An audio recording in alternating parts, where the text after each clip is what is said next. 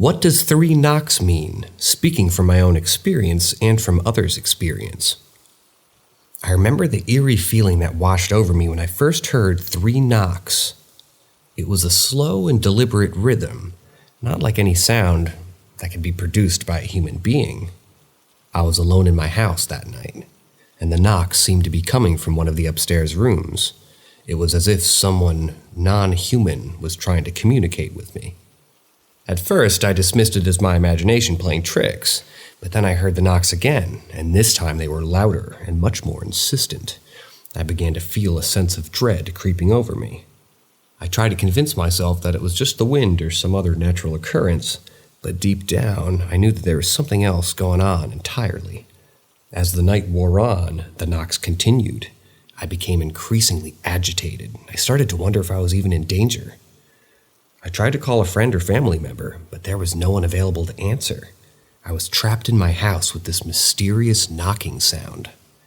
The next day, I talked to some friends and family members about what had happened. To my surprise, several of them had experienced the same thing. They too had heard 3 knocks, always when they were alone in their homes. Some had heard the knocking on their front doors, while others had heard it on their windows or walls.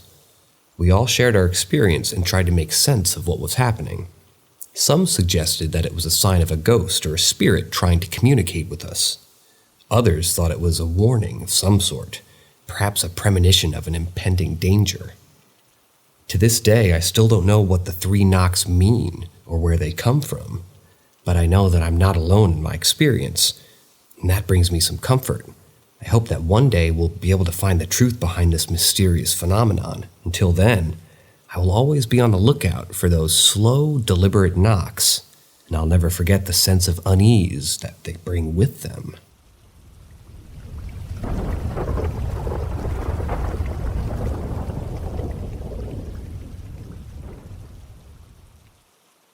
Random stuff that happened to me. One of the most remarkable and intriguing stories from my childhood revolves around an unforgettable day when my brother, my cousin, and I embarked on a thrilling adventure at my great-grandma's house. Our young minds were filled with boundless energy and curiosity, and being surrounded by limited toys, we decided to bring along our cherished garden bowling set to ensure an afternoon of endless fun. I vividly recall the warmth of the sun on my skin as we arrived at my great-grandma's quaint abode. The scent of blooming flowers filled the air, infusing the atmosphere with a sweet fragrance. As the hours waned, the day unfolded into an exciting game of hide-and-seek, with the pins from our bowling set serving as objects of our pursuit. Standing at approximately 30 centimeters in height, these pins proved to be all but perfect companions for our game. Eager to embark on our quest, we scattered across the sprawling garden, seeking the ideal hiding spot for our treasured pins. I distinctly remember the thrill coursing through my veins as I discovered the perfect nook within a small tree. With a mischievous smile, I carefully concealed one of the pins, certain that it would provide a challenge for my fellow seekers. However, little did I know that fate had a peculiar twist in store for us that day. As the game progressed, the minutes turned into hours, and eventually the time came for me to disclose the location of the remaining hidden pin. Filled with anticipation, I returned to the same spot where I had concealed my first triumph. To my astonishment, the pin had vanished into thin air, leaving no trace behind. It was a perplexing enigma that continues to bewilder me to this day. Even as the passage of time was 15 years, despite my best efforts, the whereabouts of that elusive pin remained shrouded in mystery, forever etching this peculiar incident in the depths of my memory. Fast forward to the present, where life has taken me on a completely different path, leading me to a thrilling career as an archaeologist. Exploring ancient civilizations and unearthing remnants of the past have become my passion. During one particular assignment, I found myself in the heart of an abandoned house, which had become our base camp for the duration of the excavation. From the moment I set foot inside, an inexplicable sense of unease washed over me, penetrating my very core. The dilapidated structure exuded an eerie aura, as if it held secrets begging to be unraveled. Despite the unsettling ambiance, I remained determined to carry out my duties, delving into the depths of history within those crumbling walls. However, the nights in that house would soon become a test of my bravery. As darkness enveloped the surroundings, I found myself tormented by restless nights, plagued by restless fear that pierced through the veil of sleep, each creaking floorboard and whispering wind conspiring to amplify my anxiety, leaving me on edge throughout my stay. One fateful evening, while diligently working on my research, a chilling sight met my eyes. In the dimly lit room, I caught a glimpse of something lurking in the shadows, a mysterious figure dressed in black, peering at me from behind a wall. My heart skipped a beat and a shiver ran down my spine as I frantically tried to make sense of the spine-chilling apparition. Yet, as swiftly as it appeared, the specter vanished, leaving no trace of its presence. To add to the mystifying encounter, I also found myself subjected to eerie whispers that seemed to emanate from an unseen force. On one occasion, while immersed in my work, the sound of a woman's sigh pierced through the silence, reverberating right beside my ear. A chill crawled up my spine, freezing me in place as I grappled with the reality of what I had just experienced. I was the sole female presence in that desolate house, and the inexplicable sighing in such close proximity was enough to unnerve even the bravest of souls. Uncertainty shrouded my mind as I questioned the nature of these unsettling occurrences. In the days that followed, I found myself torn between the allure of the archaeological discoveries and the growing trepidation that consumed me. The house became a battleground between my insatiable curiosity and the lingering fear that lingered in the air. Each time I crossed the threshold, a sense of foreboding loomed, as if the house itself held secrets that wished to remain buried. Despite the unnerving encounters and sleepless nights, my archaeological duties compelled me to press forward. My team and I meticulously excavated the surrounding area, unearthing remnants of the past, piecing together the story of those who once inhabited this dwelling. However, the unearthed artifacts, while captivating, failed to provide answers to the phenomena that had haunted me. As the project drew to a close, I couldn't help but reflect on the mysteries that remained unsolved within those haunted walls. The unanswered questions gnawed at the edges of my mind, fueling a mix of fascination and trepidation. What had caused the disappearance of the garden bowling pin all those years ago? And what were the origins of the ghostly presence that had manifested in that forsaken house? Although time has passed since these eerie encounters, the memory of those inexplicable events still linger with me. They serve as a constant reminder of the vast and unexplained intricacies of the world we inhabit. As an archaeologist, I've delved into the depths of history, unearthing relics and piecing together fragments of forgotten tales. Yet, it is these personal encounters, the unexplainable and uncanny, that truly ignite my imagination, that kindle a sense of wonder. The inexplicable disappearances of the garden bowling pin and the spectral sightings in the abandoned house have left an indelible mark on my consciousness. They've broadened my perspective, reminding me that there's more to our existence than meets the eye. These encounters have instilled with me a deep respect for the unknown, igniting a lifelong pursuit of unraveling the mysteries that lie beneath the surface of our everyday lives.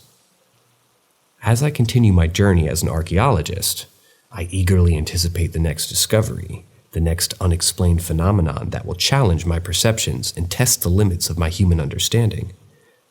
The pursuit of knowledge, fueled by the inexplicable events of my past, has become an integral part of my identity, a testament to the resilience of the human spirit in the face of the unknown.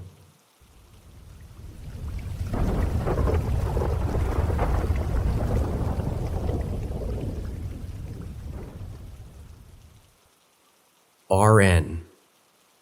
As I lay in bed, my mind slowly drifting off to sleep, I suddenly heard a creaking sound. I realized it was the sound of my bedroom door opening. My heart raced as I quickly turned my head to see what was happening. As I looked toward the door, it slowly closed shut. Fear gripped me as I sat up in bed. I knew I had to check if anyone was there, so I got out of bed and cautiously opened the door. To my surprise, There was nothing in sight. The hallway was silent and no one was there. I started to feel uneasy and my mind raced with the possibility of someone sneaking into my house. I decided to check on my mom, who was sound asleep in her room. After making sure she was okay, I heard something from upstairs. It was the sound of running footsteps. My heart skipped a beat as I realized that someone could be in the house. I tried to be rational and thought it could just be maybe the old house settling, but the fear inside of me was too strong to ignore. I tried to calm myself down and remind myself that I had to go to school the next day, but it was of no use. My mind was racing with the possibility of someone being in the house, and I couldn't shake off the feeling of being watched. I was sweating and felt extremely scared. I tried to go back to bed, but sleep wouldn't come. Every little noise made me jump, and I found myself constantly checking my surroundings. I'd never been so scared in my life. The next morning, I woke up feeling exhausted and drained. The fear from the night before still lingered, and I couldn't shake it off. I was anxious to go to school and leave the house behind me. As I walked out of the house, I felt a sense of relief wash over me. The daylight seemed to chase away the shadows of the night before, and I felt a little bit better, but I knew that the memory of what happened would stay with me for a long time, and that it would take a lot for me to feel safe and secure again.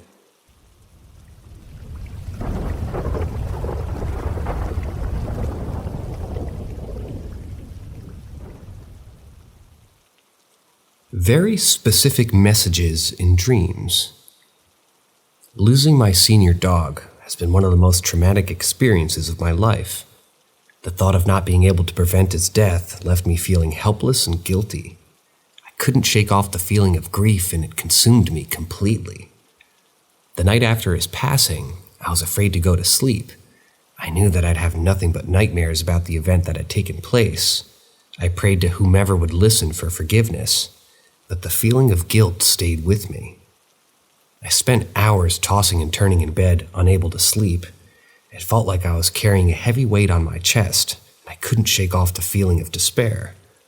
But then something strange happened. In the early morning, I had a very specific dream, and in my dream, I kept repeating an address in my head. Something like 10197 Nertons Avenue. It felt like a message that I had to remember because it was related to my dog, and it was maybe of the utmost importance. When I woke up, I was confused and curious. I typed the address into the search engine, but nothing came up. It was a strange address, and it didn't really make any sense to me. It sounded similar to a street called Morton's Avenue that I knew of, so I tried that one. The address had no meaning or significance to me in real life. However, when I searched for it on the map, it led me to a patch of woods. I used the look around option to see if there was anything that stood out, and that's when I saw it, a sign pointing towards a patch of woods that read Dog Park. It hit me then that I used to take my dog to that park when he was a puppy. It had been years since I'd been there, but the memory was still fresh in my mind. I'd like to think that my dog remembered it too, and that he was trying to communicate with me from beyond the veil. It was too specific and odd to discount as a coincidence. I had never known the exact address of the dog park, and I hadn't thought about it in years. It felt like my dog was trying to tell me that he was okay and that he was happy and playing amongst friends. I wondered if anyone else had any similar dreams or experiences.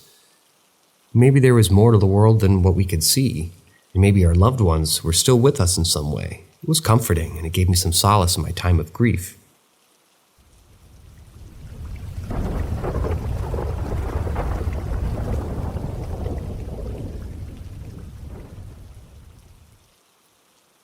I'm hearing weird noises. Living in a flat can have its own set of strange experiences, and I've had a fair share of them. For the past 6 or 7 months, I've been hearing some bizarre sounds around 2 or 3 a.m. It's as if someone is moving furniture around in the municipal office, situated just below my apartment. Initially, I brushed it off as normal office work, but the sounds were happening too frequently to be ignored. As it turns out, I'm not the only one who's experiencing this. My neighbors who live in the flat straight opposite to ours have also heard the same sounds. They even mentioned seeing strange faces when they wake up after falling asleep on the sofa. It's a strange coincidence, and it's left us all feeling quite disturbed. The strange occurrences did not stop there. One night at precisely 2 a.m., an alarm in the municipal office began beeping for no apparent reason. I immediately got out of bed and peered out of my window to see if there was any movement. The alarm continued for a while until the office personnel arrived and disabled it. According to them, they had left the window open by mistake. I couldn't help but feel that there was more to this than meets the eye. All of these occurrences have left me feeling uneasy, and I can't shake off the feeling that something odd is happening in the municipal office. I'm not sure if it's just my imagination, but I have been keeping a close eye on things, just in case. And for now, nothing out of the ordinary has happened in my flat, but I remain vigilant. Who knows what other strange things might happen in the future?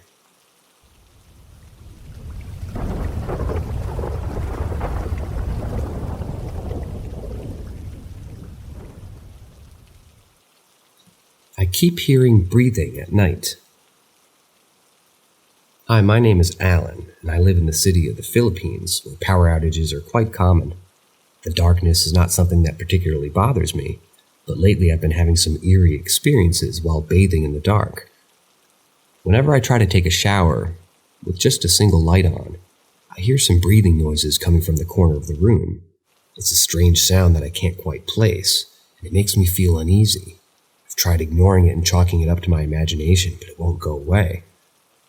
One day I finally mustered up the courage to tell my mother about the strange noises I've been hearing while bathing.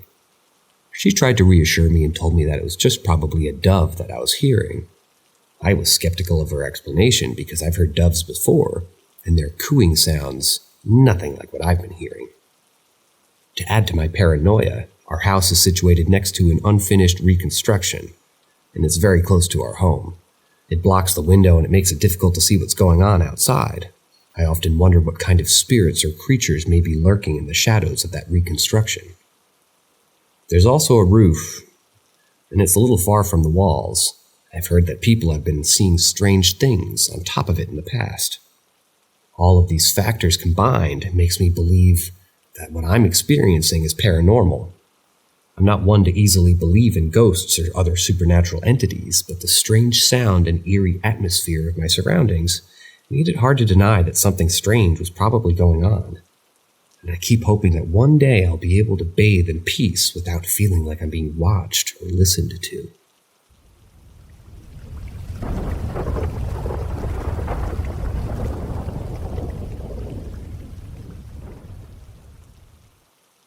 The Man in the Tux. As a child, I had a vivid imagination, and I loved to play make-believe too. However, there was one experience that was far from make-believe, and it still haunts me to this day. It all started in my small town where everyone knew each other. And I was used to seeing the same faces day in and day out. But one night, as I was looking out my window, I saw a man standing under the streetlight across the street. Simple enough.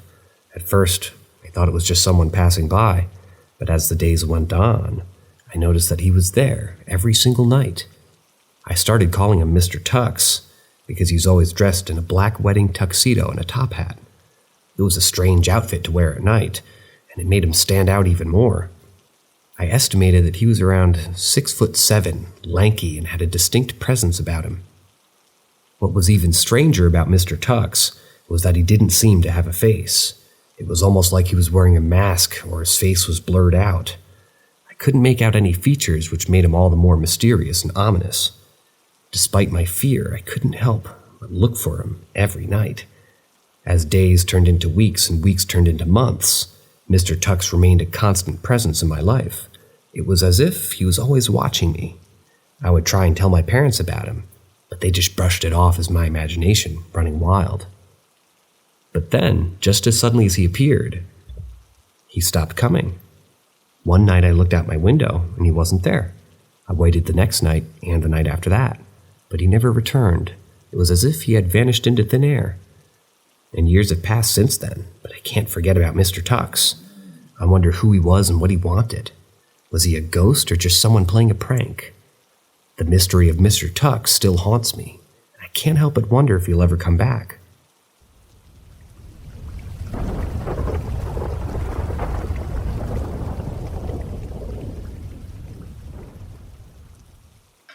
3 knockings on my bed. Last night, I had an experience that left me feeling uneasy and unsure of what to make of it. As I lay in bed watching YouTube with the door closed and the lights off, I suddenly heard 3 distinct knocks on the edge of my bed. I froze, unsure of what to do, but before I could even process what had happened, the knocking started again, another 3 knocks. My heart was racing as I tried to make sense of what was going on. I searched online for any possible explanation or meaning behind this strange occurrence, but I couldn't find anything that provided a satisfactory answer. As I lay there in the dark, I mustered up the courage to call out to my sister who was passing by my room. I asked her to come in and turn on the lights, hoping to see if there was anything there that I couldn't explain. Or perhaps that would explain the knocking. But when she came in, there was nothing out of the ordinary.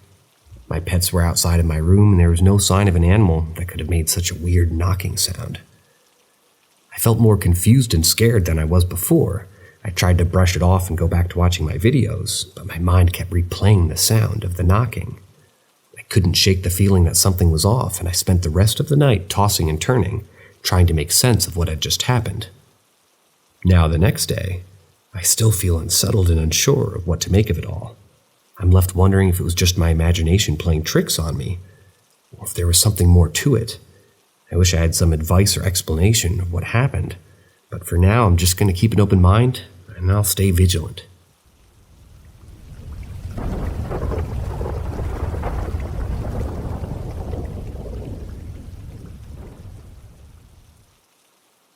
Woman with changing face. When I was 21 years old, I had a summer job at a hotel in Greece where I met a woman who was 32 years old and quite different from others.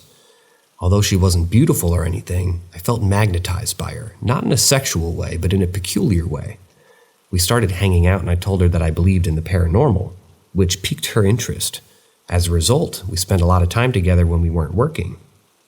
However, she clearly wanted something more than friendship, which I didn't reciprocate.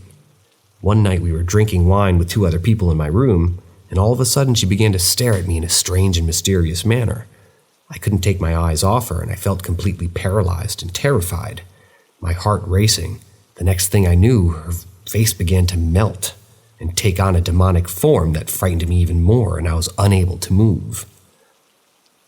After a great effort of will, I managed to break eye contact with her, but the others had not noticed anything unusual. Later that night, I confronted her and asked her what she had done to me because I was convinced that she had done something evil. She revealed that she had tried to open up my chakras or something similar, and then she left. That night I didn't sleep at all, but I was having a strange feeling that I didn't feel tired the next day. On the contrary, I was full of energy and extremely optimistic, and I noticed shining silver spots in the sky, which was quite unusual. After about a month, I left that job and we never saw each other again. But I still wonder what happened that night, and I seek an explanation for this strange experience.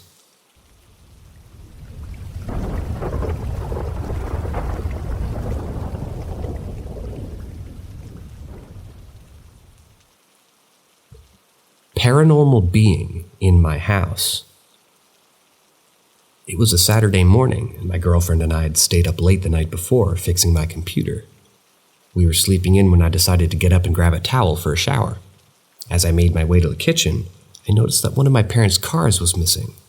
So I assumed they had gone out for the day. We have 2 small dogs, but they were outside, so they couldn't have let themselves in. After grabbing a towel, I headed to the bathroom to take a shower. As I was getting dressed, I heard loud noises coming from my parents' room. It sounded like someone had forcefully opened the door, and I heard bare feet running on the tiles outside the bathroom. The footsteps ran into the dressing room, which is located across from the bathroom door, and then the door slammed shut. At first, I assumed that my mother had overslept and was in a hurry to get dressed, but when I opened the door to the dressing room, I found it empty. I was shocked and I couldn't believe what had just happened. I asked my girlfriend if she had heard something go into the dressing room, and she said yes. But when I told her that no one was in there, she was equally surprised. We decided to quickly search the house, but there was no one there. The dogs were still outside, and it couldn't have been them. All of the windows were closed too, as it was still quite cold outside. After about 10 minutes, my parents arrived home from their swim. I immediately told them what had happened, and they confirmed that it wasn't them. I also mentioned to them that we had felt an energy in the house before, but it had never made itself known like this. As the day went on, I couldn't shake the feeling of unease that the incident had caused me. I tried to search online for any possible explanation, but nothing made sense. I wonder if I could have seen a ghost or some sort of paranormal activity here. The thought of that made me even more nervous. In the end, I still don't know what it could have been, but the experience left me feeling spooked and unnerved, and I'm not sure if I'll ever be able to shake it off completely.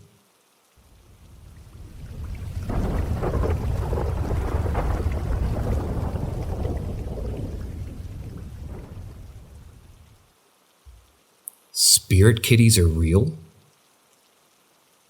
In our humble house, we are fortunate to be blessed with the delightful presence of 3 feline companions. Each cat possesses its own unique coat of fur, allowing us to easily differentiate among them. The first, a charming combination of black and white, exudes elegance with its contrasting colors. The second, a graceful blend of gray and white, bears additional hues that adorn its coat in a captivating manner.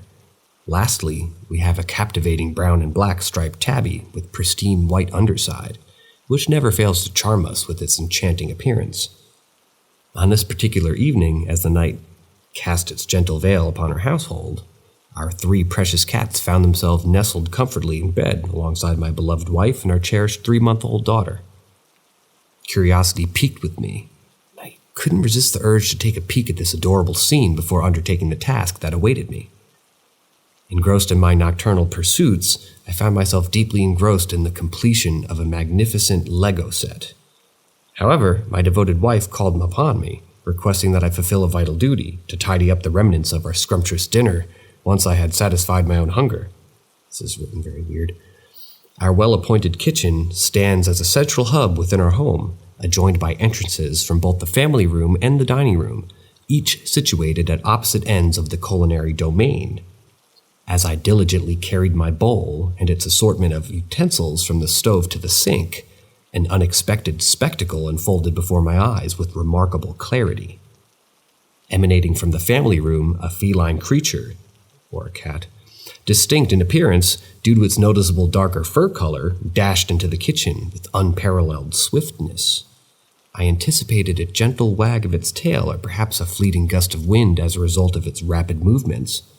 Yet to my surprise, there was nothing but stillness in the air, as if the moment had frozen. Just as I shifted my gaze from the stove to attend the final item requiring cleansing, an astonishing occurrence transpired before me.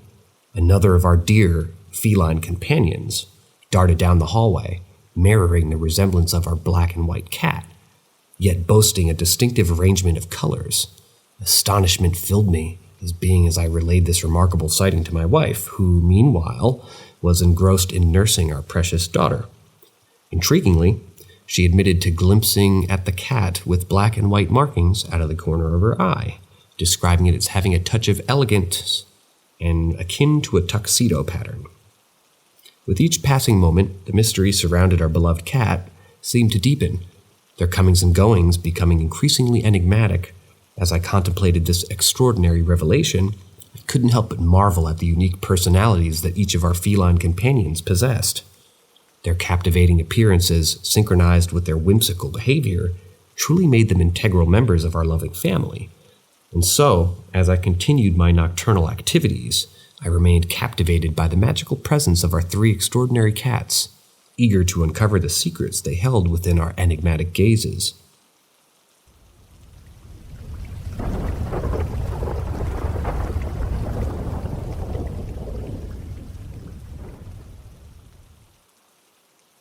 Coincidence or spirit help? I remember this incident like it was yesterday, even though it happened about 12 years ago. At that time, I was just 16 years old and I was in high school. My house was in a small neighborhood and we had to park on the main street since we didn't have access to our driveway due to the electrical pole's positioning. I was also a dog sitter in the neighborhood, so I knew many of the dogs living in the area. And one day after school, I parked across the street from my house since I couldn't park in my driveway. As I was about to grab my backpack from the trunk of my car, I heard a loud car turn into the street. The car was unlike anything I've ever seen before. It was decorated with a skyline view of the Metroplex on the hood, and the city's football team on the driver's side car, among other things. There were 2 guys in the car, and they were driving slower than most people would on the street. I thought they were lost, but something about it seemed off. As the car approached, I locked eyes with the driver, and the car slowed down even more. I was standing by the rear door of my car, and I realized that there was no way I could cross the street and run into my house in time. I was afraid that I'd either have to fight for my life or be kidnapped by these 2 men. Just as their car was about to stop, the driver looked shocked and sped off. I was relieved, confused, and curious about what had just happened. That's when I noticed 2 massive Rottweilers standing on either side of me. I'd never seen these dogs in my neighborhood before, and I never saw them again after that day. Despite their intimidating size, the dogs never growled or made a sound. They just sat there beside me, and I suddenly felt safe and protected. I grabbed my bag and started running towards my house, and the 2 dogs followed me. They were on my heels, never leaving my side. As I reached my door, I kept looking over my shoulder and saw the 2 Rottweilers watching my back. They seemed to be standing guard, making sure that nothing was following us. I felt grateful for their presence, and I wanted to give them some food and water. I prepared the bowls in my kitchen, which was close to my door, and when I returned, the dogs were gone. I felt a little sad that I didn't get to thank them properly, but I was also relieved that they weren't lost or just passing through. A few minutes later, my dad got home from work, and I asked him if he had seen 2 dogs. He should have noticed them walking away from our house, since only a minute or 2 had passed since they left, but he said he didn't see anything. I was puzzled by their sudden appearance and disappearance, but I knew that they had protected me and helped me feel safe when I was vulnerable.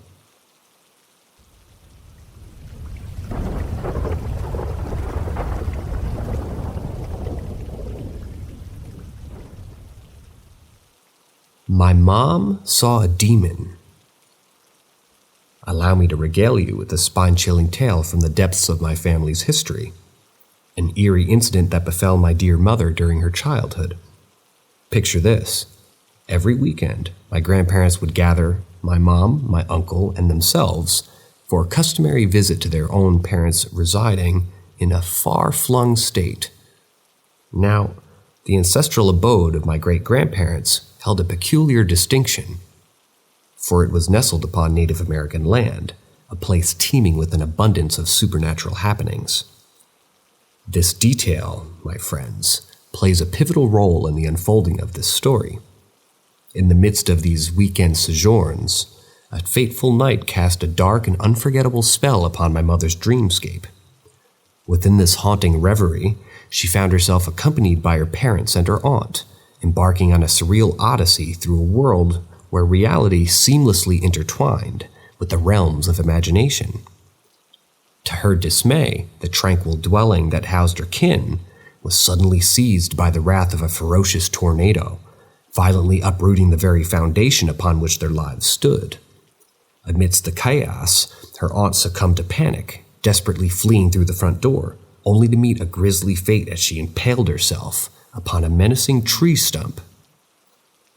As my mother jolted awake from this nightmarish vision, she found herself engulfed in a torment of fear. Desperate to make sense of the disturbing imagery that had invaded her slumber, my mother mustered the courage to confide in my grandmother, recounting every chilling detail. Alas, her plea for solace and understanding was met with dismissive wave of the hand. Her grandmother ascribing her vivid imagination and the harrowing nightmare to the unrestrained wanderings of a child's mind. Little did they know that the line between dreams and reality was about to blur in the most sinister fashion. Time whisked my family away to an unforgettable weekend when their footsteps carried them to the hallowed grounds of my great-grandparents' house. Unbeknownst to my mother, a rendezvous with the supernatural awaited her within the confines of that ancestral estate. Alongside one of her cousins, she embarked on a leisurely exploration on the sprawling property, immersing themselves in a playful game that befit the innocence of their youth. Yet destiny had far more chilling plans in store for their unsuspecting soul.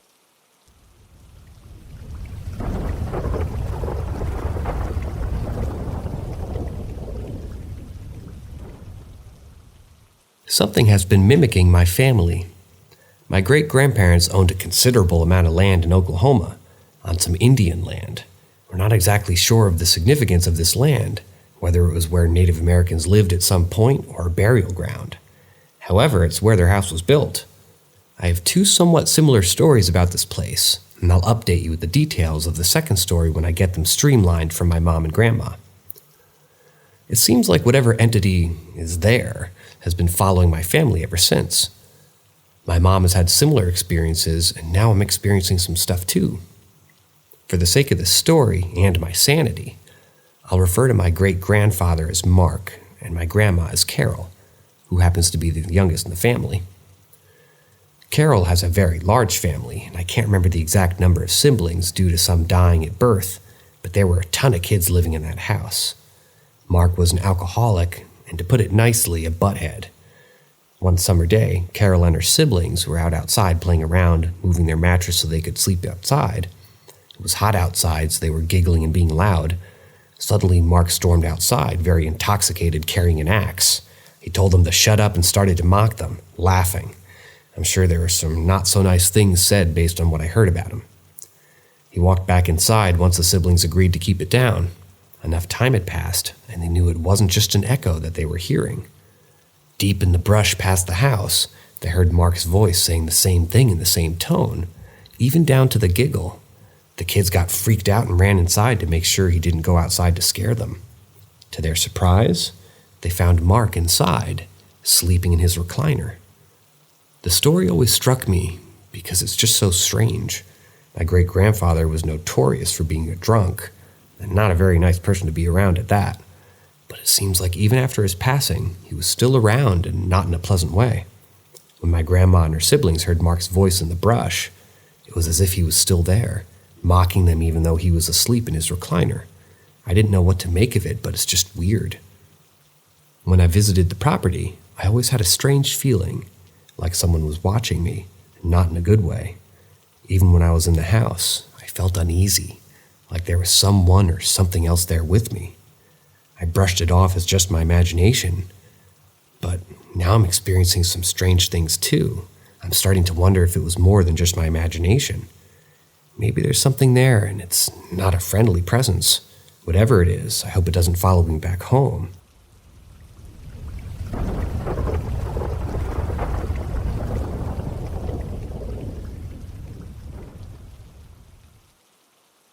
Creepy in question. I was enjoying a late-night movie with my sister and our two dogs in the living room. It was around 1 a.m., and my sister and the dogs had already fallen asleep while the movie was still running. Suddenly, I heard what seemed to be a cat crying for its life. Being a pet owner, I've heard cats fight before, but this sounded different. The sound was so loud and it felt like it was coming from just outside our back door, and I couldn't hear any other animal noises to suggest a fight. I paused the movie, trying to wake up my sister, who was in a deep slumber. I tried to nudge my dogs, hoping they'd sense something was off, but they didn't even budge. It was as if the noises were inaudible to them. I started yelling, hoping to wake someone up, but no one responded. I decided to turn on the porch light and peep through the window, but I couldn't see anything suspicious. Suddenly, the noises seemed to be moving away, becoming fainter. Just then, my sister woke up with a start, and her heart was racing. We heard one or two more cat screams, but the last one sounded as if it was right outside her door, and then it mimicked itself, getting quieter before vanishing altogether. At that moment, my dogs also woke up, but they seemed more confused than scared. We were both shaken by this incident, and we couldn't help but wonder what could have made those noises. The whole experience was so surreal and we couldn't make sense of it. We didn't get back to sleep that night. I couldn't help but feel like something strange had just happened.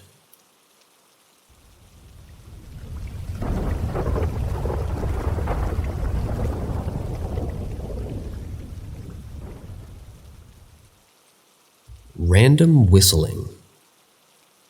As a tenant in a duplex, I share the building with a number of other people.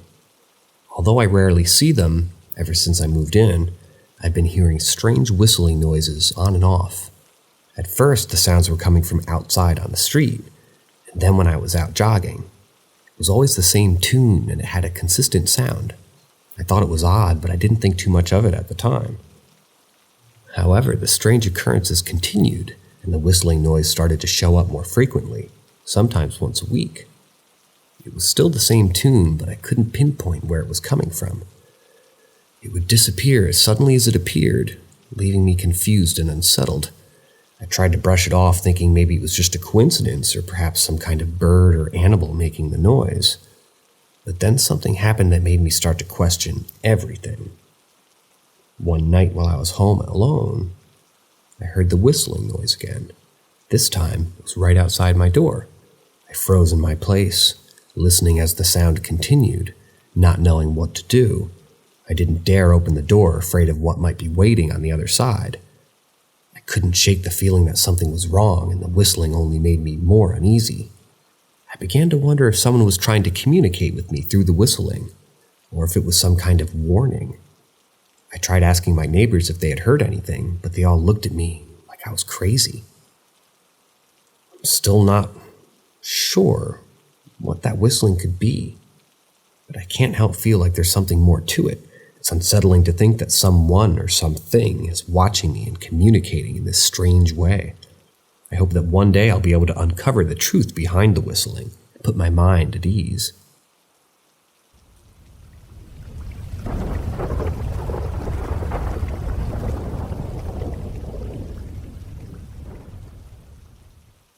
I heard the voices of my family in my basement, and I was home alone.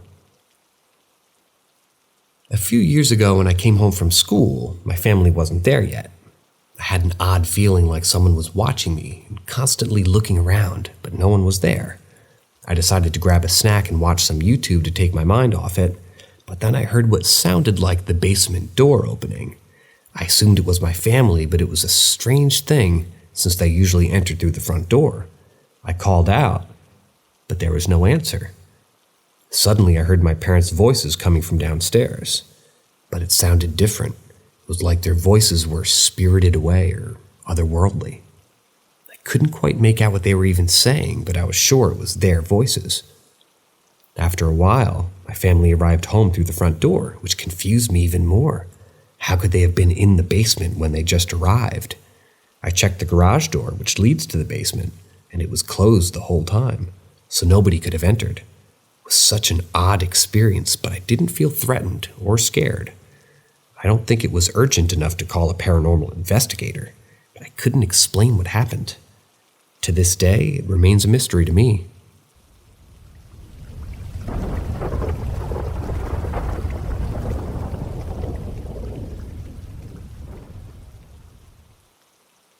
Is my dog's spirit visiting me, or is it something else? I have a personal story to share about my experience with my 17-year-old dog passing away about 5 months ago, and my recent adoption of a cat. Losing my beloved pet Rex was heartbreaking and left me feeling a deep sense of grief. However, with the passing of time, I found myself feeling better every day. My new feline companion had brought a lot of joy into my life, but she has a habit of successfully opening my door at night, which can be a bit frustrating when she jumps on my bed and wakes me up.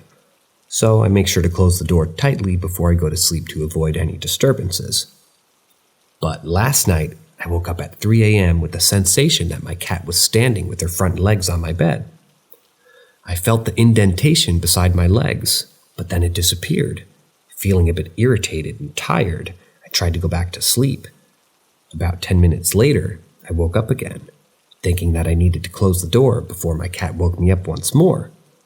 But to my surprise, the door had been closed the entire time. As someone who believes in the afterlife and spirits, I was taken back by this experience. I've never had anything like this happen to me before. When it happened, I didn't feel scared or anything, just kind of annoyed. I'm aware that some people believe that 3 a.m. is the witching hour, or that it may be a time when spirits are most active. so I can't help but feel a bit concerned that there might be something else in my bedroom at night that I don't want.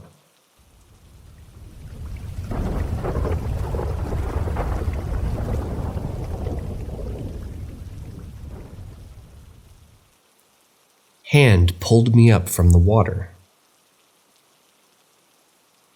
When I was in high school, I went on a field trip to the Philippines that included a visit to a lake where we were all allowed to swim. It was an exciting prospect, and 4 of us climbed into a makeshift boat that resembled a pallet. I jumped into the water, and as I was swimming around, I suddenly felt a hand grab me and pull me up.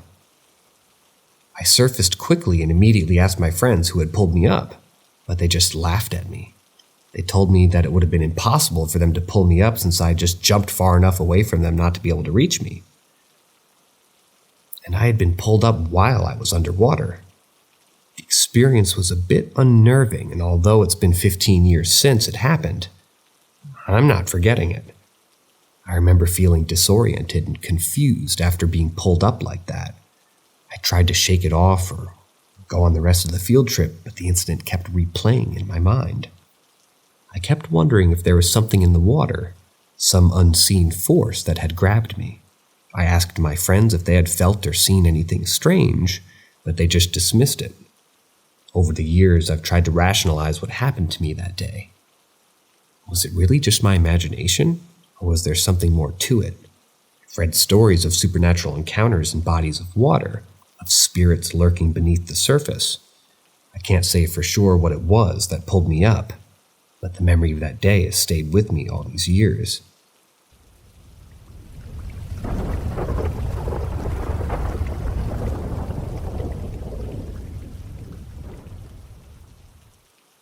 Angel brushed my cheek. Late at night, my parents pulled into a Chick-fil-A parking lot to wait on their online order. My brother and I were sitting in the back seat, and I was starting to doze off. Suddenly, I felt the warm back of someone's hand brush my cheek, and I saw a soft, warm glow. This sudden touch jolted me awake, and I immediately asked my mom if she had checked on me. She looked at me with confusion and said she was on her phone this whole time and didn't know what I was talking about. I was left feeling extremely confused and wondering what had just happened. I'm not religious or spiritual in any way, but something inside me just couldn't shake the feeling that maybe it was a sign from a deceased loved one or even a guardian angel. For weeks, I couldn't stop thinking about that night and the mysterious touch on my cheek. I kept replaying the moment in my mind, trying to make sense of it. It wasn't until later that I found out that the Chick-fil-A parking lot where we were waiting had been the site of a tragic accident years ago. The accident resulted in the death of several people, and there were rumors that the site was haunted. Couldn't help but wonder if the touch on my cheek was a sign of one of the spirits that still lingered in the area. It's been years since that night, but the memory still haunts me to this day.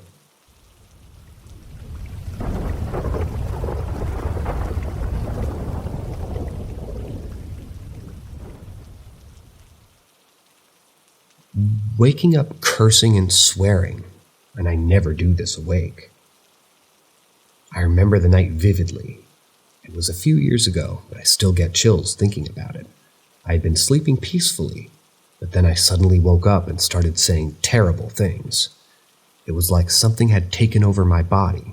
I couldn't control what was coming out of my mouth. It was terrifying, and I felt completely helpless, like I was in hell. When I started to calm down, I realized that my dad had opened the door and was asking me why I was yelling. I tried to explain to him what had happened, but he interrupted me and said, "I thought you were a son of Christ." Then he just left, leaving me feeling confused and scared. It took me a few moments to realize that I don't live with my dad anymore. I had been living alone at the time, so I started to think that maybe it was just a dream. But then I looked at my door and it was open. That's when I knew that something was really wrong. I've never been a religious or spiritual person, but after that experience, I couldn't help but wonder if some kind of bad spirit or demon had tried to use me. It was the only explanation that made sense to me. And then there were other strange things happening around that time. I remember a crow flying around my house. Someone had even left a head of a pig outside my door. It was so bizarre. I don't know why some people believe in these kinds of things, but I can tell you from my personal experience that they're real. And that night, I felt like I had to come face to face with something that I never thought existed.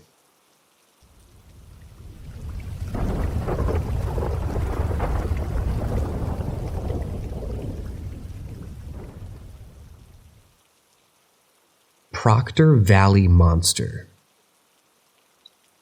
Back in 2005, I'd recently graduated from college and moved back to my hometown, San Diego. It was great being back since a lot of my friends still lived there, and it was super easy to find friends and go ghost hunting with, and we all loved to get creeped out.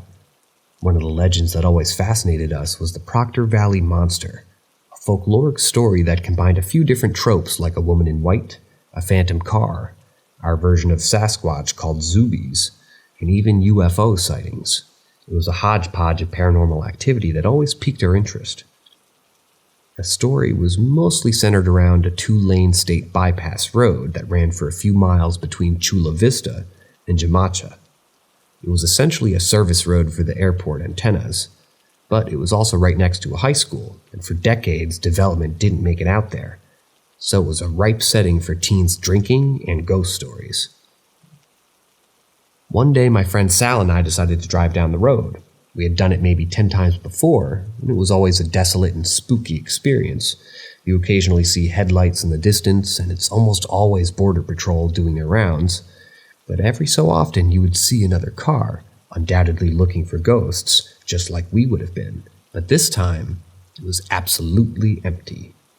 As we drove, we saw familiar things like evidence of a bonfire, empty beer cans, abandoned appliances, etc. The road was half paved, half sanded over, so you always hear the tires as you change from surface to surface. But this time, it seemed so boring nothing was out there, just a stretch of nothingness. However, the second to last turn was when things took a turn for the weird. My Jeep lost the back end a bit, so I oversteered and straightened it out, and as I did, the headlights focused on what we can only describe as a 7-foot owl-like human creature with yellow eyes standing in the middle of the road. I slammed on my brakes and the sand flew past us. We just sat there looking at this thing for what seemed like forever, but it was probably about 45 seconds. It was taller than my car, a weird brown and black color with white striking on its chest. But what was even weirder was that it had human legs with knees and weirdly taloned feet. It had bright yellow eyes that seemed to pierce our very souls. Then all of a sudden it opened its wings and started to take flight over our car, letting out a very low and guttural screech as it flew over us. My friend and I just sat there trying to figure out what the hell just happened. We'd all been out there so many times, but we never saw anything like that again. To this day, I still wonder what that creature was and where it came from. It definitely was not of this world.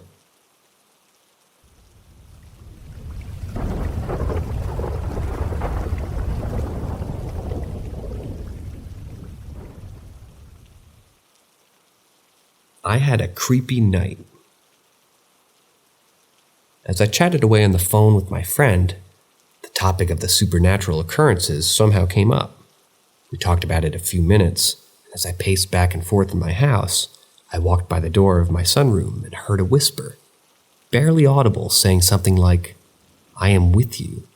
I froze for a second, completely spooked, but tried to brush it off as just my imagination running wild. I quickly told my friend, "No shit, man, I actually heard a voice." I continued to pace around my house as we talked, but my mind was no longer on the conversation. Suddenly, I heard a loud banging coming from my sunroom, and my cat jumped up in my surprise. I was already on edge from the earlier whisper, so this just added to my anxiety. A little while later, as I walked by the sunroom door again, I heard another whisper. This time, it was too inaudible to make out any words. Later, while sitting in my living room, I noticed my cat jumping around the window, as if she were trying to attack something outside. I got up to investigate, but didn't see anything out of the ordinary. But as I looked out the window, I saw a shadowy figure swaying by my car parked in the street.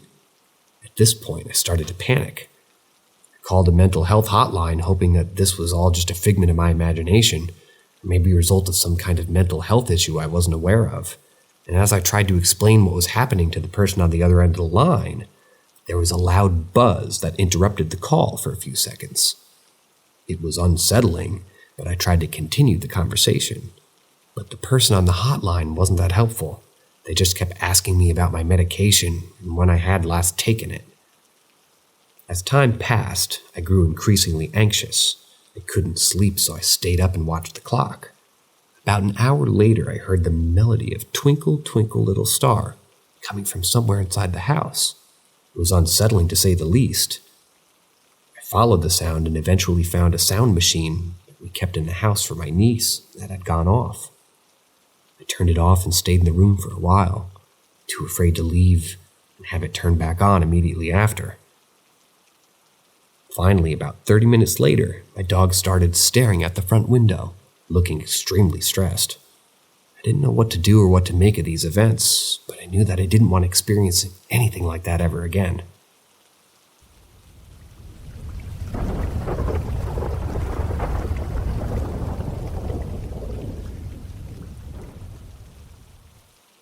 My ghost encounter.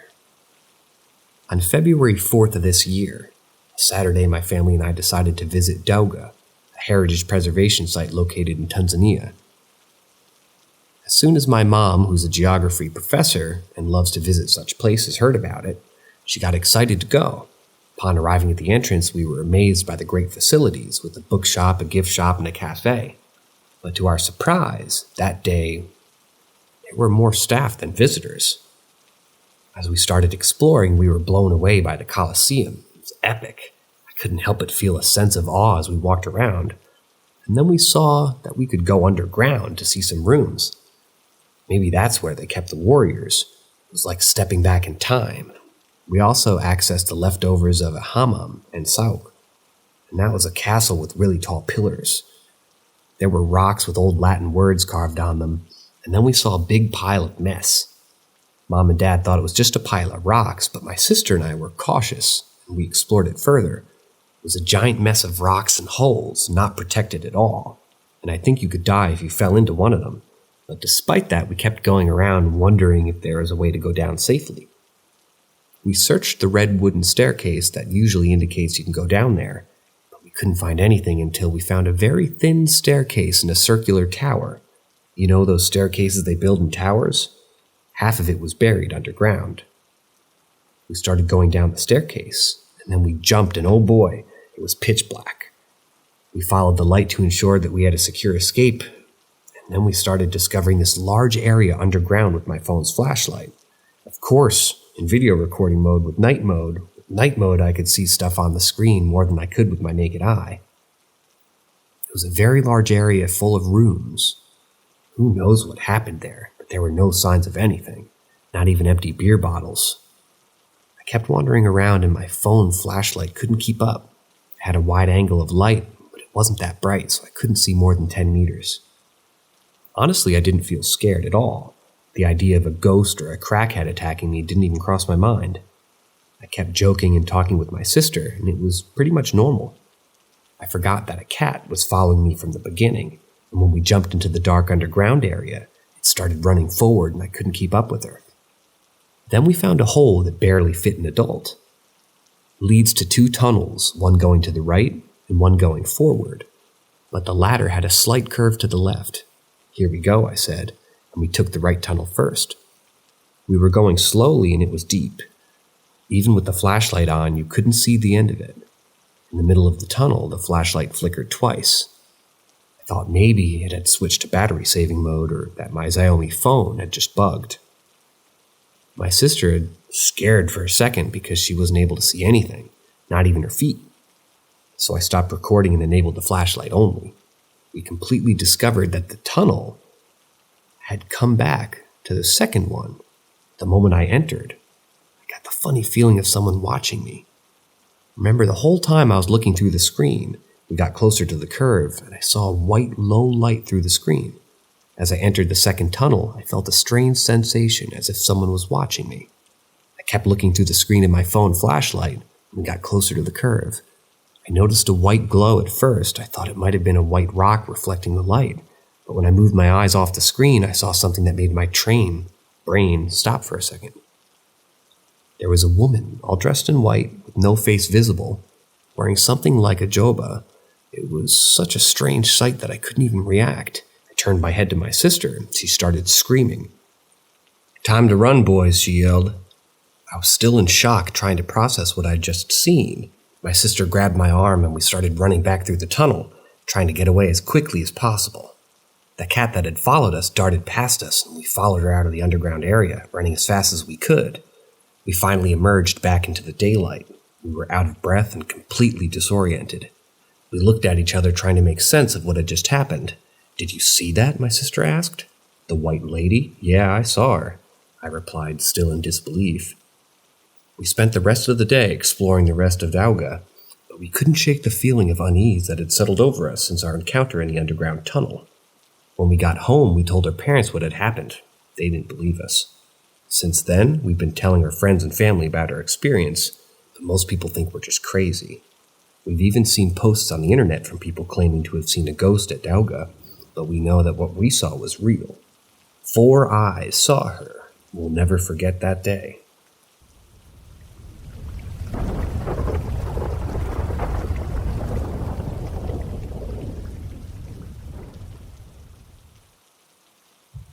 Weird vibes from the new neighbor. Since earlier this year, new neighbors moved in across the street from me. My wife and the neighbor hit it off, and they hang out while our kids play together. I try to be friendly with the neighbor, but there's this strange energy between us, an awkward vibe that I can't quite put my finger on. It's something heavy and unfamiliar to me. It wasn't until after my wife opened up to me about her neighbor that I realized why I was feeling this way. Apparently, she builds and sells spell boxes, visits cemeteries, and has spiritual attachments, and does card readings. My wife even mentioned that the neighbor flipped the devil card during one of their readings. This made me uneasy, and I couldn't shake off the feeling that something wasn't right.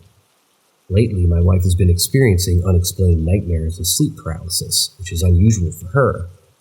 I also had a strange dream involving the neighbor, while she appeared demonic. I couldn't remember the specifics of the dream, but I woke up feeling depressed, upset, and angry. The only thing that I could recall was the neighbor's appearance. As someone who's always felt somewhat clairvoyant, I don't like the vibe that I get around her. I feel like there's more to her than meets the eye.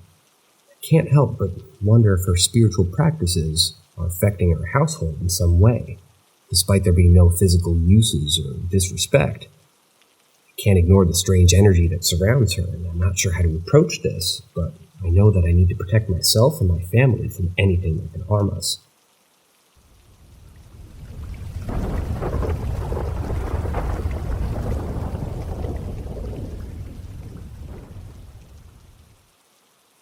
Was it sleep paralysis or something else?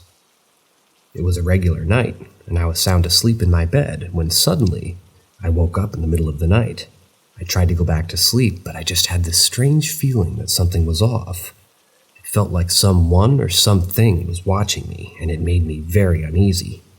I thought it might just be my imagination, so I tried to shake it off and just go back to sleep. But as I lay there, facing at the ceiling, I can't shake the feeling that I'm being watched. Finally, I decided to turn my head to the right and face the door. That's when I saw it, standing in the corner of my room beside the door. A shadowy, dark silhouette. It had 2 red glowing dots that seemed to be its eyes, and they were looking straight at me. I was terrified, and I tried to put on my glasses to see if I was really seeing what I thought I was seeing. But before I could do that, the thing jumped right on top of my chest. I felt a heavy weight on top of me, and suddenly, my body became paralyzed. I couldn't move at all, and I was having trouble breathing. I was so scared as I was looking straight at its face, but I could only see those 2 red, evil, glowing eyes. I closed my eyes and muttered, "In Jesus' name, I demand you to go away." And after I said those words, I opened my eyes again, and the shadow person was gone. I felt like I could move again, and I quickly got up and turned on the lights. I was drenched in sweat and fear, and I was wondering what the hell just happened. I was so freaked out that I decided to sleep the rest of the night with my lights on. But things got even crazier the next morning during breakfast with my mom. I was planning on telling her about what had happened to me the night before, but before I could say anything, she started telling me about something strange that had happened to her. She said that she had felt a dark presence in her room and saw some shadowy figure that I saw in the corner of her room, just standing there and looking at her for a minute. I was freaking out even more now that my mom had seen the same thing. It couldn't just be a coincidence at this point. We both saw the same shadow person, and it had attacked me and paralyzed me. It was a terrifying experience, and I couldn't stop thinking about it. I didn't experience anything else related to the paranormal after that night, though, but I truly believe that there is power in Jesus' name and that these entities tremble before it.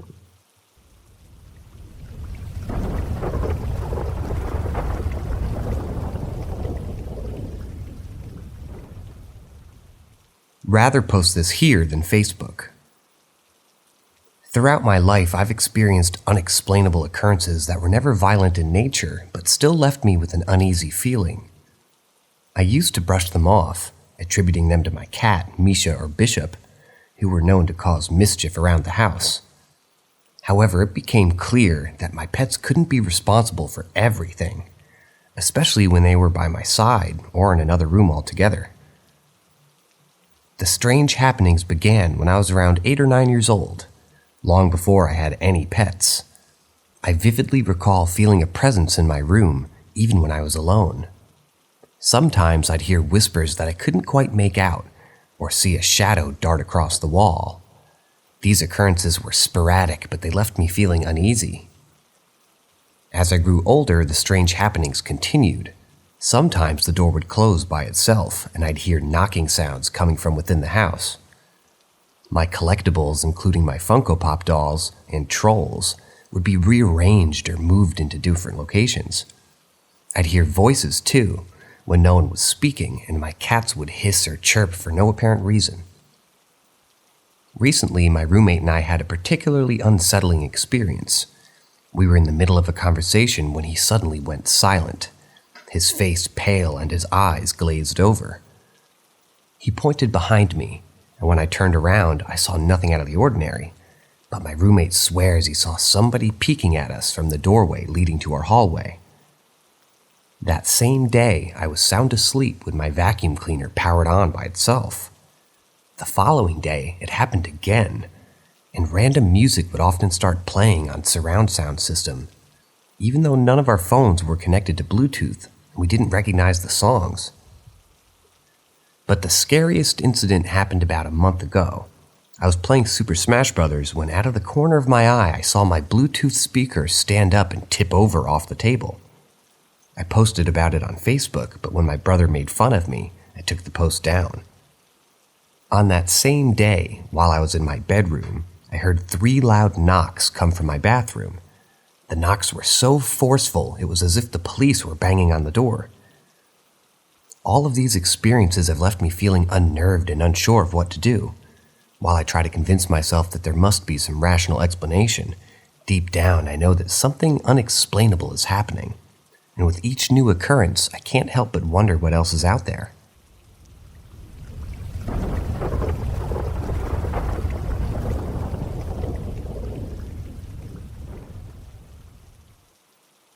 Wide awake and dreaming. I remember the time when I was working as a caregiver. It must have been around 7 years ago, and at that time I started having even more bizarre dreams than ever before. I dreamt of skeletons devouring my legs, one of my patients assaulting me, and patients who were wheelchair-bound walking around. I also dreamt of non-verbal patients talking, which seemed strange. Additionally, I had dreams where I was being followed by something white. A white van, a white dog, or white birds, and men in white robes were always present in these dreams. I had a history of prophetic dreams, and I often dreamt about the future. I dreamt about family pregnancies, deaths, TV show episodes, and relationship and breakup arguments, the lost items being found. I also had some apocalyptic dreams, where I saw the planet on fire. These dreams were so vivid that it felt like I was living in them.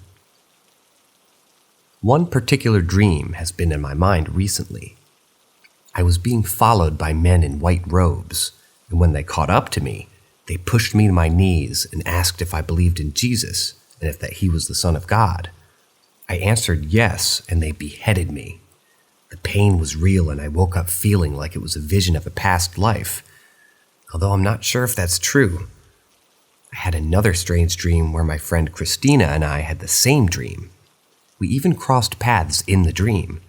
The more we talked about it, the more we thought it was an astral projection, not a dream. We were both inside the apartment and saw a child who didn't live with us, but he looked almost exactly like her son, who did live with us. Christina told me she thinks it could have been her child that she lost due to a miscarriage. What's strange about some of these dreams is that I don't remember falling asleep, and in some others, I don't remember waking up. It's as if I'm in another I'm living in another reality altogether. These dreams have left me feeling bewildered and disoriented at times.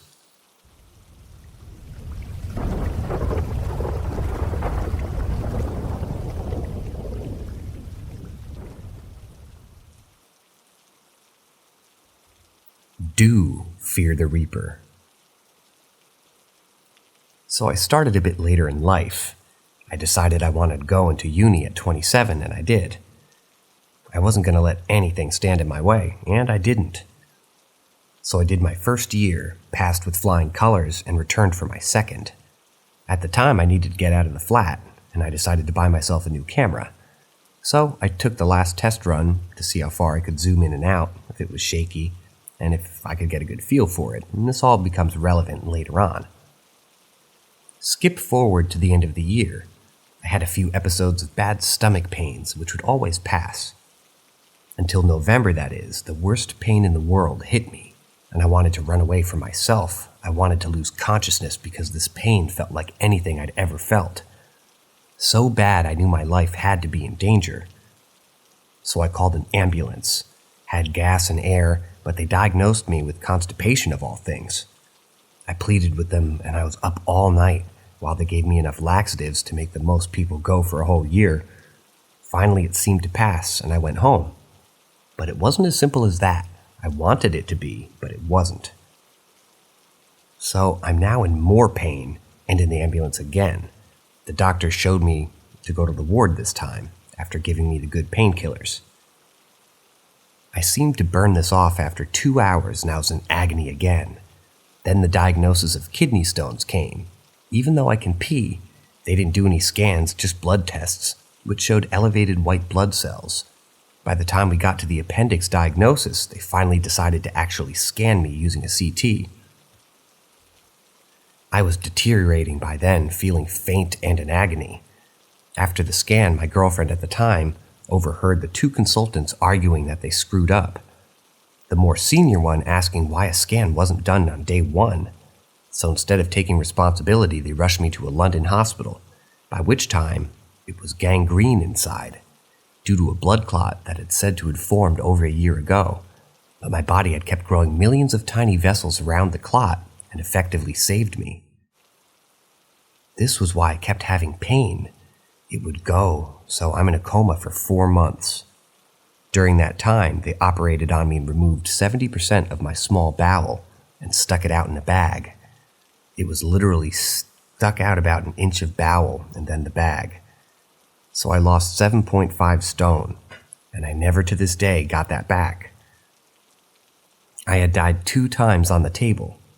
I had been in some other world, and when I woke up, I couldn't believe I was in reality. I had believed the dream, which I might add shouldn't have been possible. In the coma state, anyway. So then comes a decision to rejoin it. Not waiting another 6 months because I'd die of malnutrition. Second operation, it was the worst. I died again, and I was not left to recover from the GA, but I awoke waiting to run. I can remember after talking to the man in the bed to the right, because he had a leg missing. In the night, I heard some strange things, saw a nurse in what appeared to be a strange uniform, floating along the floor, and rabbits. Weird, right? Anyway, the next day I asked the nurse where the man to the right had gone, to which she replied, "There is nobody on the right. It's the nurse's station behind a curtain." So who was I talking to? I was told I survived a really bad gangrene that should have killed me, and it did 4 times. I got out and fast forward a year later, I got my camera out and discovered the video I took to test it. This time, though, in the empty field, I see a black cloaked figure with no face, just black where it should be. It had some resemblance to the Grim Reaper. So was that a warning? Perhaps one that I didn't get? In the years since then, I've had strange abilities appear, such as knowing when someone will die. It's usually a feeling or a daydream which comes at me like in those movies, in Final Destination. And sometimes at night, in surviving this, did I somehow inherit the ability to know when the Grim Reaper is coming?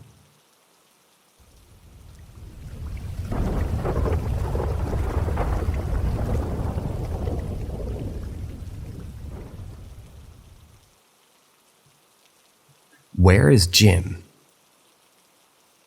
To give you some context, I've never experienced anything paranormal in my life at all, and my husband is a real skeptic. He doesn't believe in anything supernatural or ghostly. Also, my paternal grandfather passed away before I was born, so I never got to meet him. My grandmother had remarried, and my only grandfather figure growing up was my step-grandfather, whom we're going to call Ed. My parents divorced when I was about 4 years old, and I've been estranged from my dad's side of the family ever since. Fast forward to 2016, I was 24 years old and married with a 3-year-old daughter. My husband and daughter had only ever met my maternal grandparents, who we were very close to. One morning, my husband woke up and said that he had a strange dream. He said that there was a man in our house, and he looked like my grandfather, but he wasn't my maternal grandfather, whom he had met before.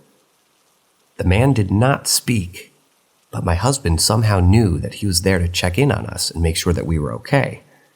I found this strange, but I didn't think much of it, and I went about my day. Later the same day, my daughter was playing in the living room, and out of nowhere she asked me, "Mommy, where's Jim?" I was confused and asked her what she meant. She didn't respond, so I shrugged it off and went back to what I was doing.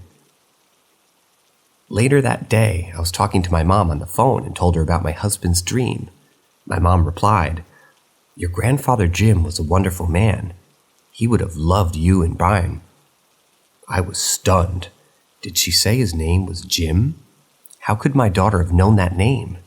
My grandfather had passed away before I was even born, and we rarely talked about him. It was a strange coincidence, to say the least. I still get the chills when I think about it.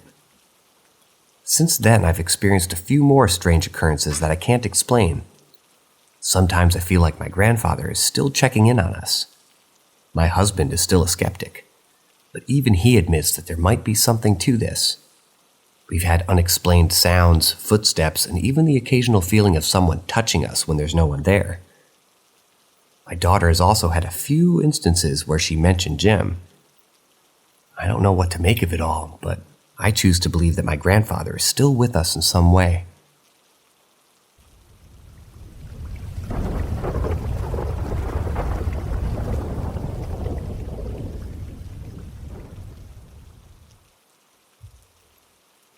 Several paranormal experiences in India and Germany.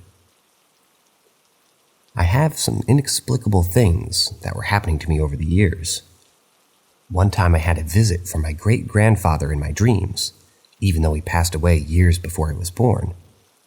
I can remember what he looked like, but not what he said to me. He warned me about something, and I couldn't shake the feeling that it was important. Later on, I found out that it was indeed my great-grandfather after seeing pictures of him for the first time of my life. My grandmother had removed all pictures of him after passing away from cancer and stored them in the attic. She ended up clearing out the attic a decade and a half later, which was when I saw the picture. Another strange occurrence happened when I saw a shadow person imitating my mom and standing in the doorway of my bedroom, calling for me. I turned around and mumbled to that thing to leave me alone, believing it was my mom. The living room was next door, and my mom heard me mumbling, so she asked if I was okay.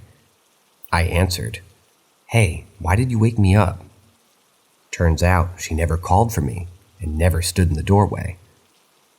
And she didn't even see or hear the thing call out to me. It was a creepy experience that I couldn't explain. Another time my grandma called me on the phone. She has a sixth sense when it comes to her family, and she told me everything was going to be okay. She didn't even say hi or ask how I was doing.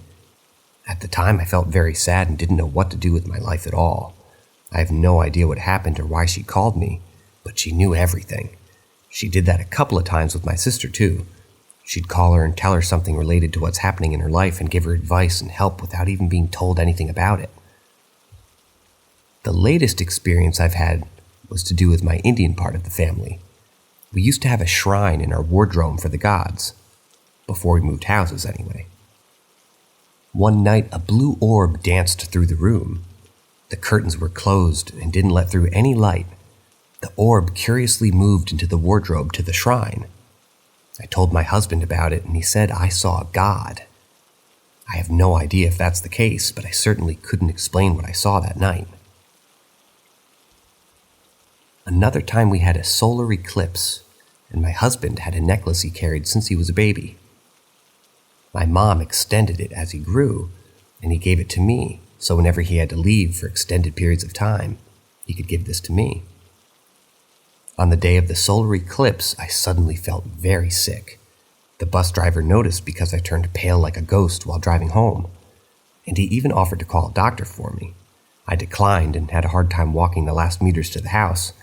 I called my husband immediately to inform him. I also had a burning sensation where the necklace touched my skin, so I asked him if I could take off the necklace and put it away and how to store it properly. He told me to put it in a box, store it in the furthest corner away from me, and not to wear it until he tells me it's okay to wear it again. Turns out his father's mistress does black magic, and the gods to protect us from black magic are weakest during solar eclipses. I felt weak until the eclipse passed and started wearing the necklace again without any issues. The last story I have is the most recent one. I visited my in-laws' house in India, which is a little bit old, but really comfy and kind of pretty. I have to admit that there was something about that staircase in my in-laws' house in India that always gave me the creeps. Even though the rest of the house was comfy and pretty, I couldn't shake the feeling that something was off every time I went near it. It wasn't until later that I found out that the staircase was actually the most active part of the house in terms of paranormal activity. Apparently, my mother-in-law had some doubts about me at first, but then she realized that the ghosts in the house were actually less active during my stay with them. She told my husband that she believed it was because I carried too much light energy, which helped to dispel the negative energy and protect us from any spirits that might be lingering around. I was honestly surprised to hear this, as I had never really considered myself to be someone who's particularly in tune with the spiritual realm. Despite this revelation, I still couldn't shake the feeling of unease whenever I went near that staircase. It was almost as if I could feel the presence of something, even though I couldn't see anything. One night I was coming back to my room after using the bathroom when I saw something out of the corner of my eye. I turned to look, but there was nothing there. It was only then that I noticed the hairs on the back of my neck standing up and the feeling of dread that had settled into my stomach. I quickly made my way back to my room and I tried to shake it off, but as I lay in bed, I couldn't help but feel like I was being watched. I tried to tell myself that it was just my imagination, but deep down I knew that something was off. The next day I brought it up to my mother-in-law, who seemed unsurprised. She explained that the spirits in the house were known to be mischievous at times, but they meant no harm. She also gave me some tips on how to protect myself from any negative energy, such as burning sage and carrying certain crystals. I tried these techniques and found that they did seem to help. I still felt uneasy around that particular staircase, but I was able to manage the feeling much better. It wasn't until I left the house that the feeling of unease lifted completely. Looking back on my time in India, I can't help but wonder what other experiences I might have had if I had been more in tune with my spiritual side.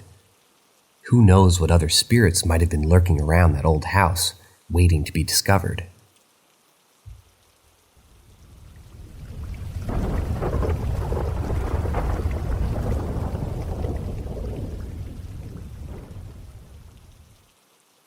Ask Reddit 1. During our time in Indiana, My family and I resided in a rather eerie house. It was the epitome of a fixer-upper, and as soon as we moved in, we could tell that the previous occupants had smoked indoors for years. The walls were coated with a layer of tar and smoke residue, which we diligently wiped away. After a few years, we decided to move out, and another family took our place. Little did we know that they would make a startling discovery that would leave us all disturbed. Years after we left, the real estate agent that we had used to sell the house contacted my mother with some unsettling news. Turns out that the new homeowners had embarked on a complete renovation of the house. During this process, they stumbled upon something truly chilling. Hidden within the ceiling and walls throughout the entire house were numerous small cameras. Almost every room had one, and to their horror, they found that each bedroom had been under constant surveillance. It was a horrifying revelation. The previous occupant, as it turned out, had installed these covert cameras along with secret viewing areas in the attic. From that sinister perch, he would sit, indulging in alcohol and cigarettes while watching his own family sleep. The mere thought of such a twisted and invasive act sent shivers down my spine. The fact that we had unknowingly resided in that house, oblivious to the dark secrets hidden within its walls, was deeply unsettling. What made the situation even more chilling was that my sister's bedroom was the access point to the attic. A small door concealed within her closet led directly to that ominous space above. I distinctly remember an incident from our last time in that house when my parents had hired a babysitter one evening. The babysitter had brought her boyfriend along, as children do, and we were fooling around and deciding to explore the attic. Curiosity got the better of us and we opened the door, peering inside, only to catch the sight of someone's presence. The fear that gripped us in that moment was indescribable, and we wasted no time fleeing downstairs. We persuaded the boyfriend to investigate, but when he ascended to the attic, he found nothing and reassured us that we were safe. In the years that followed, I didn't dwell much on that spine-chilling incident. However, when my mother recounted the details shared by the real estate agent, it all came rushing back. She informed me that she had noticed tiny holes in the ceiling during our time in the house, but had dismissed them as inconsequential. Little did we know those inconspicuous holes were likely the surveillance points from which every move had been observed. The realization of how we had unknowingly lived in a house infested with hidden cameras and subjected to such grave invasion of privacy was deeply unsettling. This left an indelible mark on our memories, forever reminding us of the sinister secrets that can lurk behind the surface of even the most ordinary of homes.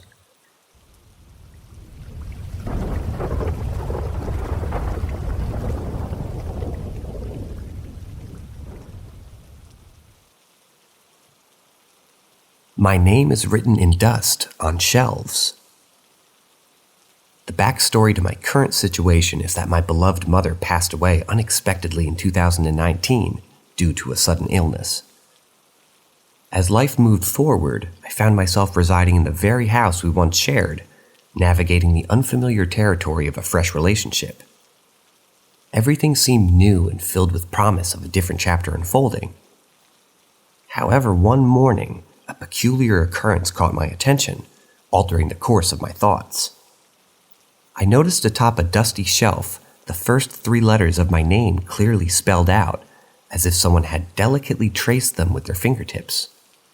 The dust was thick, but the letters remained pristine, unaffected by smudging. At first I brushed it off, thinking it was perhaps just my girlfriend's way of expressing her unique and playful nature.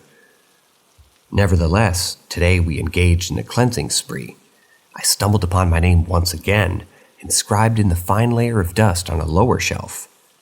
This time, it wasn't just 3 letters, it was my entire first name, unmistakably etched into the surface.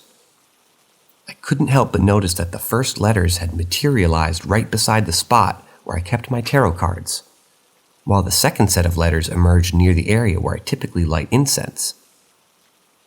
Perplexed by this mysterious phenomenon, we turned to our mutual friends and anyone who had ventured upstairs within the past month, hoping for a logical explanation.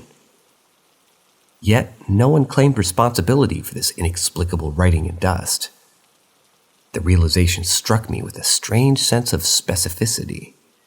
After all, it seemed rather peculiar that someone would inscribe another person's name not once but twice in such an unconventional manner. As I racked my brain for rational explanations, I found myself at a loss. I'm not the one to readily entertain the idea of spirits or supernatural occurrences. It's simply not my inclination. However, the evidence before me defied any logical reasoning I could conjure. The notion of living in a house where the ghostly presence of my mother could potentially be lingering, especially while I indulged in my guilty pleasure of watching Top Gear, felt disconcerting and out of sync with my worldview. Desperate for answers and a return to a sense of normalcy, my partner and I yearned to discover the obvious explanation that had thus far eluded our grasp. The last thing we desired was the presence of any spirits, be they benevolent or otherwise, disrupting the sanctuary of our home. We craved a resolution that could put our restless minds at ease, allowing us to move forward without the unsettling sensation that my mother's ghost might be watching over me, even during moments of mundane indulgence. Thus, my quest for clarity and peace within the confines of our shared abode continues. I remain hopeful that with time, and perhaps a stroke of logical insight, the enigma surrounding the mysterious inscriptions will be unraveled, restoring harmony to our lives and dissolving the lingering uncertainty that has taken root within the walls that once housed the bond between my mother and me.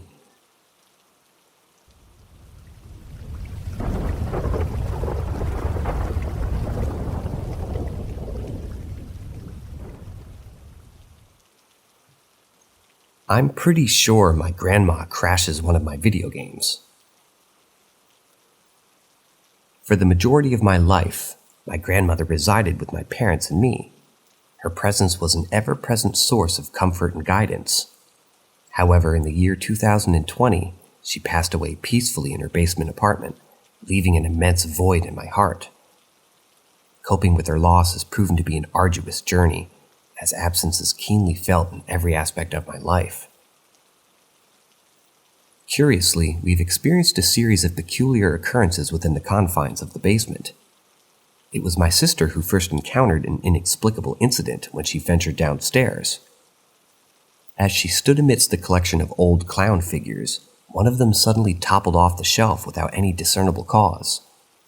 The event left her startled and questioning the laws of the physical realm. On another occasion, I found myself sitting alone in the basement, enveloped by a tranquil ambience. It was during the festive season and a beautiful adorned Christmas tree stood as a centerpiece. To my astonishment, as if moved by some unseen force, the ornaments hanging from the branches began shaking uncontrollably. It was as though an invisible hand was orchestrating an eerie dance of the decorations. I couldn't help but wonder if it was my grandmother's way of making her presence known. In my moments of grief, seeking solace, I turned to a cherished photograph of my beloved grandmother hanging on a wall.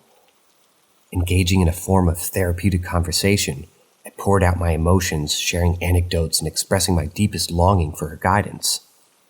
To my astonishment, as if in response to my heartfelt words, the picture inexplicably illuminated, casting a soft glow that enveloped the frame. It was an ethereal moment, one that stirred both awe and a sense of connection beyond the veil of mortality. However, it was New Year's Eve, that fateful year 2020, that an incident occurred which remains etched in my memory. Isolated due to the pandemic, I resigned myself to spending the evening engrossed in the world of video games. As the clock ticked closer to the midnight hour, my fatigue began to weigh heavily upon me. Thoughts of retiring for the night crossed my mind, but the allure of the game proved too difficult to resist. In a moment of indecision contemplating the consequences of my late-night indulgence, a sudden and inexplicable event transpired. In an instant, my game abruptly shut off, plunging the room into darkness. An unfamiliar error message flashed across the screen, one that I'd never encountered before and I've yet to witness since that incident. It was as though a higher force intervened, urging me to relinquish my nocturnal pursuits and seek the rest that my weary body desperately needed. The message was clear. My grandmother, even in the realm beyond, was still watching over me, offering her gentle guidance and reminding me of the importance of self-care. These occurrences, though unexplainable by conventional means, have left an indelible mark upon my psyche. It seems that my grandmother, in her ethereal form, continues to assume the role of a loving parent, nurturing and safeguarding me even from beyond the grave. While the mysteries of the afterlife remain beyond the grasp of human understanding, the comforting presence of my grandmother serves as a beacon of reassurance, reminding me that love transcends the boundaries of life and death.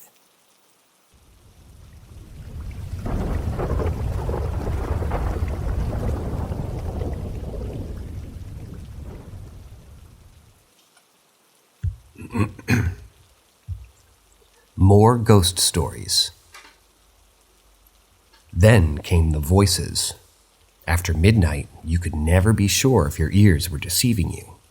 When they began, it was like a radio stuck between stations, a lot of garbled sounds with an occasional word coming through. Gradually, over the course of about a month, they became more intelligible. We began hearing full conversations coming from the living room, knowing full well everyone in the house was upstairs.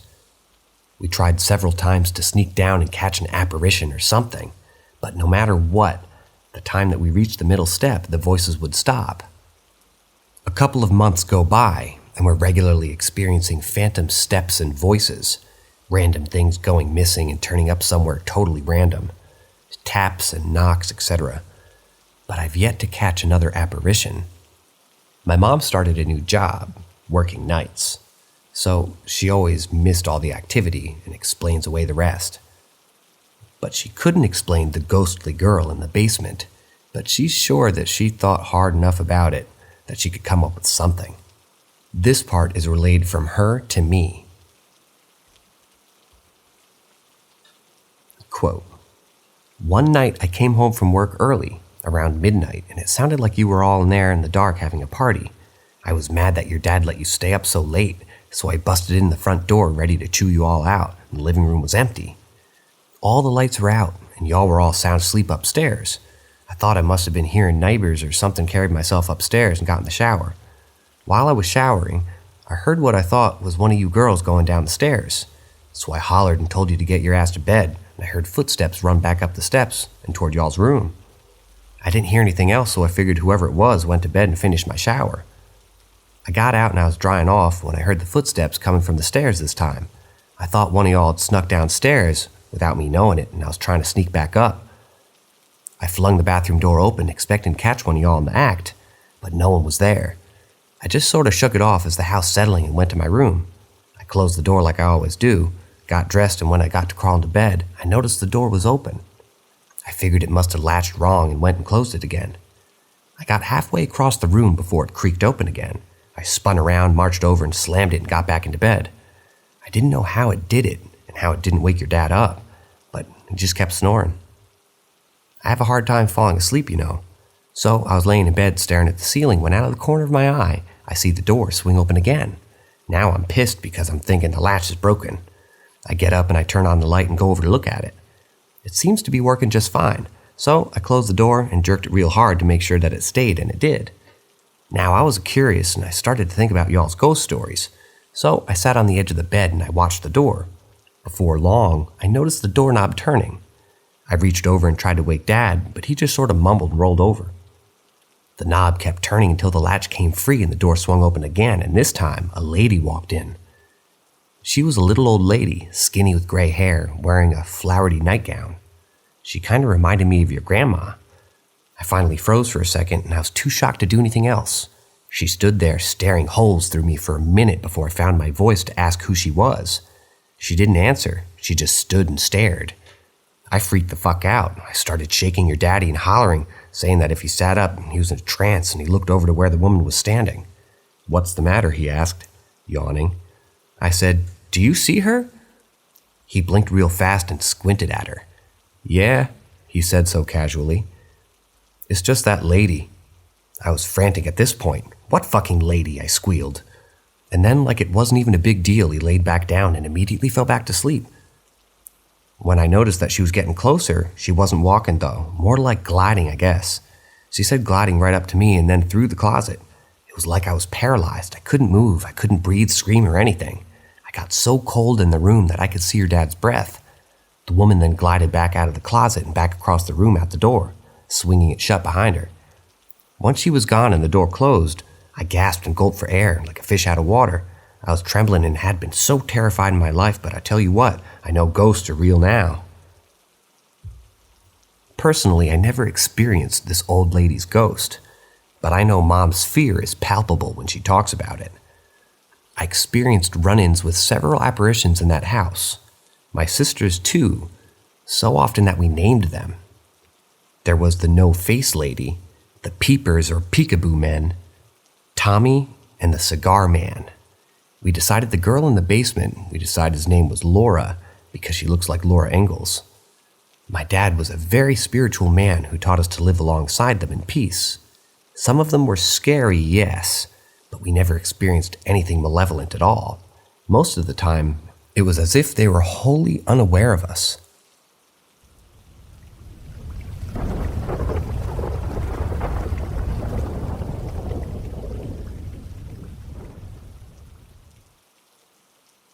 More Ghost Stories Part 2. The chilling tale of the no-face lady began when my younger sister, just 4 years old at the time, first encountered her ethereal presence. It was approximately a month after we'd moved into our new house when my sister shared her unsettling experiences with us. According to her, a lady would enter our room at night, but initially none of us could see this mysterious figure. However, after my own spine-tingling encounter with an entity named Laura in the basement, I was inclined to believe my sister's account. Curiosity piqued, I decided to inquire about the lady's appearance. As I questioned my sister, her description sent shivers down my spine. She explained that the lady had no face, devoid of eyes and a mouth. Bewildered, I probed further, asking about her nose. After a moment of contemplation, my sister touched down her own nose and revealed that the lady's nose lacked any nostrils. Sensing her unease, I ceased my inquiries, realizing that delving deeper into the subject would only intensify my own fears. With each passing day, the paranormal activity in our home escalated. Phantom footsteps echoed through the hallways and disembodied voices filled the empty spaces. I had already encountered a full apparition myself, and now my sister had too. It was becoming increasingly evident that we had taken up residence in a genuinely haunted house. Feeling the weight of these experiences, I decided to share my concerns with our parents. However, as I had come to expect, my mother dismissed our claims, refusing to acknowledge the supernatural occurrences. My father, on the other hand, displayed a more receptive attitude. Although he hadn't witnessed apparitions firsthand, he acknowledged the validity of our experiences with the voices and footsteps. He reasoned with my mother, emphasizing that children often possess a heightened sensitivity to such phenomena, and encouraged her to adopt a more open-minded perspective. Alas, her skepticism remained unyielding, leaving us to navigate this eerie reality on our own. Another month passed, and one fateful night I was roused from my sleep during the early hours of morning. To my astonishment, my younger sister sat upright in her bed, her gaze fixed upon the door. My drowsiness vanished instantly as I inquired about her unusual behavior. She pointed toward the door and she whispered, "She's here." A surge of adrenaline coursed through my veins as I turned my attention to the doorway. Standing there was a tall woman with long, dark red hair. However, the longer I scrutinized her, the more I noticed the disconcerting abnormalities that defined her presence. Her elongated fingers appeared grotesquely disproportionate, while her slender limbs seemed out of sync with her equally slender frame. Yet the most chilling detail, echoing my sister's earlier account, was the absence of a face. Instead, were features that shouldn't have been there, and it was just black and featureless. It was as if she was an imitation of a human, a flawed mimicry trapped in an uncanny valley. Paralyzed with fear, I remained frozen, my default response when confronting with such a terror. Remarkably, the lady paid us no heed, drifting silently into our closet before re-emerging. She wandered over to the window, then returned to the closet, eventually vanishing through the door and descending the stairs. The following day, I shared the unnerving encounter with my father, who promptly reached out to a knowledgeable friend for guidance. Following their advice, he performed a sage cleansing, hoping to banish the malevolent presence. Miraculous encounter with the no-face lady came to an abrupt halt, and we never laid eyes upon her again. Though the memories of the no-face lady still haunt me to this day, recounting the events in vivid detail helps me to come to terms with the inexplicable and unsettling experiences that unfolded within the confines of our home. It was a time marked by both fear and fascination, as the supernatural encroached upon our lives with relentless presence. The passing of my beloved grandmother in 2019 had already cast a shadow over our household. Her absence left a void that seemed insurmountable, and the house itself carried remnants of her presence, a bittersweet reminder of cherished memories. Little did we know that her departure would unveil a realm beyond our understanding, where the living intertwined with the unknown. The enigmatic phenomena commenced shortly after our family's relocation, when my young sister, just 4 years old at the time, became the first to encounter the no-face lady. She described a lady entering our room during the night, her visage devoid of essential features that define a human face.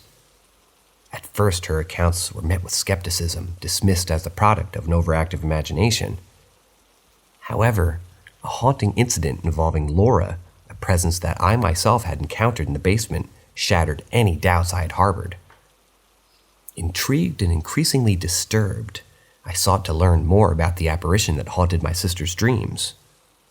I engaged her in conversation, delicately unraveling the details of her encounters.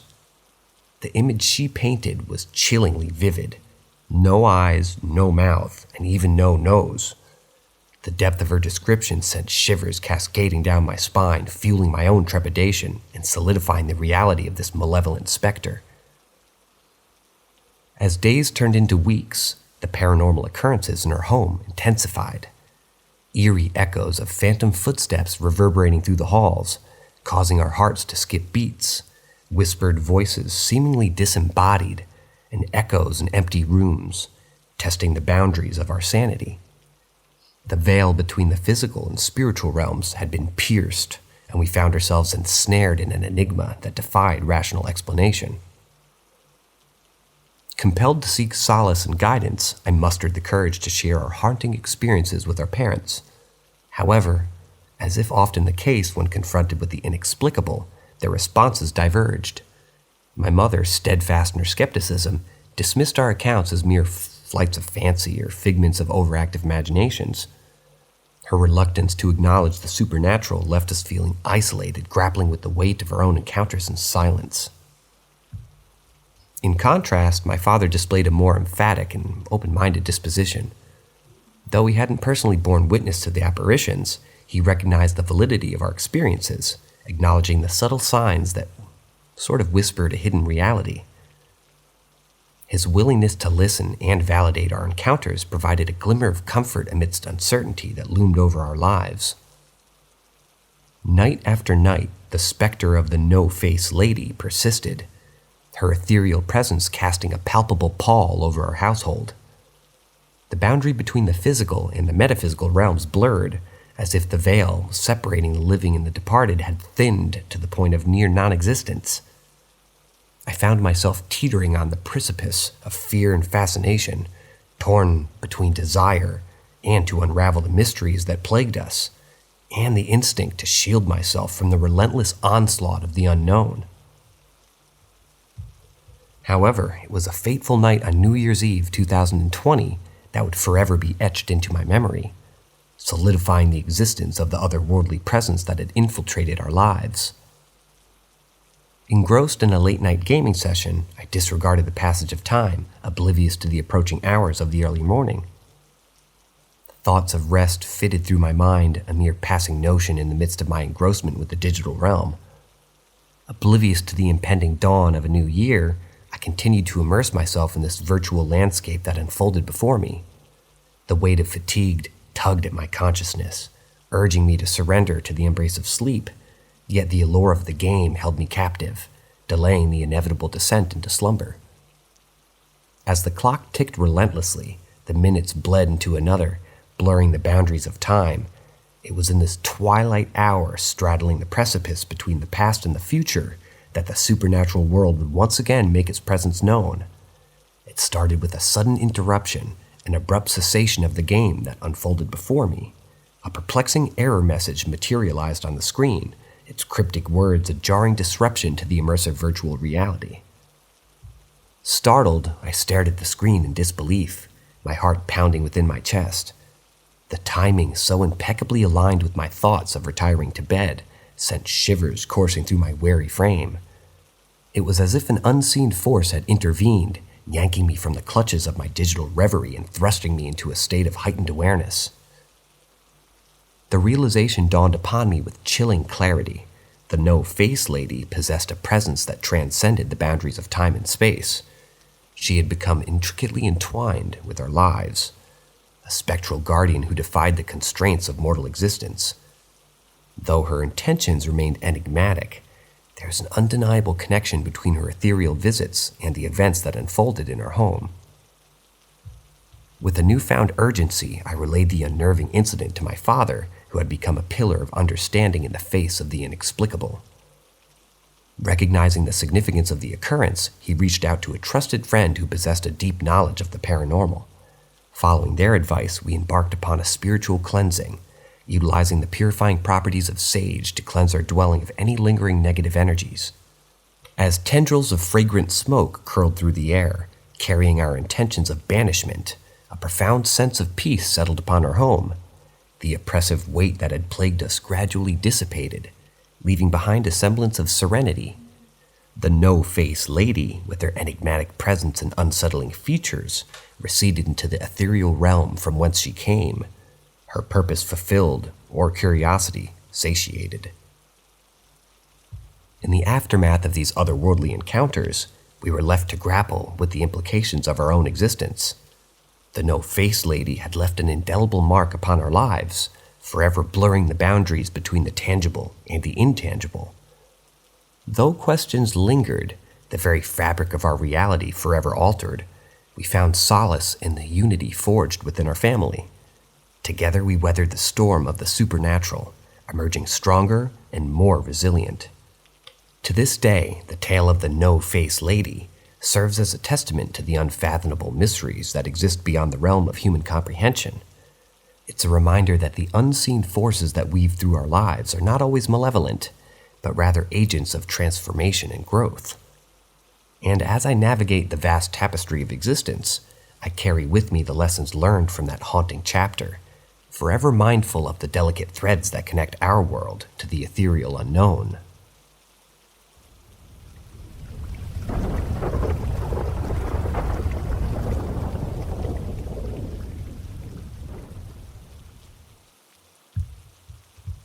Story time? When I was around 13 years old, my family experienced a great loss. My grandma had passed away. As a result, we moved into her old home, and much to my dismay, the bedroom was located in the basement. I had always had an uneasy feeling about that basement, but I never thought too much of it. I always assumed it was a common stigma that basements were scary places. However, when we moved in, my fears intensified. Every time I went down to my room, I felt like I was being watched and sensed something moving around near the furnace and stairs. Occasionally, I would see shadows and a light would turn on, but I always brushed it off and I tried not to think too much about it. One night while I was dead asleep, I suddenly woke up. I'm usually a heavy sleeper, so it took me by surprise. It felt like someone in my dream was telling me to wake up. As I looked around, I smelled something strange. To my horror, I saw a small fire starting just 5 feet away from me. It was caused by a short in some wiring. I was able to wake up my dad, and together we were able to put out the fire before it spread and burned down the entire house. That night, I couldn't help but feel grateful for whatever it was that woke me up. I felt like there was something in that basement with me, and it may have saved our lives. From then on, I couldn't shake off the feeling that there was something strange in the basement. Even during the day, I felt like something was lurking around the corner. I did try to convince myself that it was just my imagination, but I couldn't shake off the feeling that there was something there. One day while I was doing laundry, I heard a strange noise coming from the storage room. It sounded like someone was moving things around. I was terrified, but I couldn't ignore the noise, so I slowly approached the door, and with trembling hands, I opened it. As I peered inside, I saw something move out of the corner of my eye. I was petrified and had no idea what to do, but then the thing that had been moving around came into view, and I was surprised to see that it was just a cat. I had never seen it before, and I didn't know how it got into the basement, but it seemed to have made itself a home here. From then on, I would often see cats lurking around the basement. It made me feel better knowing that I wasn't alone down there. But I still couldn't shake off the feeling that there was something else lurking in the shadows. Years went by, and we eventually moved out. But to this day, I still can't help but wonder what was in that basement with me, other than the cats. Was it just my imagination, or was there something else? Either way, I'm grateful for whatever it was that woke me up that night and allowed me to save our home from burning down.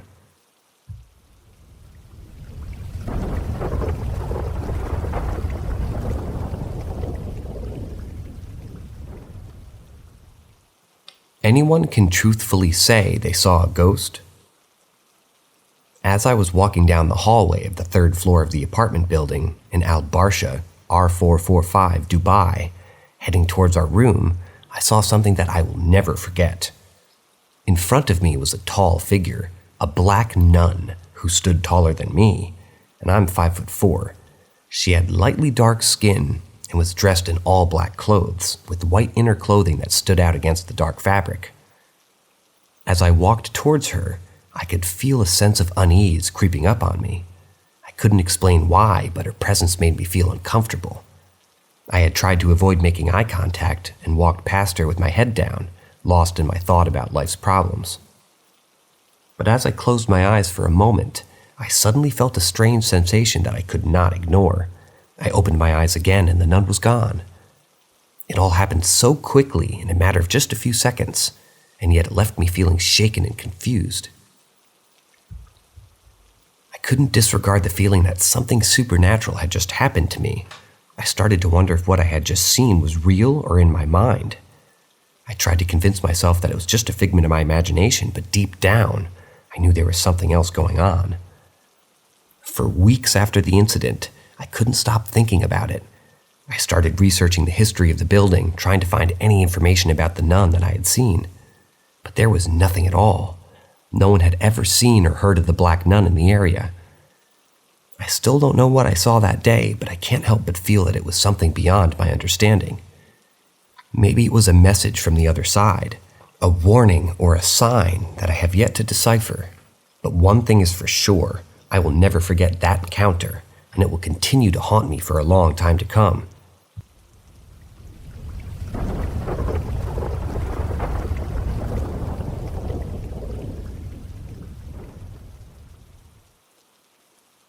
My paranormal experiences are getting more intense. Today I was at my breaking point, and this happened less than 10 minutes ago. I was lying down facing my wall with my back to the room. My dad was on his way to the car, and he was about to leave to go to my aunt's. All of a sudden, I feel this heat and pressure of a human hand slither onto my back and touch about right where my waist is. I look back and there's nothing. Things like this happen to me more frequently now, and I'm not upset that there are things like this getting close to me, but it doesn't sit well with me that these spirits feel comfortable getting that close. Another story was a few months ago. I used to religiously sleep with the mirror facing my bed, and I knew that this was wrong, so one day I just turned the mirror around and go to sleep, and the energy of the room immediately shifted. But I thought that was good, so I went to sleep. Around 5 a.m., I heard the door open and close in my sleep. I thought it was one of my partners just checking on me or something.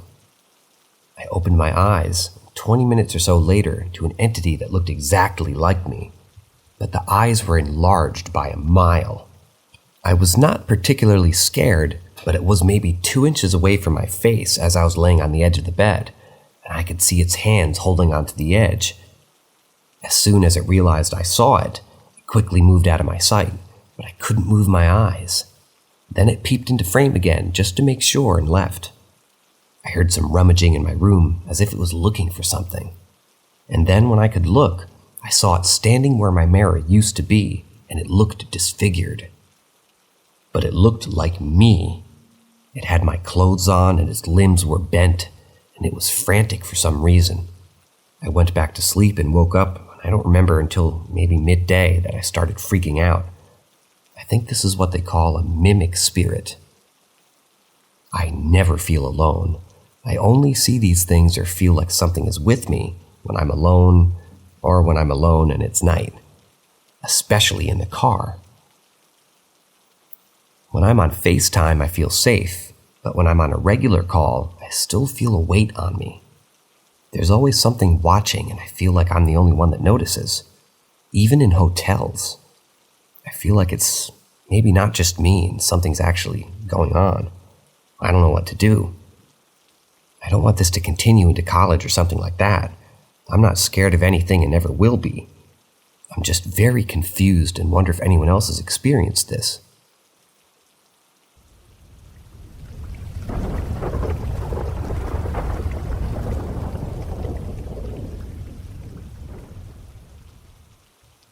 My grandma's ghost story. During my high school years, my grandma shared a story with me that occurred around 9 years prior. Although I don't recall every single detail, the essential parts have remained etched in my memory. Let me start by saying that my grandma is a bit eccentric, you know? She's not into drugs or anything, but her mental stability has always been somewhat questionable. However, when she recounted this tale, she seemed more grounded, and I genuinely couldn't fathom a reason for her to be fabricating such a story. Back when she was a young girl, roughly between the ages of 10 and 13, she lived with her mother.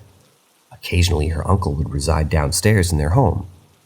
However, during the incident I'm about to describe, he wasn't living there. Nevertheless, my grandma ventured downstairs one day to fetch some potatoes for her mom. As she flicked on the light, a chilling sight awaited her, an image forever imprinted in her mind. There in the middle of the room sat her uncle on a chair. She attempted to greet him, but there was no response. He simply sat there, fixated on some unseen point in space, his gaze empty and devoid of life. Bewildered, she made her way back upstairs and relayed the peculiar encounter to her mother, stating, "I didn't know Uncle was staying with us at this moment." Naturally, her mom's reply was puzzling. "He isn't." This revelation only deepened the mystery. My grandma insisted, "Well, I just saw him downstairs, sitting in the middle of the room." Intrigued and perhaps a bit unsettled, her mom cautiously ventured halfway down the stairs to investigate. To her astonishment, there were no sign of her brother anywhere. The room lay vacant, devoid of any presence. Now both my grandma and her mother were deeply connected to the spiritual realm, open to the possibilities that extended beyond our earthly understanding. With a shared sense of curiosity, they decided to take matters into their own hands. They got into the car and drove down the road a short distance to a trailer where her uncle had been residing. Dread and anticipation hung heavy in the air as they arrived. What they discovered inside would forever haunt their memories. There, lying lifeless on the floor of the trailer, was her uncle, his soul claimed by a sudden heart attack. The revelation was both shocking and chilling. How could my grandma have seen him on her own house, seemingly alive, moments before he passed away? The inexplicable nature of the experience left them grappling with questions that they had no rational answers for. It was as if a glimpse into an ethereal plane had been granted to my grandma, a haunting encounter that transcended the boundaries of our mortal existence. As the years have passed, the story remained etched in my consciousness, a testament to the inexplicable mysteries that surround us. It serves as a constant reminder of the thin veil that separates our world from the unknown realms that lie beyond, reminding us to remain open to the possibilities that exist beyond our comprehension.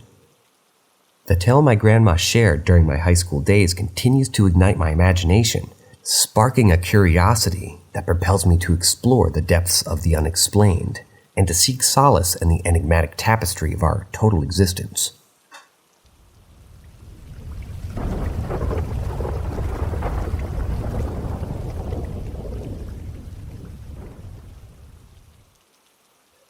very odd, supernatural, maybe story.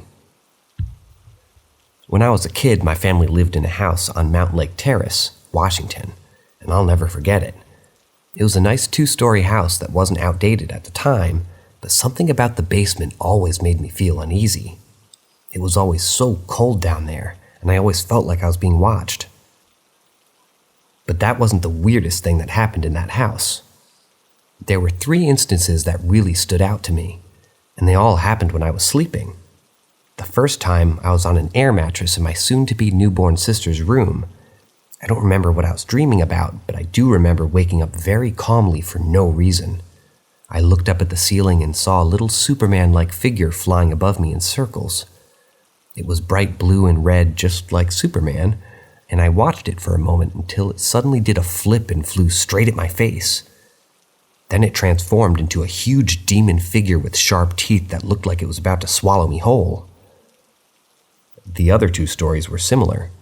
I dreamt about bees and then woke up to being swarmed by bees. And I dreamt about spiders only to wake up covered head to toe in spiders. These instances were spread maybe over a 2.5-year period when I lived in that house. I've tried to rationalize these experiences by considering sleep paralysis, but I've never had anything like that happen before or after that house. It makes me question whether it was just my imagination or there was something more to it. But regardless of what it was, it never stopped me from being able to move or jump out of bed whenever I wanted.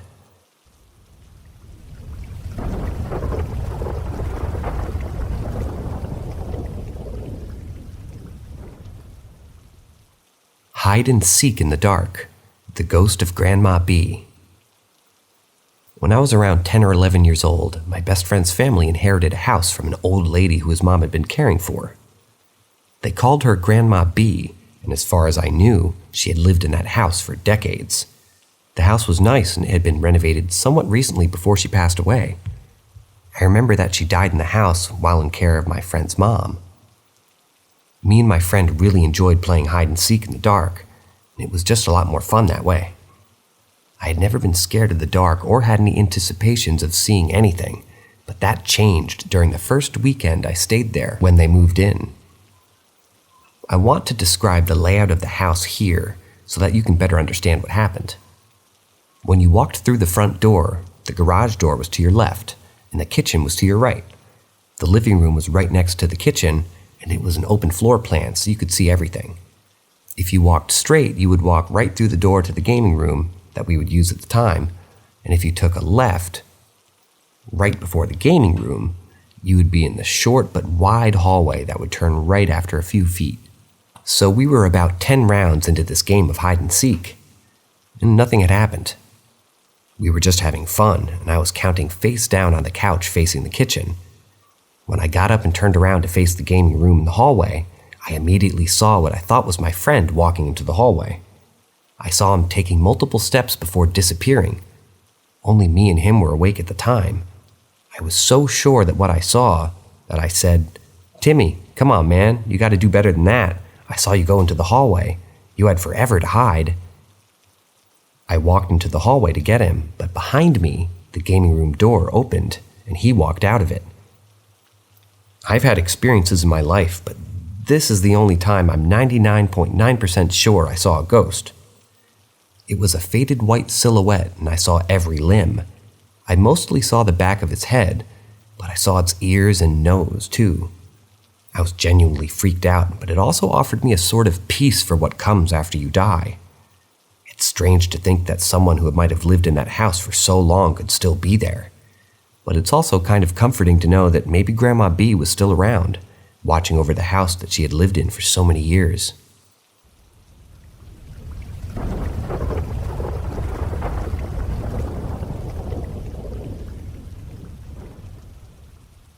True Tale from My Granny.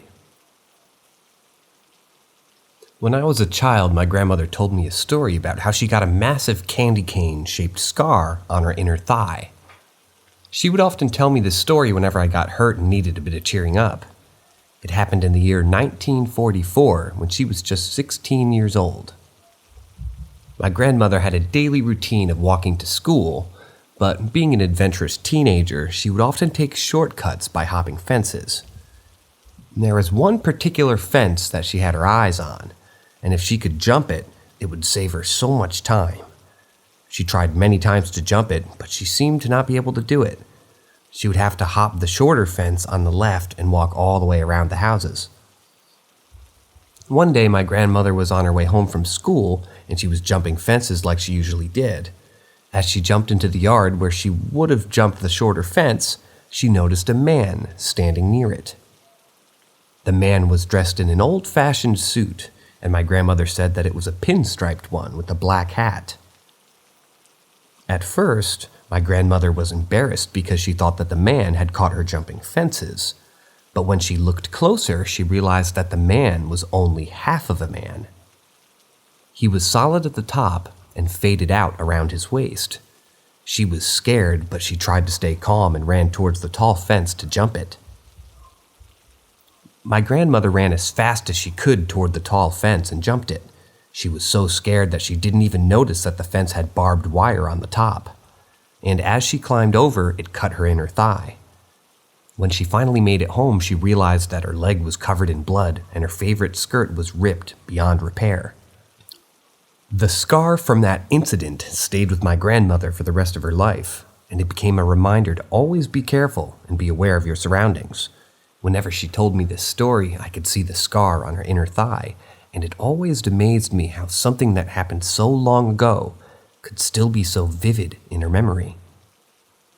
My grandmother passed away many years ago, but I still think of her often and the stories that she told me. This story in particular has always stuck with me, and I retell it to others whenever I need a little bit of inspiration to be brave in the face of fear.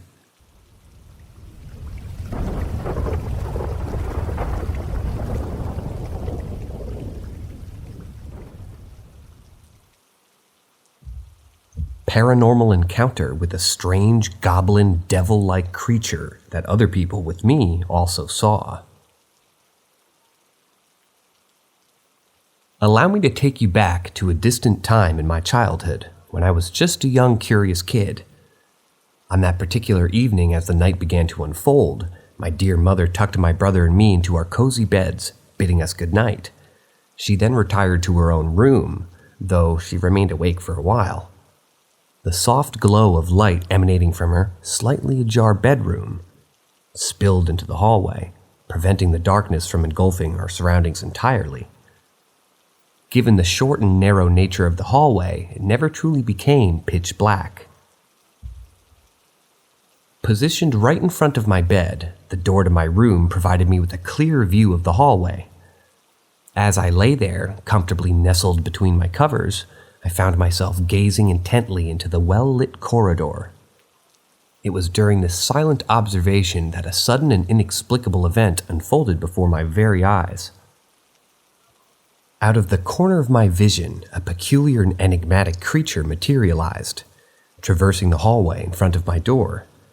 Its appearance was nothing short of extraordinary, resembling a curious fusion of a goblin and a devil. My initial inclination was to dismiss it as a figment of my imagination, a mere creation of my young mind. However, just 3 seconds later, my brother, whose room was adjacent to mine, broke the silence with a tremor in his voice. "Mom, is that you? Something just passed through the hallway." Startled by my brother's statement, our mother hurriedly emerged from her room, her face etched with a mixture of surprise and concern. Realizing that something extraordinary had indeed occurred, she meticulously scoured every nook and cranny at the end of the hallway, which led solely to the bathroom. Yet, to our collective bewilderment, her search yielded no evidence of the creature's existence. Not a trace remained. It was as if the creature had vanished into thin air. No windows were left ajar to explain its sudden disappearance, leaving us dumbfounded and filled with an eerie sense of uncertainty. Attempting to provide a description of the creature, I estimate its height to have been somewhere between 60 and 70 centimeters, although my memory may serve me less than perfectly. I utilized the nearby light switch as a mental reference point to gauge its size. Devoid of any noticeable tail, horns, or wings, its body appeared emaciated, almost skeletal in nature. Furthermore, its entire form was shrouded in a deep shade of obsidian, which accentuated its mysterious aura. What struck me most about this extraordinary being was its unearthly silence and remarkable swiftness. In a mere blink of an eye, it traversed the hallway, leaving barely a whisper in its wake. The phenomenon was akin to witnessing something so incredibly fast that in its physical movement remained imperceptible to the naked eye. Instead, it appeared frozen in time, existing only for a fleeting moment before vanishing from our realm of perception. Since that bewildering encounter, I have neither laid eyes upon nor crossed paths with this otherworldly creature. Its whereabouts and ultimate fate remain a perplexing enigma, as if it dissolved into the very fabric of existence, defying the laws of reality. And so, my tale concludes, leaving us with a lingering sense of wonder and an unquenchable thirst for answers. The memory of that fateful night, forever etched in my mind, serves as a reminder of the mysteries that lie just beyond the veil of our everyday lives, waiting to be unraveled and understood.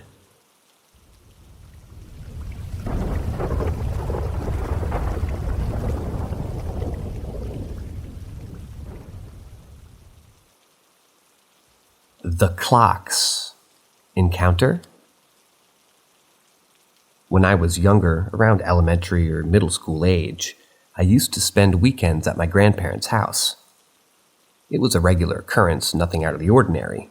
Whenever I stayed over, I slept in the guest room, which was a typical room with a double bed, a big wardrobe, and a small table in the corner with a TV on it. What made this room unique was the 2 long shelves filled with clocks. I remember counting around 20 clocks in total, ranging from old to new, cheap to expensive, and even alarm clocks. They all had their own distinctive ticking sound, which filled the room and lulled me to sleep every night.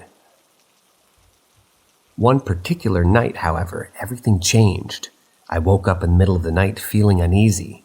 At first I couldn't quite put my finger on what was wrong, but then I realized the ticking sound of the clocks had changed. They were no longer making the regular tick-tack sound. Instead, each clock would make a tick noise, and then the sound of a deep voice saying tack would follow. It was as if a man was standing in the room saying tack every time the clock was ticking.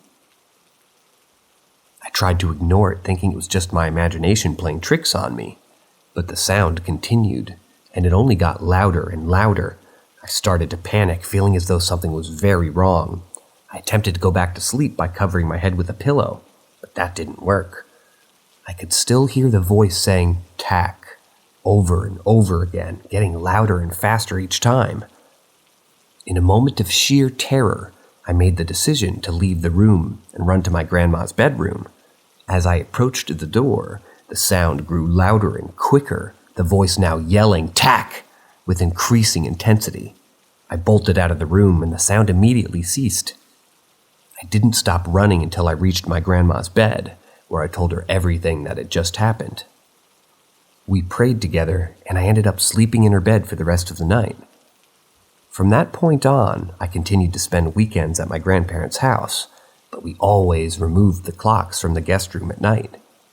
I never experienced anything like that again, but I have had other paranormal encounters since then, and interestingly, some of these have also been related to clocks, but none have been as frightening as that night in the guest room.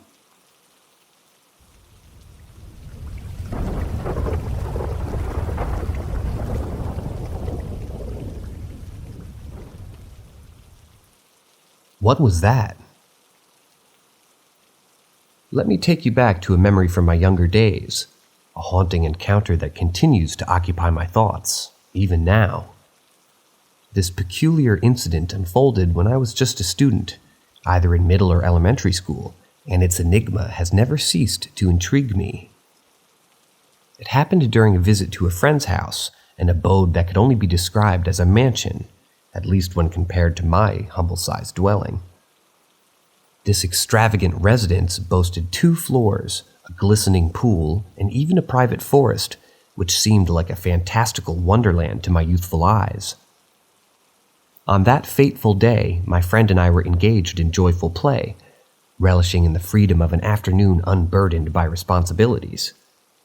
Laughter filled the air as we frolicked around the house, delighted in the various amusements that it had to offer. However, as the sun began its descent and the velvety night draped its cloak upon us, a strange sequence of events unfolded, etching itself into the deepest recesses of my memory. As darkness settled in, we found ourselves alone within the confines of the grand mansion. The house, now shrouded in shadows, took on an eerie aura that seemed to amplify the subtle creaks and whispers emanating from its walls. I can't recall the exact reason, but we gravitated towards a piano located on the first floor, its ebony and ivory keys beckoning us to explore their melodic potential. The only source of illumination was a solitary light directly above us, casting an ethereal glow that barely managed to pierce the encroaching gloom. From my perch at the piano, I peered into the expanse of the living room, catching glimpses of the dimly lit dining room table and the silver of the adjacent kitchen. The ceiling soared to remarkable heights, a testament to the mansion's grandeur.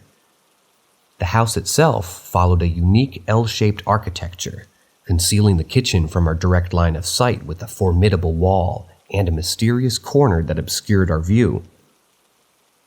Focused on my musical endeavor, I immersed myself in the intricate dance of melodies, oblivious to this enigmatic revelation that awaited me.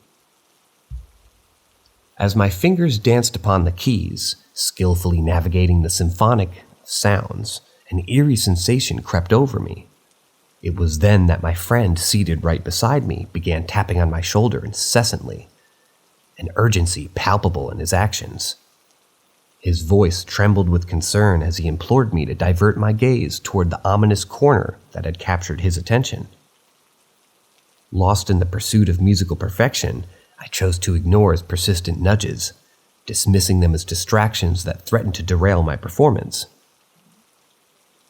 Finally, as the notes resonated through the stillness, I relinquished my focus on the piano's keys, allowing my eyes to ascend and confront the mystery that had captivated my companion. What I witnessed in the harrowing moment defied all logical explanation. Peeking out from the lofty corner, just at the edge of my field of view, was a figure, a presence so indescribable that words failed to convey its true essence. It lacked a discernible countenance, engulfed entirely in a darkness so profound it seemed to consume all light around it. However, in the midst of this obsidian void, a peculiar anomaly stood out, an ethereal white ring that encircled the area with its face, or rather where its face should have been. Yet even more chilling than its inexplicable appearance were its grotesque extremities. Long, sinewy figures extended from its enigmatic form, ominously moving and contorting as it instinctively retreated into the shadows, vanishing from sight as soon as our gazes locked onto it. An icy shiver raced down my spine, sending tremors of fear coursing through every fiber of my being. In that moment, the reality of the situation bore down upon me, and the adrenaline-fueled instinct for self-preservation surged through my veins. Reacting swiftly, my friend instinctively bolted toward the safety of the upper floor, seeking refuge from the unknown entity that had materialized before us. However, curiosity mingled with trepidation within me, compelling me to investigate further. Ignoring the warnings that instinctively urged me to flee, I mustered the courage to venture into the dimly lit kitchen, determined to unravel the enigma that had seized hold of my senses. Each step I took reverberated with an eerie hush, heightening the atmosphere of surrealism that enveloped the mansion. As I cautiously explored the kitchen, my senses attuned to every sound and movement, a disconcerting realization washed over me. The absence of any tangible evidence. It was as if the entity, that unexplainable presence, had vanished into thin air, leaving no trace of its existence behind. The once familiar surroundings had transformed into a maze of uncertainty, where every shadow seemed to harbor secrets and every sound whispered of unseen forces at play. Questions tugged at the corners of my mind, demanding answers that remained frustratingly elusive. What was that phantom apparition that had momentarily graced our vision? How could something so ethereal and otherworldly inhabit the confines of this earthly realm? And perhaps the most perplexing of all, why did it choose to hide from me while my friend bore witness to its ethereal form for a prolonged duration? In the aftermath of that haunting encounter, I found myself endlessly pondering the nature of the inexplicable.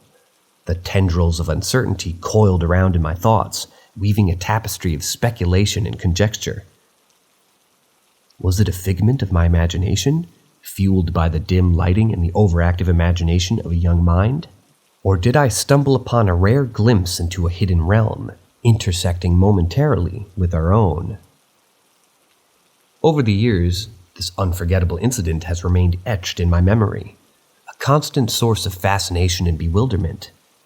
This enigmatic nature has left me with an indelible mark on my perception of the world, reminding me that the boundaries of reality are far more fluid than we dare to comprehend. While the questions may never find concrete answers, the encounter serves as a testament to the vastness of the unknown, urging me to embrace the mysteries that lie beyond the veil of our understanding. In retrospect, that evening in the mansion stands as a poignant reminder of the transient and enigmatic nature of life itself. It serves as a testament to the unfathomable depths that lie beyond the surface of our existence, beckoning us to explore, question, and dare to venture into the realms that elude explanation. And so, I continue to muse upon that eerie encounter, forever marked by the image of a faceless specter peering from the shadows, an enigma that defies the confines of time and reason.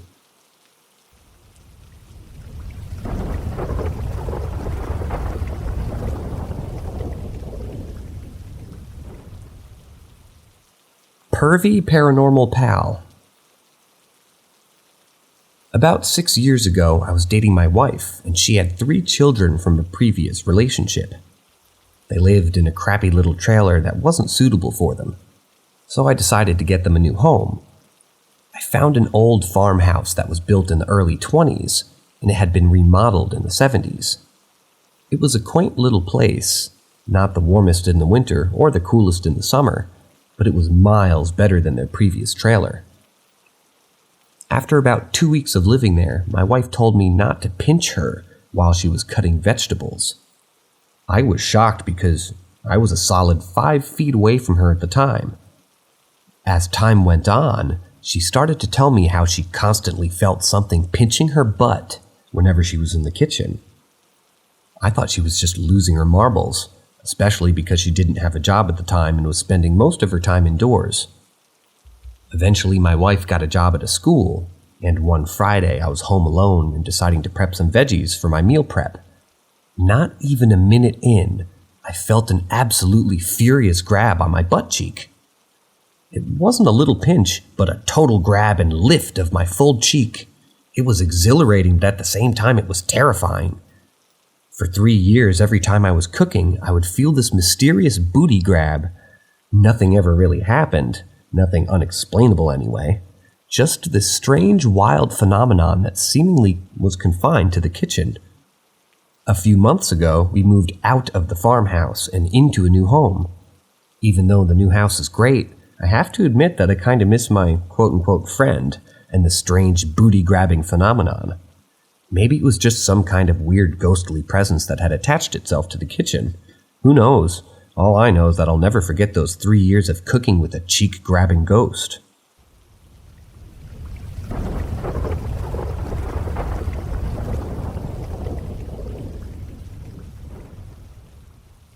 Care home ghosts. But let me tell you, this particular incident truly solidified my belief in the existence of the other side. It was an ordinary day at the care facility where I worked, when a resident sadly passed away. We followed the usual protocol, gently washing and redressing the departed soul. and then laying them to rest, awaiting the arrival of the coroner and the subsequent transport to the funeral home. As I attended the needs of the residents in the neighboring room, attending to their care and ensuring their comfort, an eerie sound caught my attention. The sound of water running. Not just a gentle trickle, it was a loud, rushing noise that echoed through the hallway. Intrigued and slightly unnerved, I followed the source of the sound, which led me to a room of the deceased resident. To my astonishment, the windows in the room were covered in a thick layer of condensation, as if someone had been breathing heavily against them. It was a chilling day, and there was no reasonable explanation for this peculiar phenomenon. With a sense of trepidation, I cautiously entered the bathroom attached to the room. What awaited me inside sent shivers down my spine. All the taps were turned on, gushing water relentlessly, and the shower was on full blast, creating a torrential downpour within the small enclosed space. It was a sight that defied logic and defied any rational explanation. What could this be?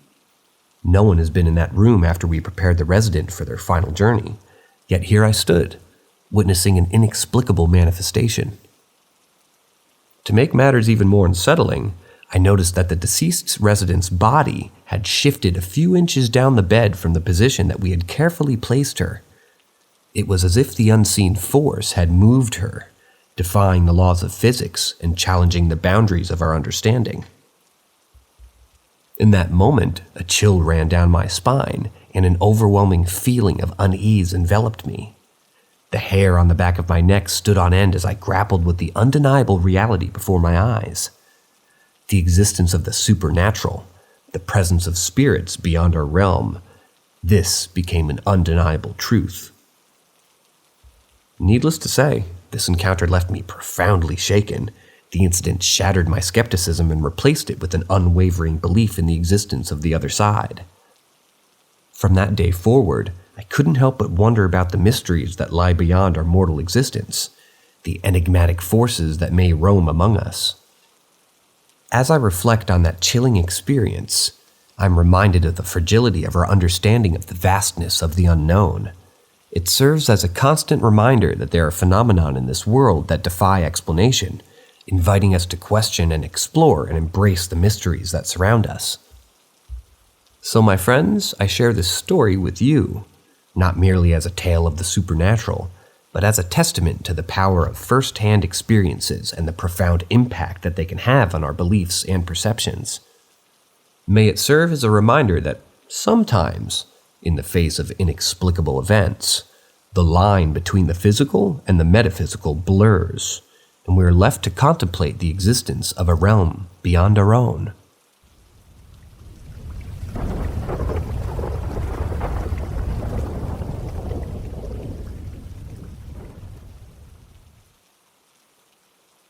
I think I met Giuseppe Tartini.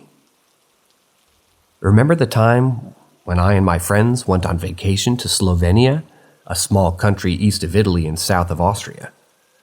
It was back in 2019, and we decided to visit the beautiful town of Piran, which is located near the Slovenian coast.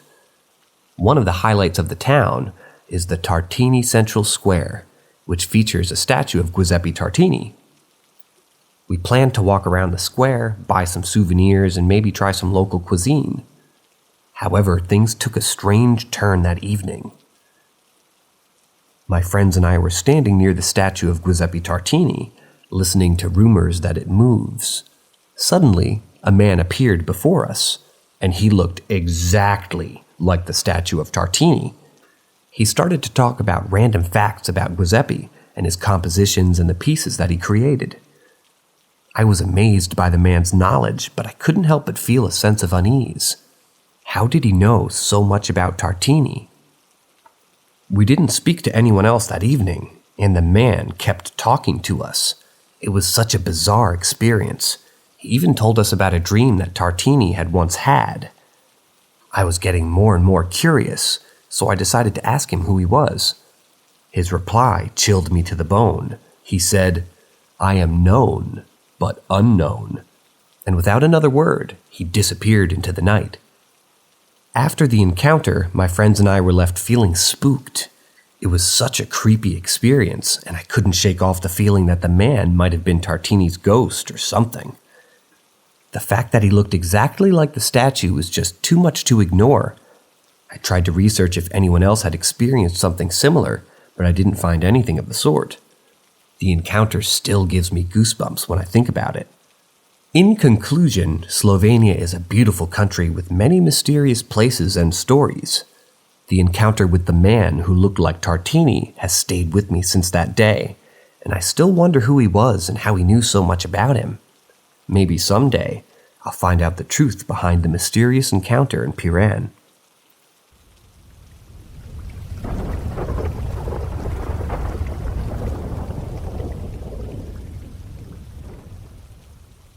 The figure with teeth in the dark.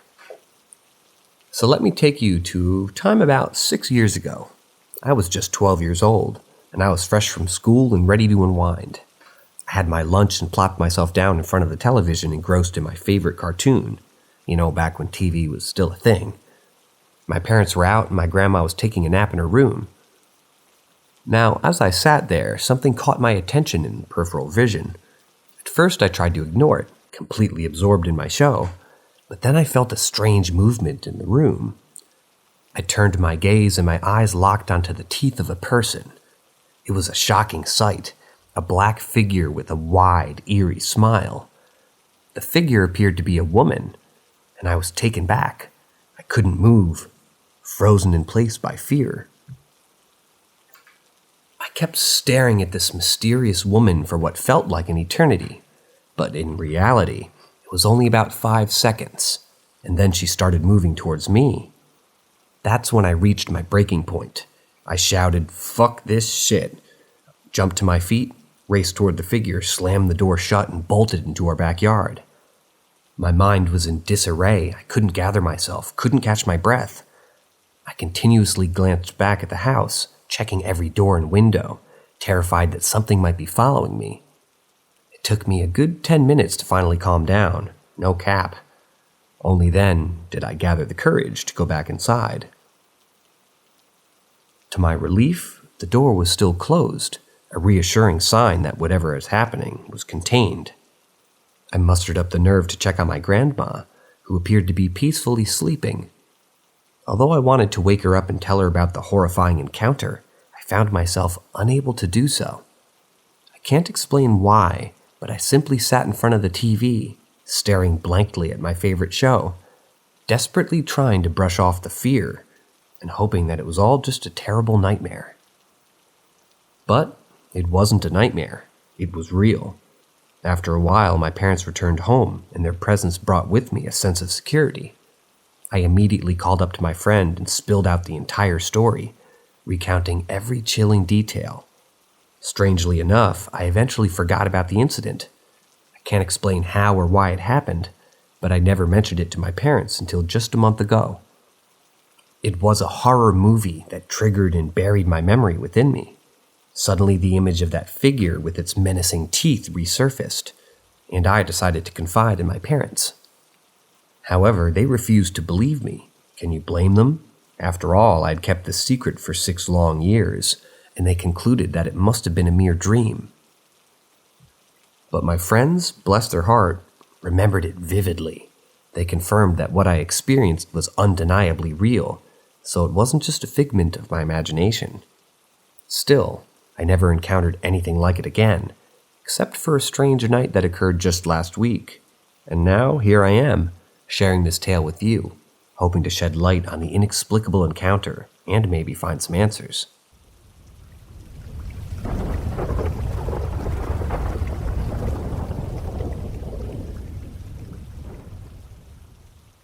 I found out I'm not the only one who saw a lady in my dad's house.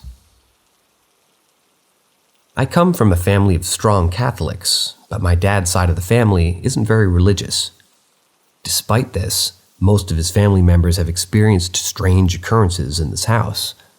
We all believe that it could be the spirits of my grandparents who both died in the home and had their ashes spread in the garden on a rose bush. Personally, I've always experienced odd or creepy things since I was young, Some of these experiences are inexplicable, while others I attribute to something else entirely. When I was younger, I used to sleep on my cousin's bedroom floor. The room faces a long hallway that leads to the stairs. On occasion, I would wake up in the middle of the night and see what I thought was a short lady in a long dress holding a tray. She would simply walk down the stairs, and that was it. I've always loved horror and ghost shows, so I assumed that it was just my brain regurgitating information I had heard on TV. Recently, my cousin and I decided to do a bit of Googling and discovered that a whole block of houses my dad's place was on used to be a factory or something similar. We didn't think much of it until the topic of ghosts came up during a conversation with my cousin and her boyfriend. As a joke, I mentioned that I used to see a lady walk down our stairs, and my cousin's reaction caught me off guard. She stood up, her eyes widened, and she started saying that she had always saw the same thing, and even swore that one time she saw the lady at the bottom of the stairs. I was surprised, but also felt a sense of relief that I wasn't the only one who had seen this woman. It was an interesting thing to hear the story that my cousin had also witnessed the same thing, and it made me wonder if anyone else in the family had experienced something similar. Despite the strange occurrences in the house, I'm not afraid of ghosts or anything. I've come to accept that these things exist, and I'm open to the idea that there may be more to the world than what we can see or explain.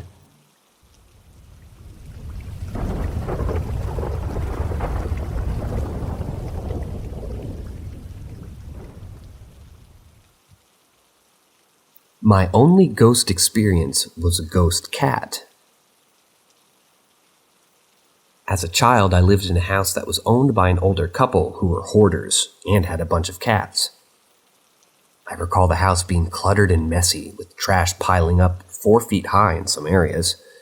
Eventually, the couple was evicted, and when the new owners came to clean the house, they found the remains of many dead cats. Even after my family moved out, the next owners discovered cat skeletons underneath the house. Ew. During our time in that house, we had one pet cat, a big fluffy gray and white Maine Coon. I remember frequently seeing cats out of the corners of my eye, or hearing meows that didn't quite sound like my cat. But I was always convincing myself that my mind was just playing tricks on me like usual. One day I was sitting in her office at the computer, working on something or other, and we had an L-shaped desk with a drawer on the right side. And as I was sitting there relaxing, I saw what I thought was my cat walking under the desk by my feet. I greeted the cat, saying hi to it, but then I did the one biggest double take of my entire life because this was not my cat. The cat was different, skinny and short-haired, white and translucent. I could see the black background of the desk through it. When the cat looked up at me, it meowed, and then walked through the wooden drawer on the right side of the desk. The cat just walked through the drawer, like a ghost on TV phasing through a wall. It was completely dumbfounded and sat there for a minute, trying to process what I had just seen. Eventually I got up and went to find my actual cat, who wasn't in the room. I never saw that ghost cat again, but I did feel like there were many ghosts in that house. While we lived there, I often had a sense of their presence around me. However, I never felt any negative energy or malicious intent. I think the cats that had lived in the house before probably just wanted a friend, and I was always happy to have them around. In fact, when we moved a few years later, I felt a twinge of sadness to leave that house behind. Even with all of its quirks and ghostly visitors, it was a place that had been my home, and I would always have fond memories of it.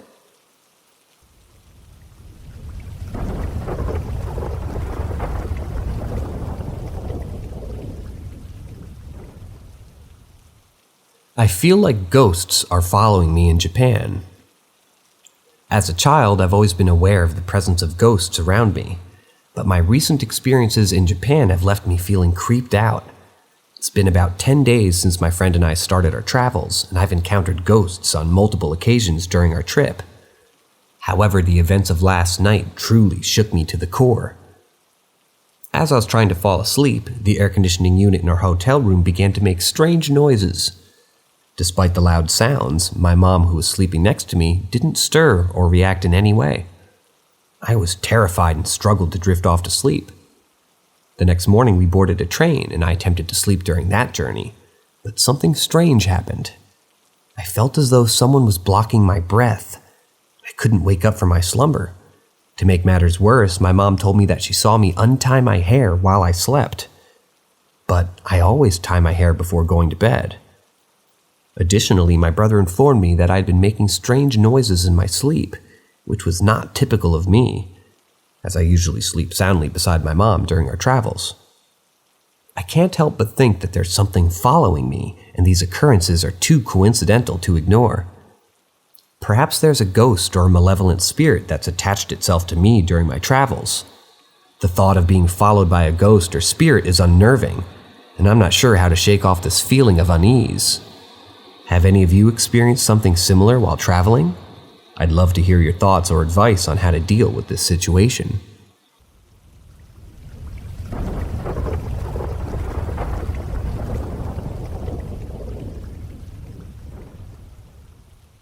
Anyone else relate to ghost sightings with interdimensional beings rather than the deceased?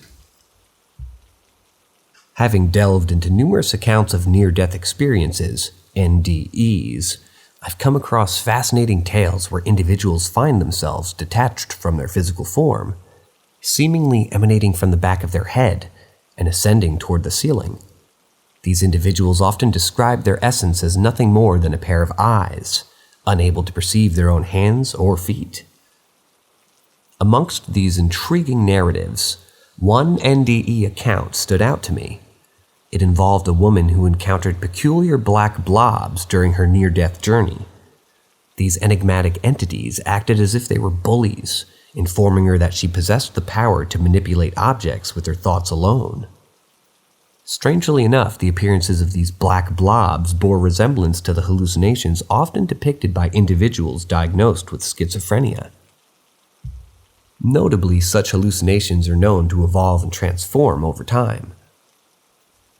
Curiously, black blobs or clouds are not solely limited to NDEs, but are frequently observed during paranormal encounters within homes or even wooded areas.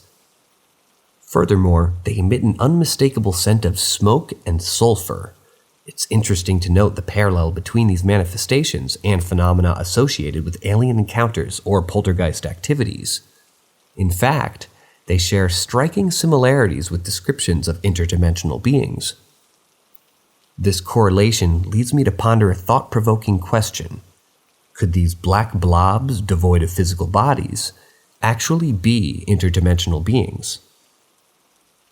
Perhaps when they do acquire a corporeal form, they transform into extraterrestrial entities. Could this transformation be a result of their involvement in numerous instances in breeding abductions? These musings invite introspection and open a gateway to speculation. While I am merely presenting these observations and hypotheses, I would be intrigued to hear your thoughts on this matter. It's a captivating realm where the boundaries between the physical and the metaphysical become blurred, urging us to explore the mysteries that lie beyond our conventional understanding.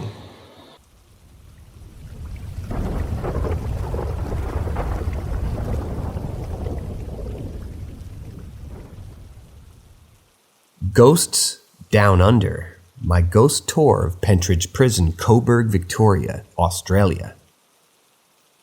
Firstly, brief history of Pentridge. Opened in 1851 after Old Melbourne Jail got overcrowded, housed many of Victoria's worst criminals over its time, including serial killers, gangsters, and was home to 11 executions, including the last in Australian history, and countless other deaths, all buried in a mass grave near the H Division. Only the aforementioned H Division is standing as it was when the prison closed in 1997. First time I, a 23-year-old male, went was the most macabre second date ever, both superstitious after both having previous experiences with the paranormal.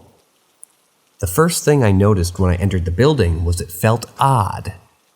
It felt alive with energy despite there being nothing in it. Those who believe in ghosts probably know what I'm talking about. Anyway, the tour continued as normal and the guide was telling great stories of what prison life used to be like. Then the guide then asked for a volunteer to stand in a cell by themselves for a while. My date, a 24-year-old female, put her hand up and was shut into the cell. This cell was 9 feet by 6 feet by 9 feet, with about a 3-inch thick heavy metal door.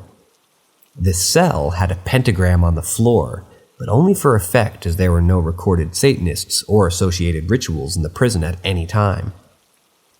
Whilst my date was there, the rest of the group moved to another part of the prison. Still had line of sight into the cell that my date was in, though.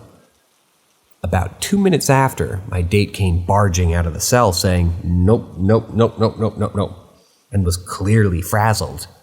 She said that she was standing in there saying a rosary prayer as she was Catholic.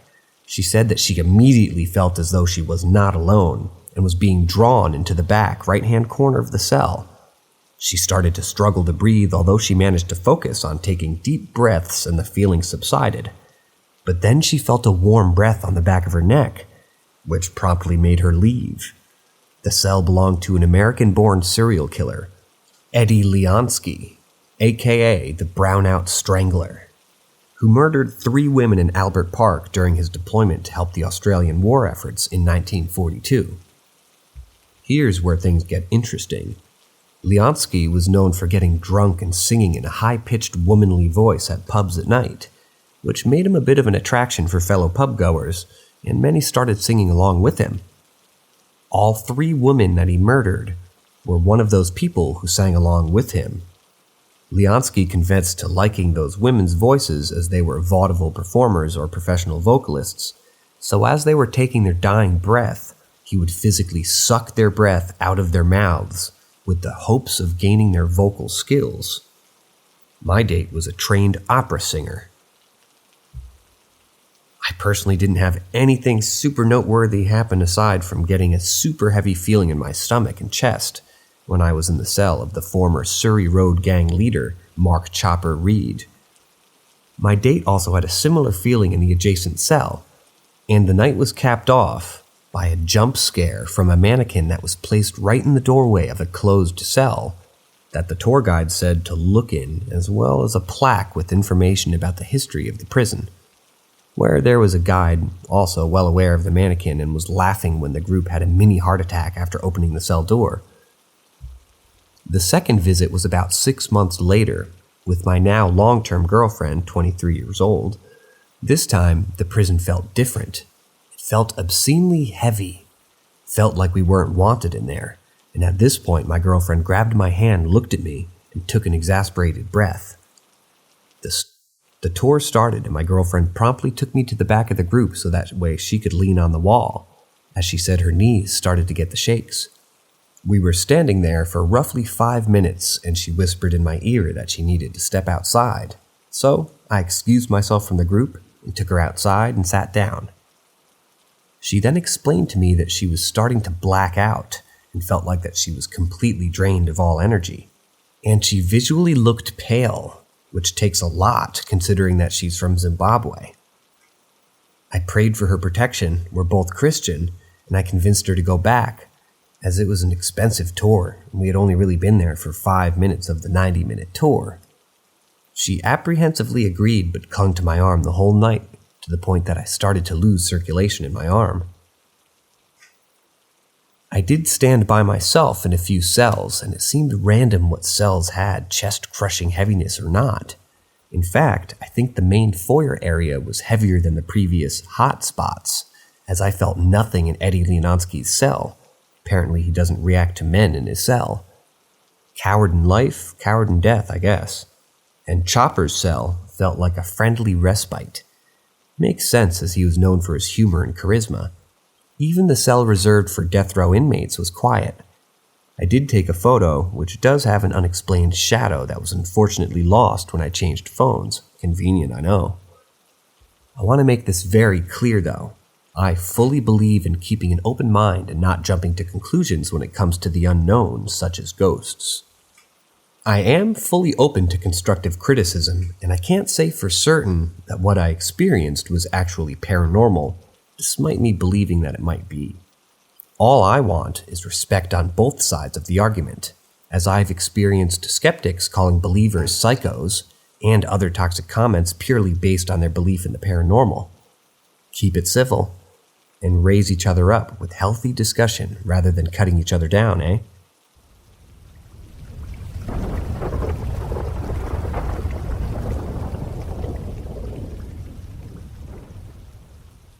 Has anyone else experienced water pouring from thin air? When I was in my late teens, I experienced something truly bizarre that still leaves me questioning what I saw.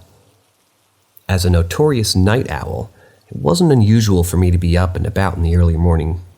One particular night, though, my parents were out of town, and I'd returned home around 2 a.m. after hanging out with my teenage friends. I decided to grab a drink from the kitchen before heading to bed. As I was walking out of the kitchen, I heard a peculiar sound, the sound of water pouring into water. It was distinctive, and I followed the sound of the dog's dish. There I saw something that will haunt me forever. An apparent 12-inch stream of water was pouring down from thin air and landing in the dog's water bowl. I could see the ripples as the water made contact with the surface of the bowl. It was an inexplicable phenomenon, leaving me feeling spooked and perplexed. At the same time, it was late, and I was tired, so I decided to ignore it, thinking that maybe I had accidentally bumped into the bowl and my imagination was the rest. I never mentioned this occurrence to anyone, and with time, I almost forgot about it. Fast forward 10 years later, and I was attending a small family gathering where we were all swapping stories about peculiar things that they had experienced. When it was my father's turn to share, I was left stunned. He described seeing the exact same thing I was experiencing happening in our house, the stream of water pouring down from thin air into the dog's bowl, and he had seen it late at night. It was both comforting and alarming to know that someone else had seen what I saw, but at the same time it raised more questions than answers. I couldn't help but wonder if anyone else had experienced anything similar. The thought of it still sends shivers down my spine.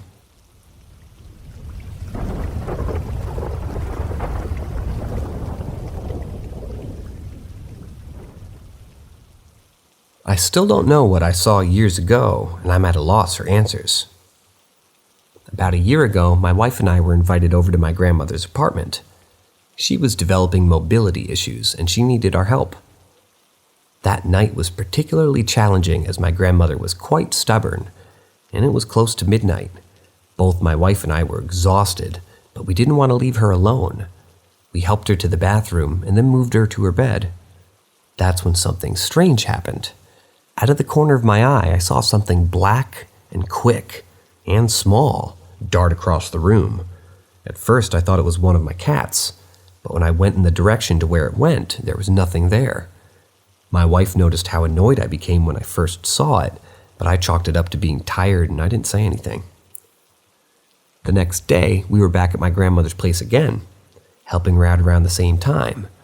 As we were moving her to her room, I saw my wife look toward my legs, and then she had a confused expression on her face. After my grandmother went to bed, I asked my wife what had happened, and at first she said nothing. But when I mentioned what I saw yesterday, she said she saw the same thing. She thought it was one of our cats, but she couldn't find it. She saw it dart across from my legs to the bathroom.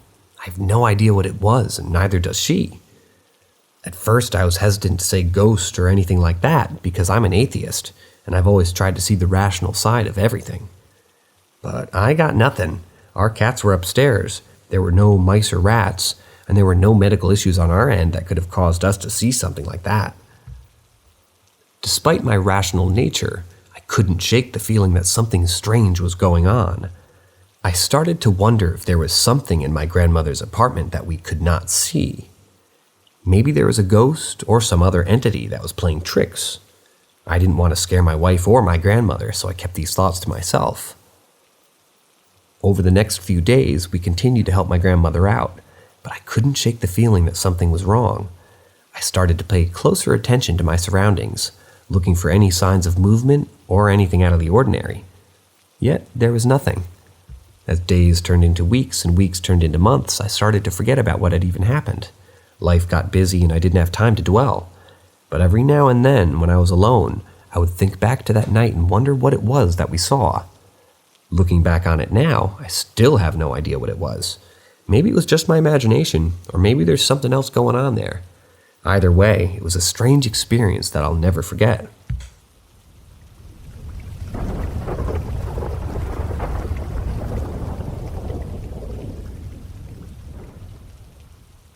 It was the day of my speech presentation. As a quadriplegic, I've had a brush with death a few times since my accident. But I'm still here, and I'm grateful for every day that I have. Recently, I gave a speech about my experience to my classmates. It was a difficult and emotional topic, but I felt it was important to share my story. After I finished, it was my classmate's turn to speak. He began talking about a friend of his who had died by suicide. It was a heavy topic, and I could feel the weight of the room. But then something strange happened. Out of the corner of my eye, I saw a white figure standing next to him. At first, I wasn't sure what I was seeing. Was it just a trick of the light? But as I looked closer, I could see it more clearly. The figure was translucent, almost like a ghost. It was standing right next to my classmate, and I could see the outline of its shape. I couldn't make out any features, but I could tell that it was a person, and then in an instant, it vanished. I was stunned. Did I really just see that? I looked around the room to see if anyone else had noticed, but no one seemed to see anything. I couldn't shake the feeling that something strange had just happened. But then my classmate looked right at me. It was almost as if he had seen the figure too.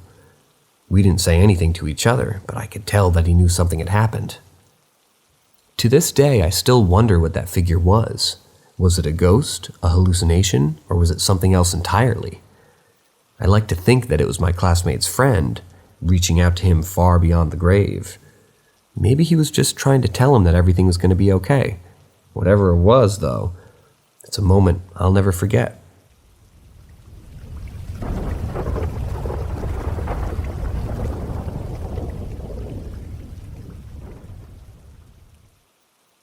What's going on? Help! I live in a house surrounded by woods, and to be honest, I think it's haunted. At times, I thought I was hallucinating things, but my boyfriend confirms that he's seen and heard the same stuff too. My dog always growls and gets spooked by walls and closets and hallways, and things get thrown around the room for no apparent reason. Strangely, a child's voice can be heard in the house, but there are no children around here. Even weirder, there's a patch of woods about 100 feet from my house that's giving us the creeps. One night my boyfriend went outside with our dog and came back terrified, saying that he heard what sounded like a human voice making gurgling pig noises from the woods.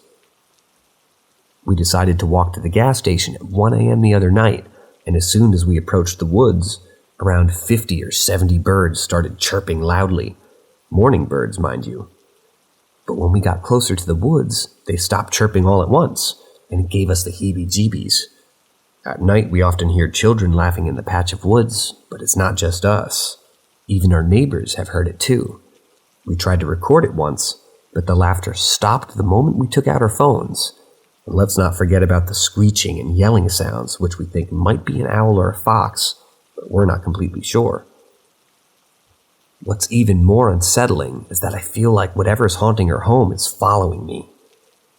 A few years ago, I was lying on my bed, scrolling through my phone, when suddenly my bed started shaking violently, as if someone was trying to wake me up. I searched online and found out that some people think it's a spirit trying to get your attention.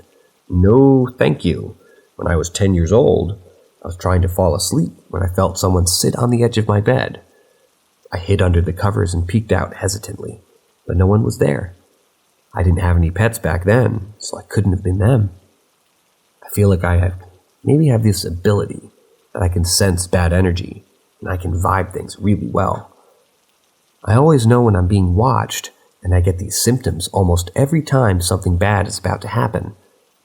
Lately, I've been feeling the energy shift, and I'm convinced that I'm being watched all the time. I'm always on edge, and it's getting exhausting.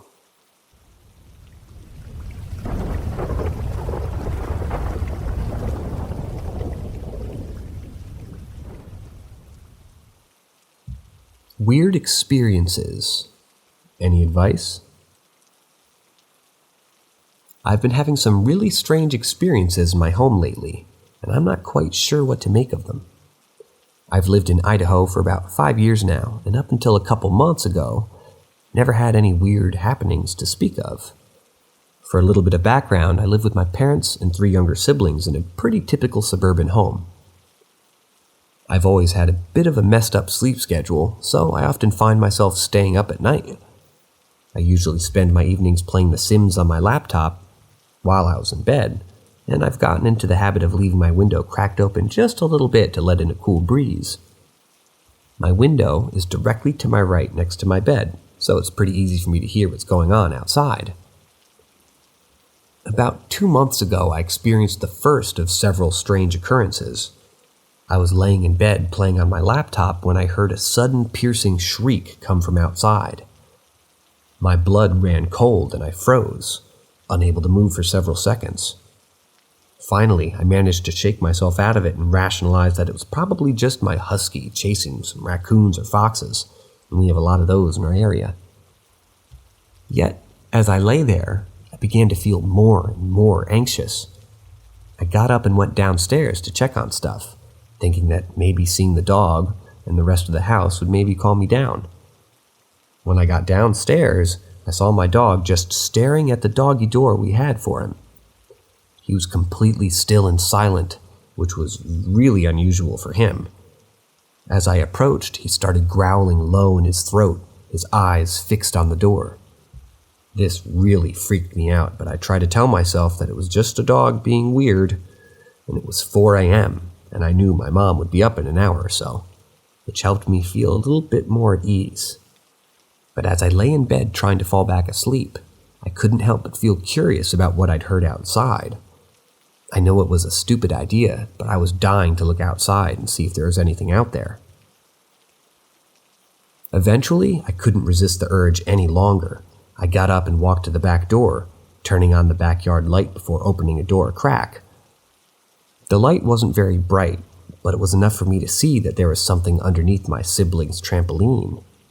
It looked like a person, hunched over and sitting there. I called out, thinking that it might be one of my sister's friends who was trying to sneak into or out of her room. Yet, no response for a few seconds, and then I heard crying coming from underneath the trampoline. At that point, I was absolutely terrified. I didn't know what to do. I closed the door and locked every door in the house, including the doggy door, before sitting on the couch and facing the door until my mom came downstairs. When she finally came down, I told her everything that had happened, and she went outside to take a look. She came back in and told me that there was no one out there, and that it was probably just one of my sister's friends who had gotten scared off. I tried to accept what she was saying and let it go, but I couldn't shake the feeling that something was really off. Fast forward 2 weeks and I started hearing loud knocking on my window. Whenever it happens, fear just paralyzes me, and I immediately pretend to be asleep or go to sleep in my mom's room. I heard the knocking. Fear just paralyzes me. It's like my body's frozen and I can't move. The knocking starts abruptly, and it's always loud, like someone is pounding on the glass with all their might. I try my best to ignore it, but it just becomes harder and harder. I've been losing sleep and my anxiety levels have been through the roof. One day I decided to talk to my siblings about it, and they had all had their own stories to share, too. My brother, who lives in a separate building in the backyard, had heard loud banging on his door at night, and my sister claimed that she had seen a shadowy figure lurking around her backyard.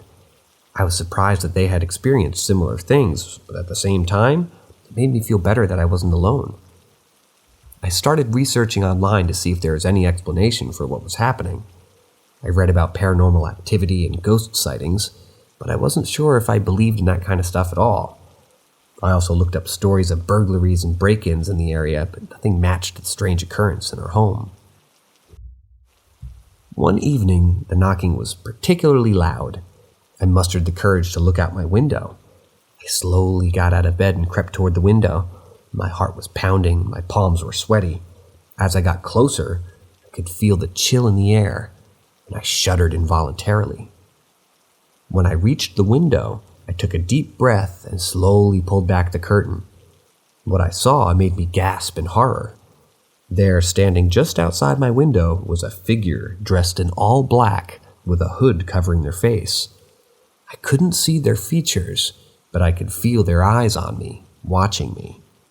I stumbled back in shock and my heart felt like it was about to explode. I didn't know what to do. I was frozen in fear and I felt like I was going to pass out. I eventually gathered my wits and ran to my parents' room, waking them up in a panic. My parents immediately called the police, but when they arrived, there was no one there. The police searched the backyard and the surrounding area, but they found zip. They told us to call them if anything else had happened, so they left. That experience left me shaken and scared. I couldn't sleep for days, and every time I heard a noise, my heart would skip a beat.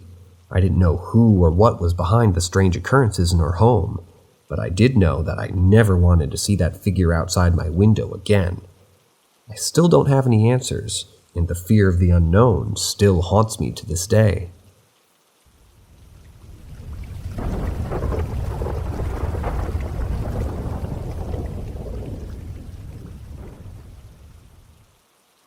An experience I had in 2016, finally ready to let go. In 2016, I and a few friends decided to go four-wheeling adventuring in Freetown, Massachusetts. We were all aware of this place being a hot zone for paranormal activity, ranging from haunting, sightings, and UFOs and Bigfoot and other mysterious things. However, being the adventurous bunch that we were determined to explore the area and see if we could catch a glimpse of anything unusual. As we were heading back to the trailhead, my Jeep was in the middle of our group of vehicles, and all of them were well lit with light bars. Suddenly, all of us started experiencing electronical issues simultaneously. The lights on my vehicle, the one in front of me, and the one behind me started flickering. All before we knew it, all three vehicles had died. While we were trying to figure out what in the heck was going on, my friend who was behind me claimed to have seen a tall black mass in his rear view mirror, just as the electrical problems occurred. He was so freaked out that he refused to tell us what he saw, but I could confirm that I also saw something eerie once we managed to get our vehicles started back up and left the area as quickly as possible. The strange thing about this black mass was that it felt like pure evil in its most condensed form. It seemed to be chasing us for over a mile through the woods, and all three of us experienced strange headaches and unexplained scratches on our bodies for days afterwards. I am unequivocally convinced that this entity was not of this world, and that it had malicious intentions towards us. Even now, years later, I shudder at the thought of that night, and I try not to think about it too much.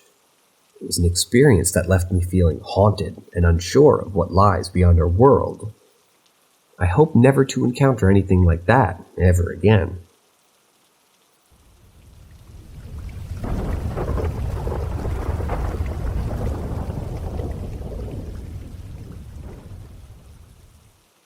An unexplained voice called my name twice. I woke up bright and early at 5:30 in the morning, feeling refreshed and ready to start my day. I went about my usual routine of getting ready for work and taking a shower, brushing my teeth and getting dressed. Everything seemed normal until I stepped out of the bathroom and heard a deep woman's voice say my name as clear as day. I spun around completely confused and disoriented, trying to figure out where the voice was coming from. I looked around the room but saw nothing out of the ordinary. I then checked my phone, which was in my hand, and I noticed that it was silent and locked. I couldn't understand where the voice was coming from, as there was nothing in the bathroom that could have made such a sound. At first I thought it was just my mind playing tricks on me, so I decided to brush it off and continue getting ready for work. However, about 10 minutes later, as I was walking down the hallway, I heard my name again, this time in the same neutral woman's voice but further away, coming from the bathroom. At that point, I was so scared that I almost peed my pants and I decided to leave for work early. As soon as I got to work, I messaged my flatmates about the incident, telling them that I had heard a voice say my name twice. One of my flatmates hadn't heard anything before, but the other one informed me that they had heard voices before and asked me if it came from the bathroom. He said that his encounters, he always heard murmuring, and he hadn't been able to make out any of the words. He didn't say anything at the time because he thought he was going schizophrenic or something like that. I was terrified and I didn't know what to do. I couldn't think of any logical explanation for what had happened, and I was at a loss for how to even move forward. I'm a bit of a scaredy cat, and I wasn't sure if I wanted to go back home after work. I decided to do some research on the internet and see if I could find any similar stories, and I came across some information about paranormal activity. I started to wonder if maybe there was a ghost or some other entity in our apartment, and it was trying to communicate with us. I felt scared and intrigued at the same time. I couldn't shake the feeling that something strange was going on. I decided to talk to my flatmate about it and see if we could come up with a plan to investigate further. After discussing it with my flatmates, we decided to do some research on our own and see if we could try and find out if there were any reports of paranormal activity in the building or the surrounding area. We also decided to set up some cameras and audio recording devices to see if we could capture any evidence of the voices that we had heard. Over the next few days, we kept a close eye on the cameras and audio recording devices, but we didn't find any evidence of paranormal activity. We were still left with more questions than answers, and we couldn't shake the feeling that something strange was going on in our apartment. In the end, we decided to just accept that we may never know what exactly had happened that day. We moved forward, and the incident gradually became a distant memory. However, I couldn't help but wonder if there was more to the story than we even realized.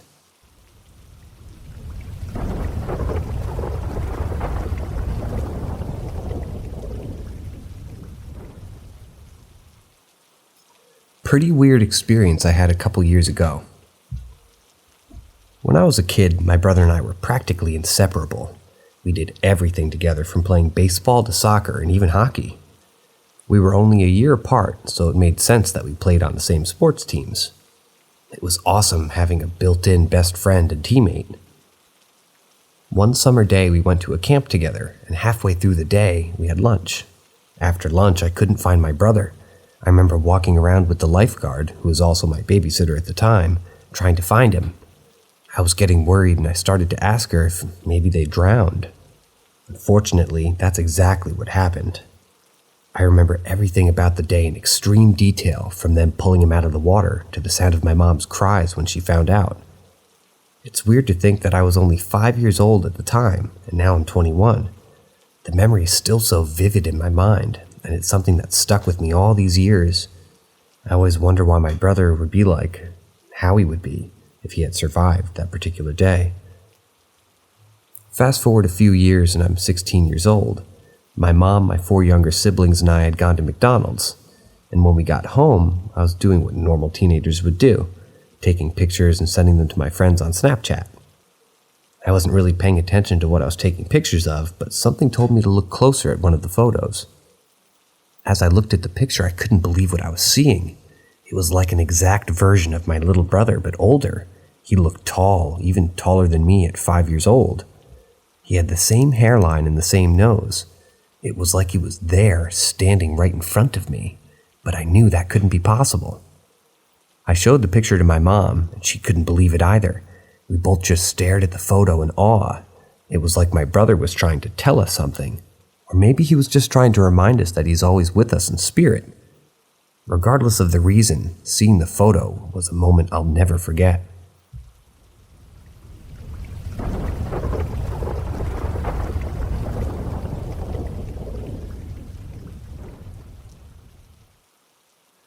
My flat is haunted. Okay, so I've been in my flat for 2 years now, and when this happened, the people that were living there, myself, a 20-year-old female, my flatmate Anna, 21-year-old female as well, and my other flatmate Joseph, a 20-year-old male, names changed of course. Initially, weird shit would happen. The front door would open when it was locked, or heating would turn off and on, or the light in the bathroom would turn off and on. But one night actually scared the living shit out of me. So I was asleep, and then I woke up to a slender man-looking figure over me, pressing down on me, and yelling at me to unlock my phone. Weird. At first, I couldn't move or scream or anything, so I thought, well, that was a scary dream, and then I stayed up the rest of the night reading, because no way was I going to go back to sleep after that. This happened around 3 a.m., and I text my flatmate Anna, "Oh my god, weirdest dream I have to tell you in the morning." The next morning, Anna came to my room and was like, "Holy fuck, last night something came out of my room at like 3:30ish and I saw this Slender Man thing holding your doorknob and looking like it was waiting to get into your room." I then gasped, as I had not told her what had happened last night with that figure, but it was the same guy. Obviously, we're questioning life at this point. So I wake up Joseph and ask him if anything's weird and if anything happened to him in the flat. And he casually goes, "Oh yeah, I see like a large figure crouching on top of my wardrobe." I'm sorry, what? So yeah, my flat is definitely haunted by this Slender Man guy. But we've continued living here for another year now. Joseph moved out and another girl, Ava, moved in. Sometimes the lights still flicker and the door opens, but otherwise no scary shit so far this year.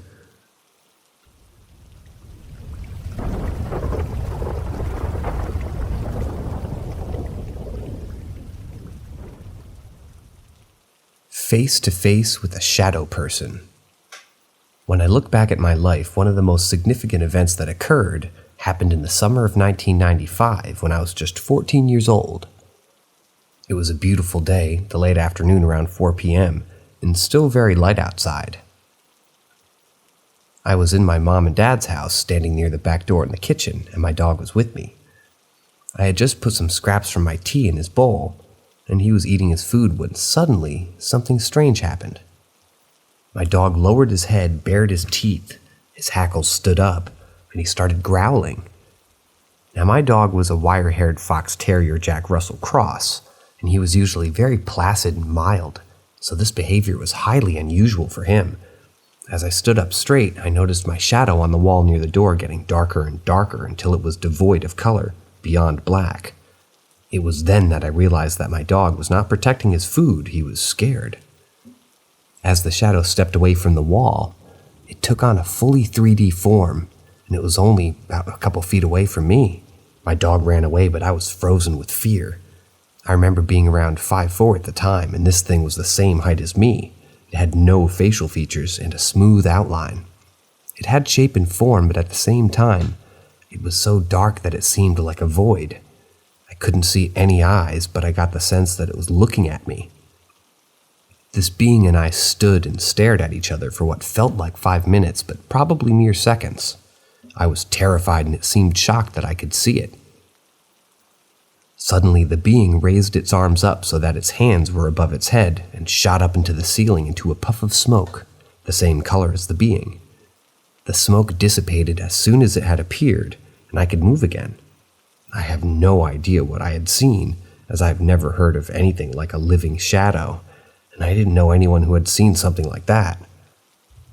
Back then, the internet wasn't what it is now, and we didn't even have a computer to access it anyways. I spent many years worrying that I had some kind of mental illness or something, and then years later I found a website where other people had written about their experiences with these shadow people. In the past 10 years, I've heard a lot of people talking about them on various podcasts. However, I don't really know what they are, and I'm not going to pretend that I do. All I know is that I saw something that I don't understand. It's strange because other people in my family have seen this shadow person, but only in glimpses. I've seen another at a friend's house, and though creepy, in comparison, that one was nowhere near as scary. It's just bizarre, and I've never been able to shake that experience from my mind.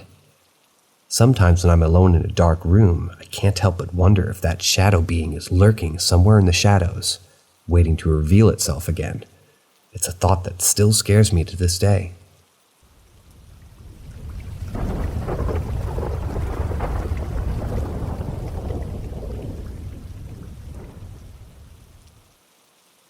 Paranormal experience or sleep paralysis?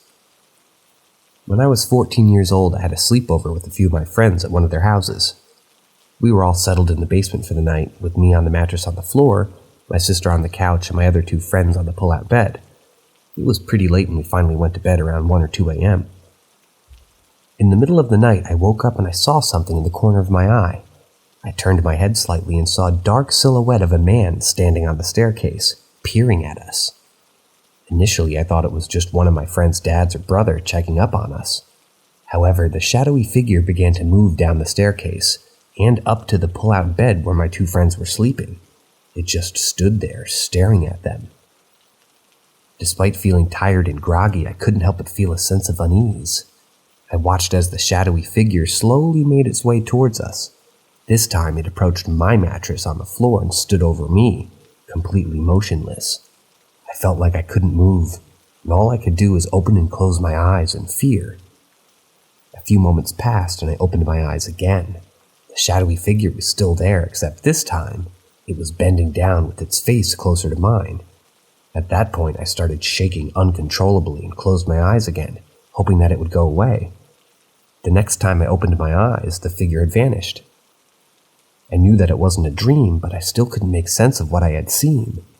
Later on, I found out that my friend's brother wasn't home that night, which eliminated the possibility of it being him checking up on us. This left me with only a few possibilities. It could have been her dad, an intruder, or a ghost. Looking back on that experience, I believe that it was likely a case of sleep paralysis. Sleep paralysis occurs when the body is in a state of REM sleep, but the brain is still awake. It can cause vivid hallucinations and a feeling of being unable to move.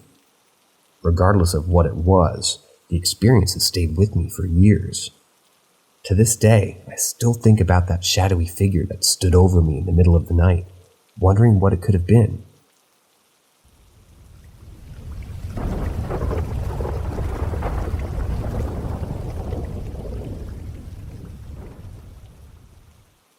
I've thought about this day for years.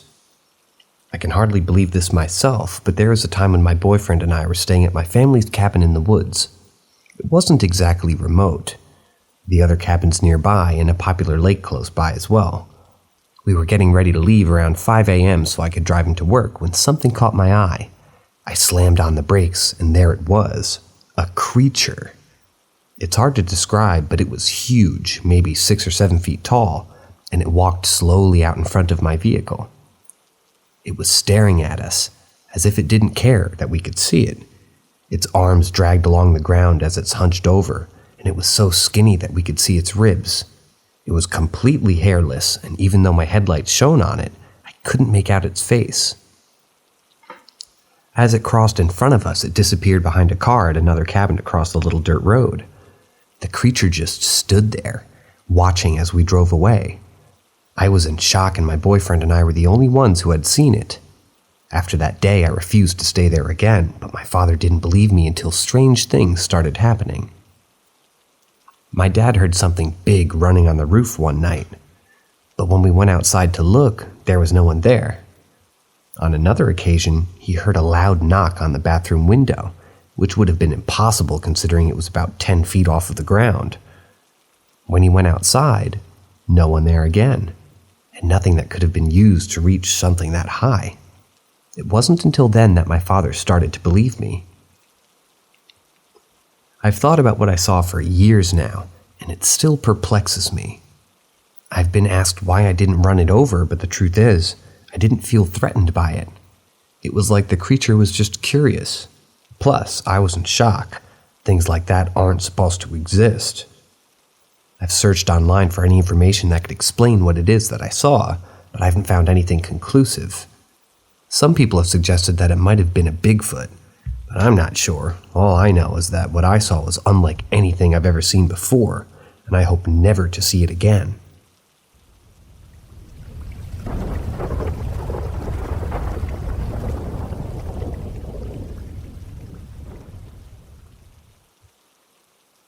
My life is gone. As a lifelong resident of New Mexico, I've never ventured beyond my home state. Growing up, my family consisted of my mother, 2 young brothers, and an infant sister. My father passed away from heart cancer when I was very young, leaving us to live in a severely old, decrepit, and broken down 2-bedroom house. Despite its state, it was our home and we made the best of it. On the night before my 16th birthday, my mom gave me $200 and entrusted me to take care of the house and my younger brothers while she went out with my little sister. She sternly warned me against any drugs or alcohol and instructed me to inspect her home at precisely midnight. With my mom's trust and a few friends, I settled in for a low-key evening of food and movies. After dozing off while watching something delinquent on TV around 11 p.m., I set my alarm to wake up early and hang out with my girlfriend Kayla. However, when I woke up, everything seemed off. My mother wasn't home, which was unusual, as she never left the house without telling me. Confused and disoriented, I realized that I wasn't even in my own home. I was in an upper-class white person's house, to put it bluntly. Panic set in as I frantically searched for my brother or sister, anybody. I woke up my friend who was still sleeping on the couch and demanded to know what was going on. He insisted that they were in my house and that I didn't have any siblings. He also suggested that my mother was probably out partying or something. I couldn't believe what I was hearing. The baby stuff, my brother's toys, and their beds were all missing. My mom's room was trashed with beer cans and an overwhelming smell of cigarettes hung in the air. My mom never drank or smoked. I couldn't fathom that she would let us see her in this state. I lost control and spent the next several hours tearing apart the house, searching the neighborhood and practically ripping out my hair in desperation. My best friend was scared and eventually left, barely speaking to me since. When my mom finally arrived home that night, she was drunk and laughed at my panicked state, asking if I was high. I sought counseling and medication to try to make sense of the situation, but to no avail. I couldn't shake the feeling that everything was wrong. Even to this day, I know that this world I'm living in is fake. I can't remember a life before this one, and nothing feels right. It's a constant struggle to hold on to my sanity and not completely lose myself in this fabricated reality. I cling to the hope that someday, somehow, I will find my way back to the life that was stolen from me.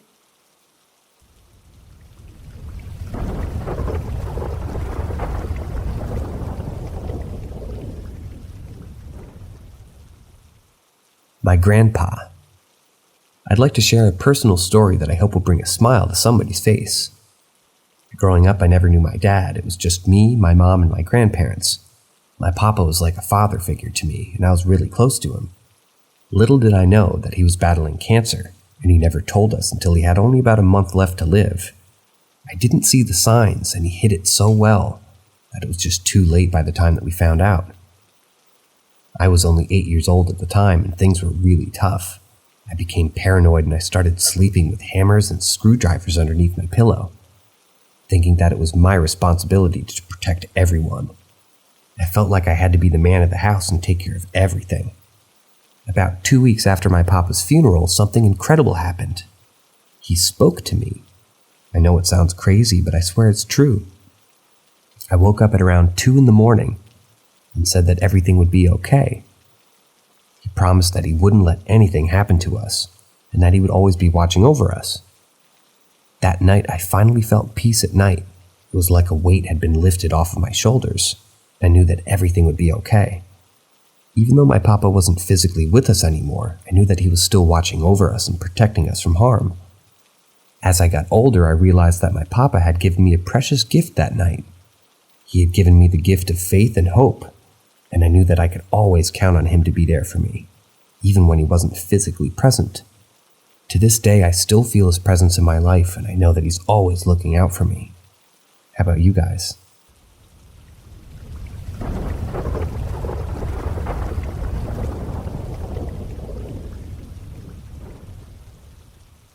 What does it mean?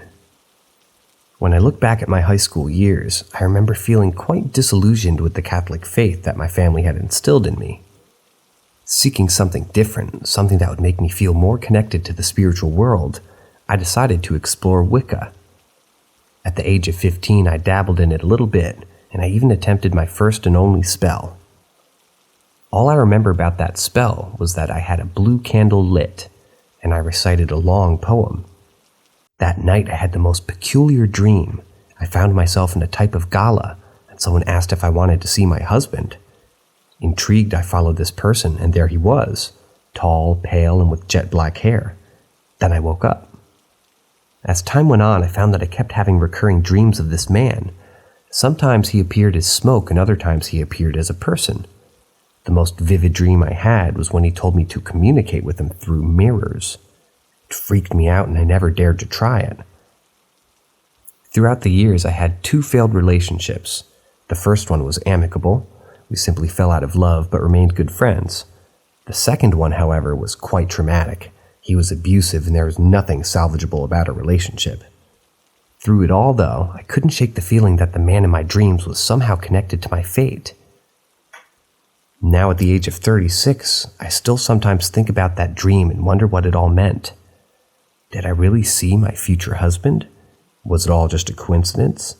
I may never know for sure, but what I do know is that my spiritual journey has taken many twists and turns since then. While I never fully embraced Wicca, I did learn to appreciate the power of positive thinking and manifestation. And who knows, maybe one day I'll try my hand at spellcasting once again.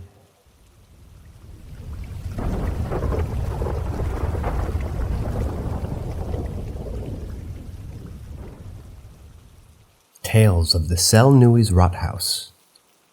On the 10th of April 1945, the U.S. 84th Infantry Division crossed the Weser River and captured Hanover. The city had been bombed by Allied air raids, resulting in 90% of the city center being reduced to rubble, thus offering little to no resistance when ground forces arrived. The under-resourced German soldiers had had enough, and their morale had collapsed along with the buildings around them. The surrounding townships soon followed suit, raising the white flag as soon as Allied armor rolled into view. One of these towns was Celle, a small ordinary settlement of around 40,000 people, sitting 20 miles northeast of Hanover. It was well known for housing one of the largest freestanding brick-built structures in Europe at the time. Its new town hall, aka the News Rathaus.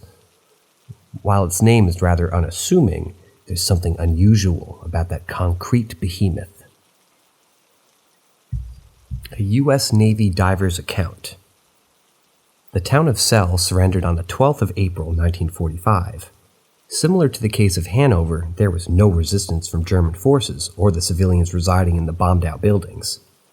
The town hall had miraculously escaped the bombing campaign relatively intact. Being the humongous concrete structure that it was, it seemed to be the perfect place to house occupying troops and host temporary administration.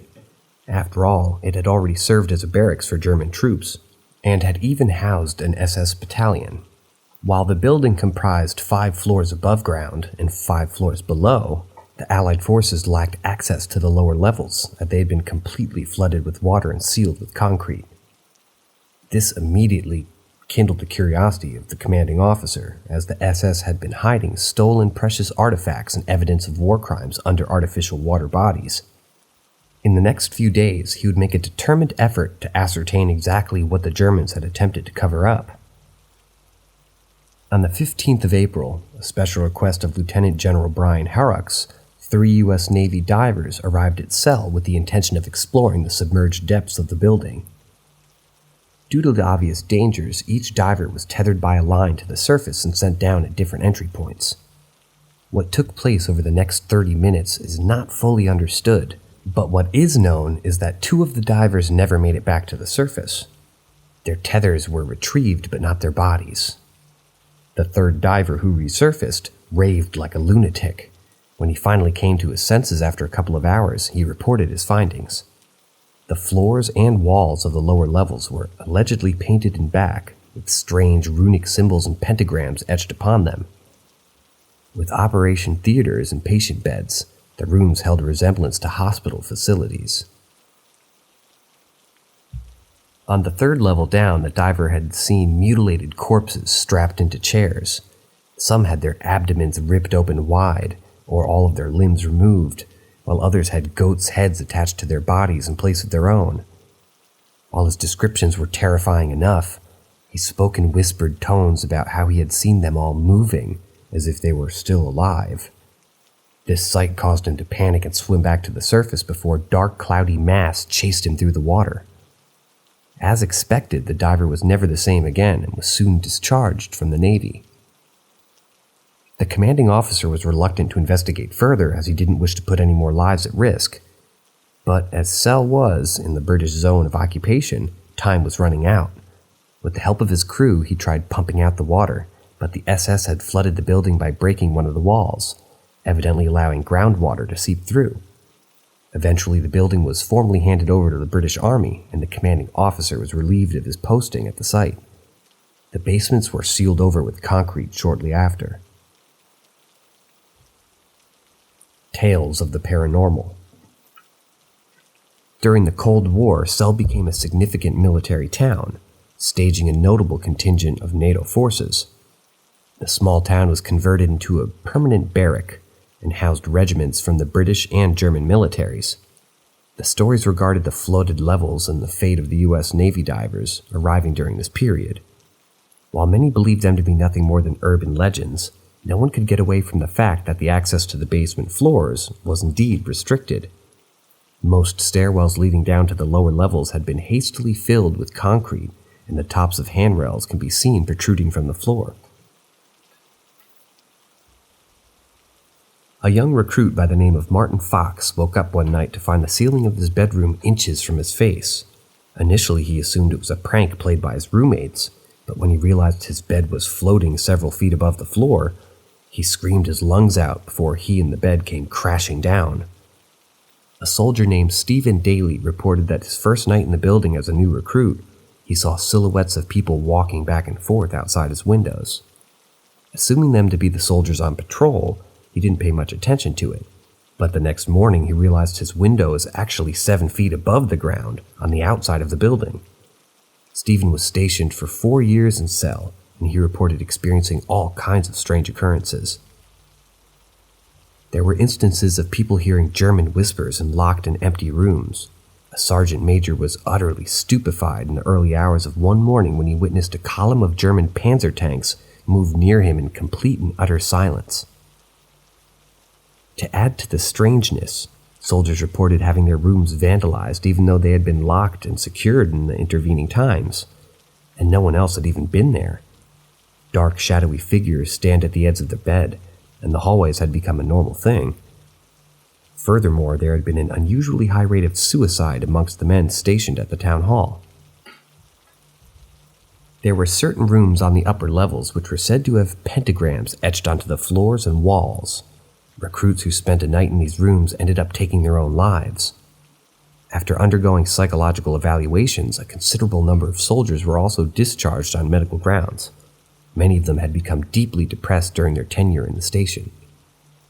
It's no secret that the Nazi regime had a notable interest in the occult. It is believed that the Third Reich was looking to channel untold powers in order to tip the war in their favor.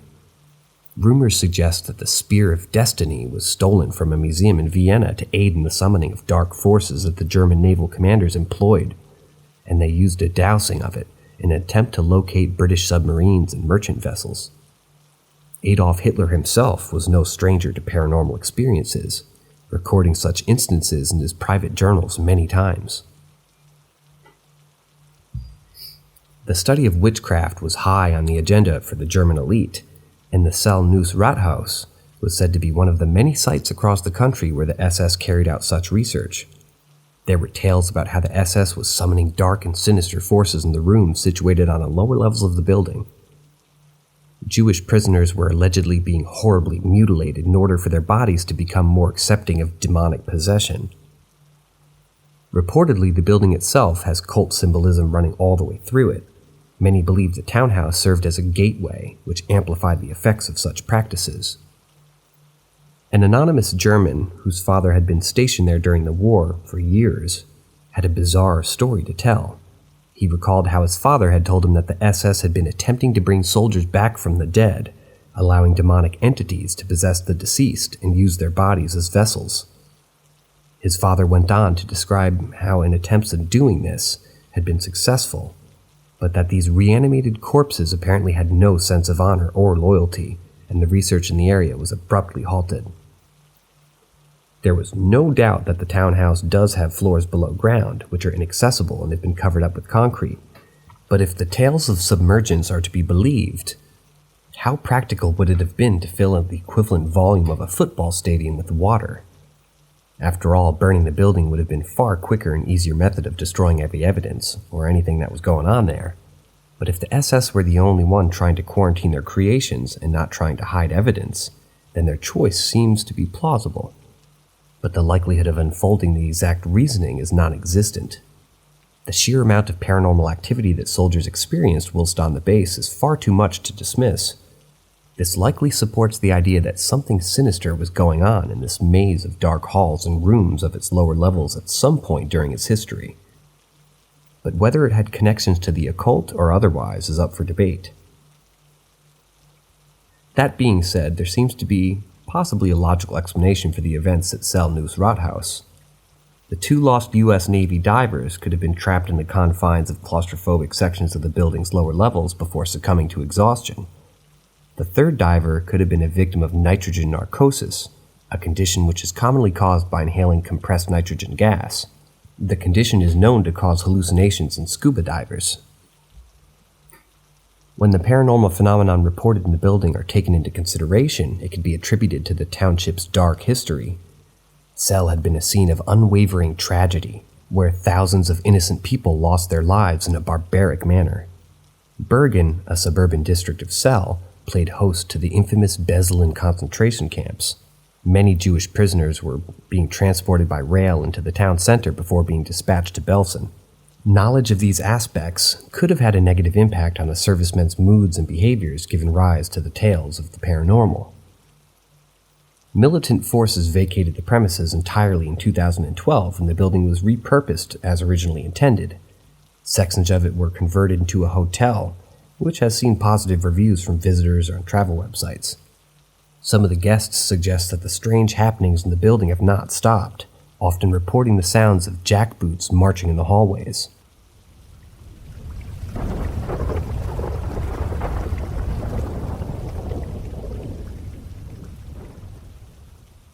The haunting of a German submarine, the UB-65. After the outbreak of the First World War, warfare remained a somewhat gentlemanly and traditional affair for the Allied nations, where combatants lined up to expose their might before engaging in organized and decisive encounters. However, the Central Powers utilized superior technology and rapidly evolving battlefield tactics to eliminate their enemies in the quickest way possible. It did not take a long time for the Great Britain and her compatriots to encounter the effects of their short-sightedness. As poison gas flowed over European battlefields and firebombs rained over London, and Allied generals hysterically demanded new ideas and innovations to combat the German weapons, Britain had entered the war with the world's mightiest navy, unrivaled in terms of numbers and pedigree, and thus the effects were more evident on the high seas. Britain's admirals believed that bigger was better, constructing gigantic steel colossuses equipped with impregnable firepower, but her ships were aging and becoming superannuated, an aspect of the Imperial German Navy were keenly aware of. They knew the Royal Navy was insurmountable in open combat, so instead leaned towards the undersea boat, a new form of naval technology back then. However, the 24 operational undersea boats they possessed during the commencement of the conflict were dwarfed by the 80 submarines of the Royal Navy. Despite the commendable advantage, the British admirals viewed the submarines as a cowardly and underhanded weapon. They constructed them out of a feeling of necessity and had little idea of how to best operate them. Thus, what followed was a series of tragically failed attempts to add the submarines as a component of the main fleet.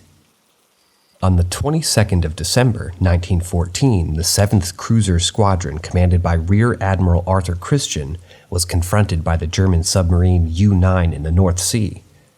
Within the next couple of hours, 3 British cruisers had sunk into the depths, taking 1,450 sailors with them.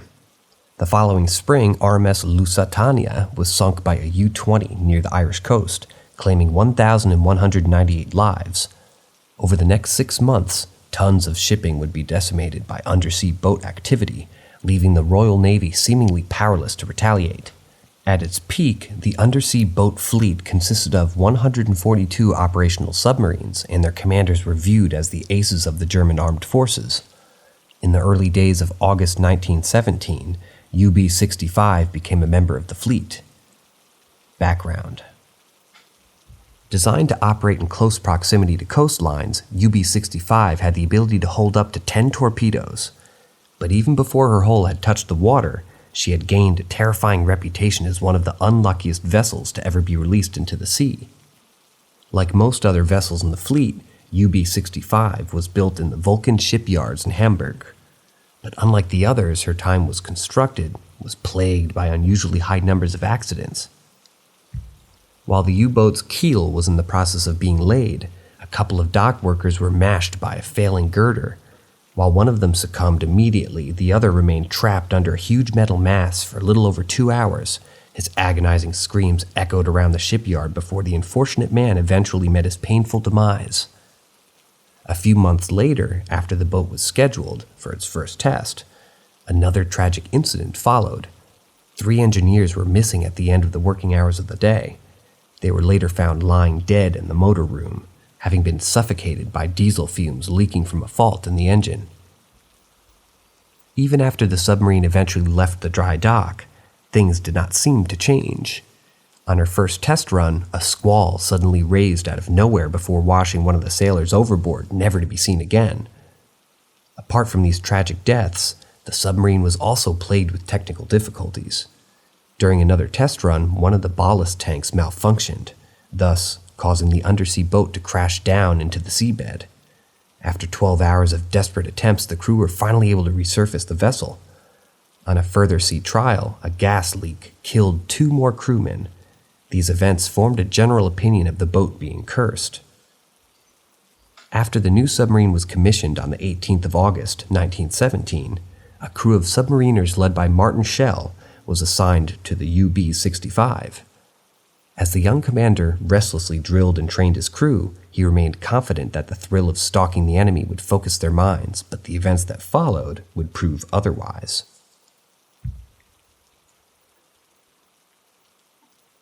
On the evening of UB-65's first voyage, one of its torpedoes detonated without any explanation or warning. The submarine escaped with minor damage, but 5 of its sailors, including the second officer named Richter, were severely injured. Over the following 2 weeks, Richter died of his injuries. Repairs were completed, and the replacement crew members were found. Finally, in October 1917, the vessel silently made her way into the North Sea.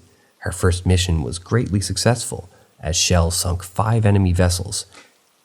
Quickly afterwards, a string of unnerving incidents began. Tales of the Haunting. One evening when Schell was resting in his cabin, one of the crewmen knocked on his door to inform him about a situation on the submarine's deck. As he made his way through the control room and up onto the conning tower, he found Peterson, the duty lookout, crouched down in fear. When the angered commander demanded the terrified lookout to explain himself, he recounted that he had been up in the conning tower, looking out across the waves, when he had realized that there was someone standing a few feet away from the ship's bow. The figure allegedly seemed to be an officer sporting a great coat and a cap. When Peterson had called out for the officer to identify himself, the figure turned to face him, revealing itself to be the deceased Lieutenant Richter before fading away. The commander accused Peterson of everything from drunkenness to cowardice before giving him a stern warning. The news of the incident immediately traveled through the vessel, and as Schell walked back to his cabin, he could feel his men regarding him nervously. Several days later, terrified screams emanating from the control room broke the morning's serenity. The vessel had been on the surface for most of the previous evening, venting and recharging her batteries, as the morning lookout had clambered up into the conning tower to do a final sweep before it submerged. He had felt a tap on his shoulder. The sailor found Richter standing behind him, and his face had an eerie smile etched upon it. Falling from the ladder and into the control room, the sailor had managed to break his leg. As the other crewmen hastily gathered to help him, 2 of them swore that they had seen Richter staring emotionlessly at them from the conning tower before disappearing into thin air. Schell again threatened to take disciplinary action against the men involved, but the incident had him feeling apprehensive. The hauntings continued for the submarine's second mission, increasing both in intensity and count. One evening, a couple of engineers were working on a piece of machinery when they noticed a figure resembling Richter survey the control panel behind them. When they had called out for it, it walked straight through a nearby bulkhead. No enemy ships were sunk during this patrol, and the captain suspected that the fear in the heart of his crewmen made them incapable of performing their duties. Schell had been keeping the issue from his commanders, but now he considered requesting a new crew to save his reputation. As the submarine headed back for its home base at Wilhelmshaven, another tragedy occurred. A torpedo man working on the bow compartment witnessed Richter walk past before disappearing into the steel hull. The terrified sailor squealed in fear and fought his way through the vessel, leaving behind chaos. He hastily ascended the conning tower ladder, and before he could be detained, he had hurled himself into the water of the ocean. As Shell stood hopelessly on the deck, he turned to see Richter stand amidst the crewmen and stare directly at him before disappearing. Shell's superiors depicted a predictable mixture of bemusement and anger upon listening to his pleas from crew assignment. However, the corroborating testimony provided by his junior officer and the remainder of his crew proved compelling enough to launch an investigation. In order to stop the affair before its story spread to other ships at the base, a Lutheran pastor was asked to exorcise the vessel, and a majority of the crew were stealthily replaced. The next 2 patrols passed without any incidents, but on the evening of the 10th of July, 1918, the haunting of the submarine would come to a quick and violent conclusion. A tragic ending. An American submarine had been hurrying to assist a Portuguese freighter that had been torpedoed near Padstow, when her crew had observed the UB-65 sitting motionless on the surface of the sea. As Lieutenant Augustine was preparing to get a better look of the unsuspecting enemy ship, something caught his attention. Upon looking through his binoculars, the lieutenant realized that the German vessel was already tilting heavily to its right. On top of its deck was a solitary officer, staring at an open sea. Before his American counterparts could load their torpedoes, Augustine noted UB-65 shaking violently, as if she had been hit by an explosion. The very next moment, she sank into the depths. For a couple of hours that followed, the American ship sailed across the region looking out for possible survivors, but they found none. Almost 90 years would pass before the haunted vessel would be seen again. In the year of 2004, a documentary crew working for Channel 4 discovered the remains of the UB-65. The wreck was inspired by Dr. Eames McCarthy, a renowned nautical historian, and he could find no indications of enemy action.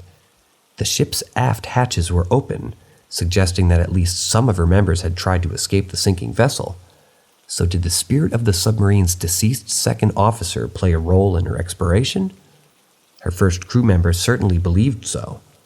Strangely, this isn't the only bewildering incident that occurred to a U-boat on the German fleet. A monstrous creature in the depths of the ocean. In the year of 1915, after torpedoing the British steamer Iberian, George von Forstner commanded the U-28, and his crewmen gleefully watched their enemy vessel sink under the waves. Moments later, they witnessed a huge sea creature hurtle itself out of the sea and jump into the air before the ship's engines exploded.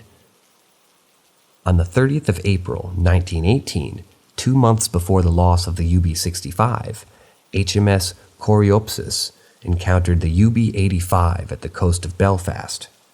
The undersea boat was half flooded and sinking fast, but the arrival of the Royal Navy vessel saved the crew. Her captain, Gunter, claimed that she had been sunk after encountering a monster. He recounted ordering the ship to surface in order to recharge her batteries before a huge creature emerged from the water and climbed up onto its deck. Its weight had quickly pulled the vessel under the waterline, causing the water to enter through the hatches that had been opened in order to ventilate the ship. The petrified commander had assembled his entire crew for arms, but they weren't able to use the deck gun as the creature had coiled around it. Thus, the crew opened fire on the beast with their sidearms before the creature crashed back into the water, further damage as it went. The German crew spent the next few hours working tirelessly to slow down the flooding, and they were eventually taken into custody by their enemies. Despite the ridicule and accusations he faced over time, Captain Gunter stood firm on his claims until his death. In the year of 2016, the remains of the submarine were discovered by a telecommunication company in the Irish Sea, but the cause of the sinking couldn't be determined. A skeptical point of view. Across the 2 world wars, being a submariner was an extremely arduous task. Housed beneath the waves in cramped conditions for weeks together, It was immensely taxing on the sailors' physical and mental health. Furthermore, they were only a detonation or leak away from their death. To add on, the constant pressure of fighting for victory while trying to preserve the lives of other crew members couldn't have made things better. Thus, the state of affairs could have caused the sailors to lean on superstition to explain an otherwise natural thing. Although plausible, the speculation is far from conclusive due to the fact that the man that they knew, by leaning toward a paranormal explanation, they would open themselves up to ridicule and punishment.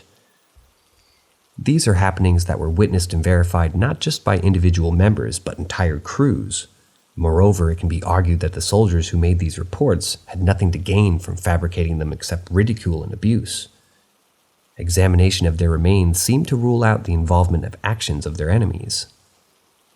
The sea remains a vast and inadequately explored zone, which almost certainly is filled with unrevealed secrets. Ships continue to disappear under mysterious circumstances, even with the huge advancements in safety and communication. Unfortunately, we'll never really know if the UB-65 was haunted, nor know if the man witnessed by the American captain was the deceased German lieutenant. However, the one thing we know for certain is that whatever answers may exist about the fate of the vessel had been buried in an unbreakable coffin whose location would never be found.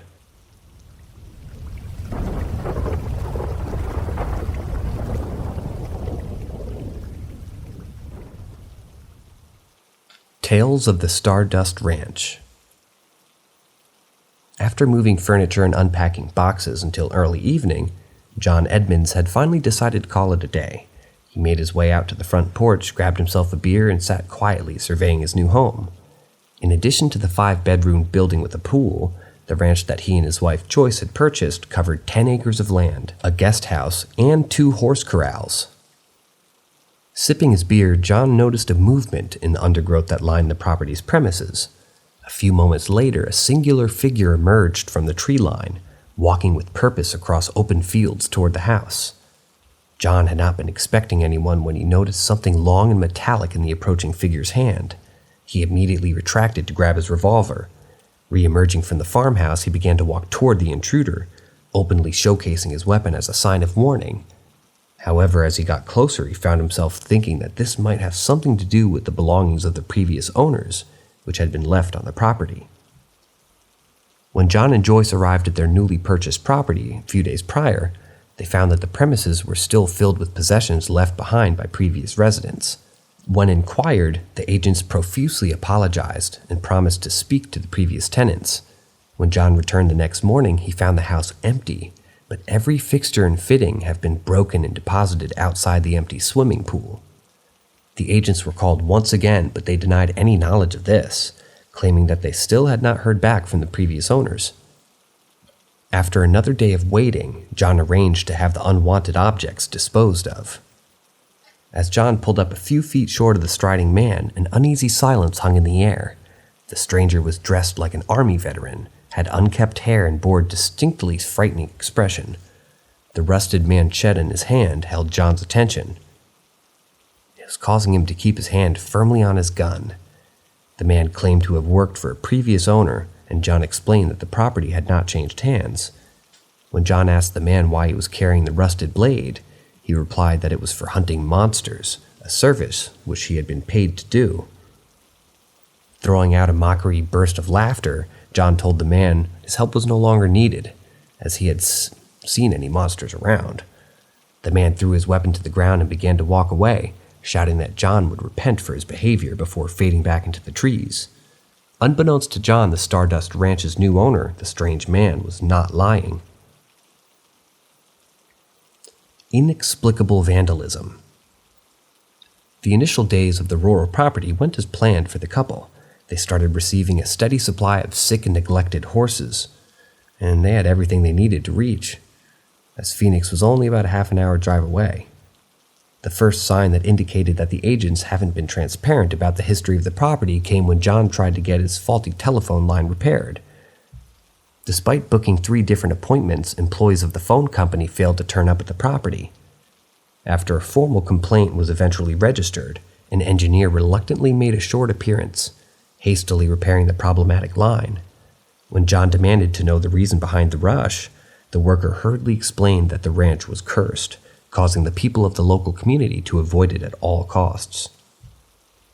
Several days after this eerie conversation, John understood that not everybody was choosing to avoid his property. On his morning rounds, he noticed that someone had been tampering with fencing around the horse corrals. The metal posts had been pulled out of the ground at several points, and they had been bent and twisted in some cases. The incidents continued, and the damage only got progressively worse. John started hearing strange humming sounds at night, whose source he couldn't really find. But one day he found one of the horses dead, choked to death by a heavy iron post which had somehow been twisted and wrapped around its neck. As John wondered what could have bent the thick metal bar, Joyce broke down and told him that she constantly felt the presence of people in the farmhouse. She claimed to have caught sight of a shadowy figure which had followed her from room to room. The figure had appeared in Joyce's periphery, and it seemed to be disappearing whenever she tried to focus on it. While John was consoling her, citing the vandalism on the property, he was deeply concerned by the strange death of the horse, causing him to place weapons at strategic points around the house, apparently offering him a sense of easy reach. A period of calm followed before the circumstances took a terrifying twist. Shadowy figures. John was awake in bed one night, unable to settle due to Joyce's disturbing snores. While he lay staring at the wall in front of him, the shadows on it suddenly seemed to swell and contort, materializing a dark figure. The frozen, helpless man watched as the silhouette slowly made their way over to his wife's side of the bed. As the leading figure reached out towards Joyce, John suddenly felt his fear turn into rage, reaching down for the aluminum baseball bat beside his bed after letting out a roar of anger. He moved across the room in seconds, lashing out at the dark shapes that were now leaning over his sleeping wife. He let out a wild swing, hitting the nearest one with the metal bat before a high-pitched shriek emanated out of nowhere, causing the figures to disappear. The police were immediately called, but found no evidence to ascertain John's claims. From this point onwards, hostile interactions with the shadowy figures started occurring on a weekly basis. While he struggled to watch over his wife by staying awake during the evenings, John began hearing deep humming sounds off in the distance. When he looked out of his window, he would often observe what appeared to be bright portals appearing in the middle of the night sky, illuminating the darkness. He further witnessed mysterious objects disappearing into the portals, which would then close behind them without leaving any traces. The nighttime intrusions of the shadowy figures continued. They often moved around in groups of 3, and they had the ability to pass through walls and locked doors. John described them as being 4 feet tall, and they were deathly cold to the touch. One evening, John saw the family's Rottweiler pursue a group of these creatures across the grounds outside the house. It was able to attack one of them, which immediately disappeared into thin air before the poor animal choked to death. John would go on to lose 2 more dogs under similar circumstances, but these weren't the only animals to suffer, as some of the horses would also be found mutilated. Final days at the property. Despite his best efforts, John couldn't stay awake all the time and often collapsed due to exhaustion. One evening he had accidentally dozed off before he suddenly jolted awake again with a feeling of pure dread. Joyce, who was fast asleep in front of him, was being lifted by a thin beam of bright light which was being projected from outside. Realizing that his wife was floating toward the open window, he immediately got hold of his rifle before firing continuous shots at the apparent source of light until it disappeared. After this incident, John started handcuffing Joyce to the bed, but despite his best attempts, both he and his wife began experiencing periods of memory lapses. When they awoke, they would find inexplicable injuries on their bodies, resembling deep cuts which had healed over a lengthy period. Eventually, John contacted the local media, hoping that someone could help rid him of the shadowy attackers. He participated in radio and television interviews and allowed research groups to visit the property, but the problems caused by the shadowy intruders persisted. Finally, after 20 years of desperately fighting back, John was forced to give in, and he and his wife sold the Stardust Ranch in 2016 and moved away. Other witnesses. John and Joyce are not the only people to have experienced strange happenings on the property. During the 70s, the ranch played home to Gina Irons and her family. When John went public, she came forward to speak to the media about her past experiences. She described encountering ghostly figures which invaded their home, with her and her younger brother feeling temperatures instantly drop whenever the figures passing across. A research team reported encountering a thin humanoid figure that allegedly darted past them and disappeared into the undergrowth. When investigators searched the area, they discovered a stone with a mysterious star-shaped carving into it. In 2013, John was put into contact with William, a biologist, by a mutual friend. After an initial conversation, John was able to send him samples of tissues and fluids that had been left behind by his intruders. A few days later, William contacted him before informing him that the DNA found in the tissue was unearthly. Furthermore, the biologist had allegedly claimed that the fluid given by John had a high concentration of a substance resembling chlorophyll, and it was similar to the samples collected at the scene of cattle mutilations.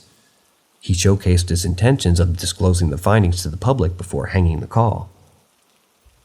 When John tried to regain contact with William several weeks later, he was informed that the biologist had died. His laboratory had mysteriously caught fire, and his wife had also died a few days later.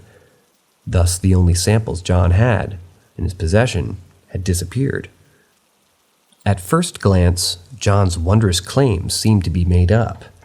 A scenario where supposed otherworldly life has decided to torment an ordinary couple for 2 decades seems to be a far stretch. The inability to capture their intruders on film during their stay at the property further questions the credibility of the story. John claimed to kill at least 18 of these creatures, but never presented any of the remains.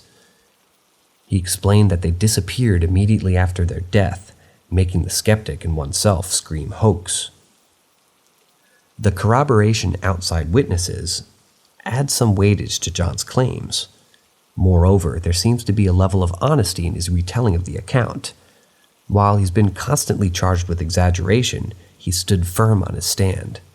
People who have interviewed him state that he is sober and a convincing man who told his stories in a grounded and logical manner. Keeping that in mind, it's hard not to consider the fact that John wished to sell the property for $1 million.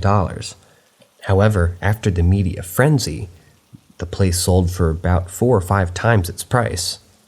So, was the entire tale a perfectly constructed ploy to inflate the resale value of his property? Or were the inexplicable activities so pronounced in the property that it made its new owner pay the hefty sum for its supernatural nature? I leave the answer to your judgment.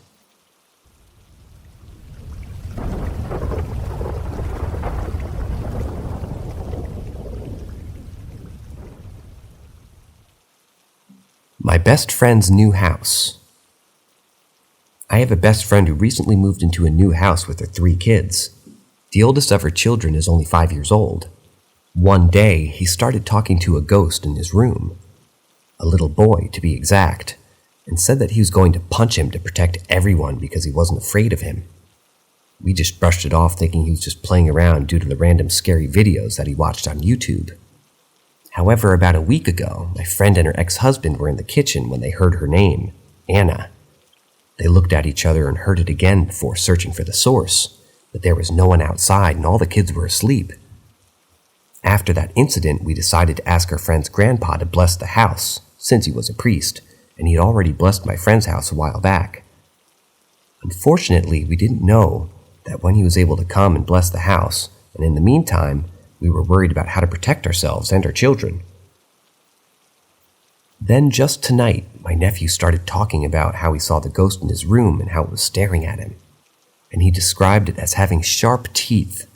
When this other aunt suggested that he punch the ghost again, he replied that he was scared of it.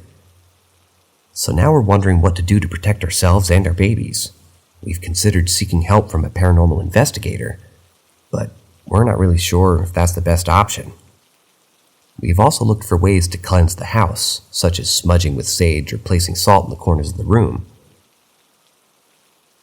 We're all a bit freaked out by the situation, especially since we have young children in the house. It's scary to think that there might be a ghost or a spirit lurking around, especially one that seems to be causing fear in the kids. We just hope that we can find a way to protect ourselves and our home until our friend's grandpa can come and bless the house.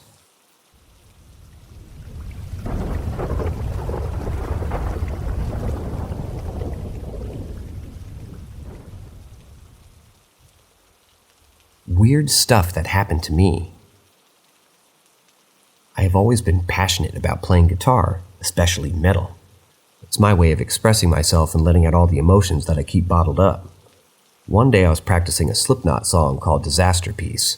It's one of my favorites, and I was really getting into it. Just before the first drop, I felt sudden pressure on my shoulder, the one where my guitar strap wasn't. It was like a hand was placed on my shoulder, but there was no one in the room with me. I turned around quickly to see who it was, but there was no one there. All I saw was a glimpse of an arm in white clothing disappearing into thin air. It was fucking creepy, but at the same time, I felt a strange sense of peace. It was like someone was trying to connect with me through the music. I couldn't explain it, but I felt like the presence was trying to tell me something. Then today, the same thing happened again. I was playing Fight Fire with Fire by Metallica, another one of my favorites, and just before the first solo, I felt the same pressure on my shoulder again. This time, I didn't turn around immediately. Instead, I closed my eyes and I tried to focus on the music. I could feel the presence behind me, and I knew that it was the same one that visited me before. Both bands, Slipknot and Metallica, have members who have passed away. I couldn't help but wonder if it was one of them trying to communicate with me. It was a surreal experience and it made me a little uneasy at first, but then I realized that it was something special. I felt like I was being watched over and guided by someone who understood my love for the music. I don't know if it'll happen again, but I'm not afraid of it anymore. In fact, I welcome it. Playing guitar has always been a personal and spiritual experience for me, and now it's even more so. I feel like the music is a bridge that connects me to something beyond this world, and I'm grateful for it.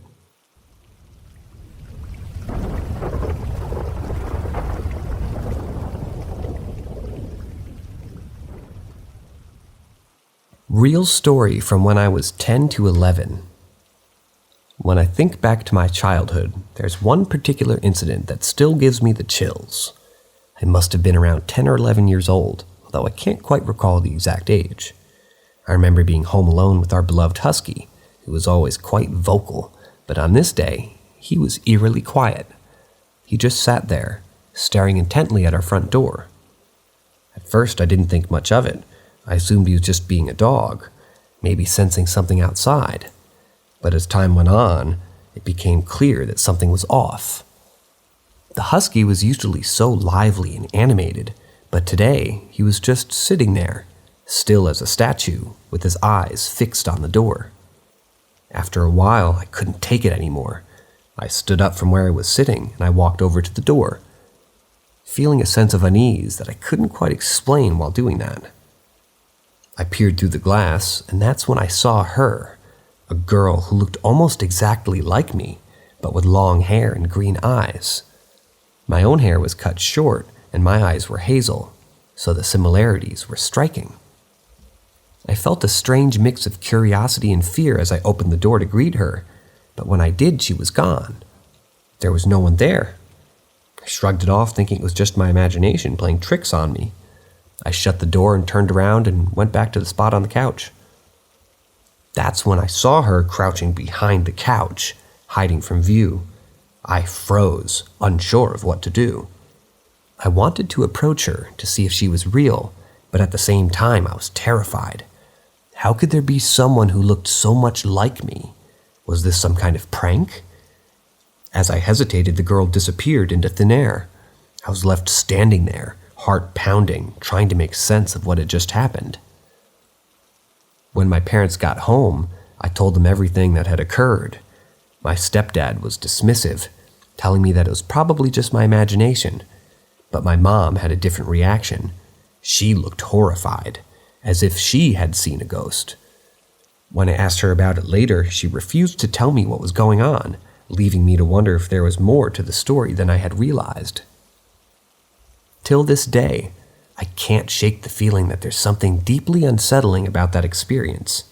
I don't know if the girl was real, or if she was some kind of apparition or figment of my imagination, but what I do know is that it left a lasting impression on me, one that I won't soon forget.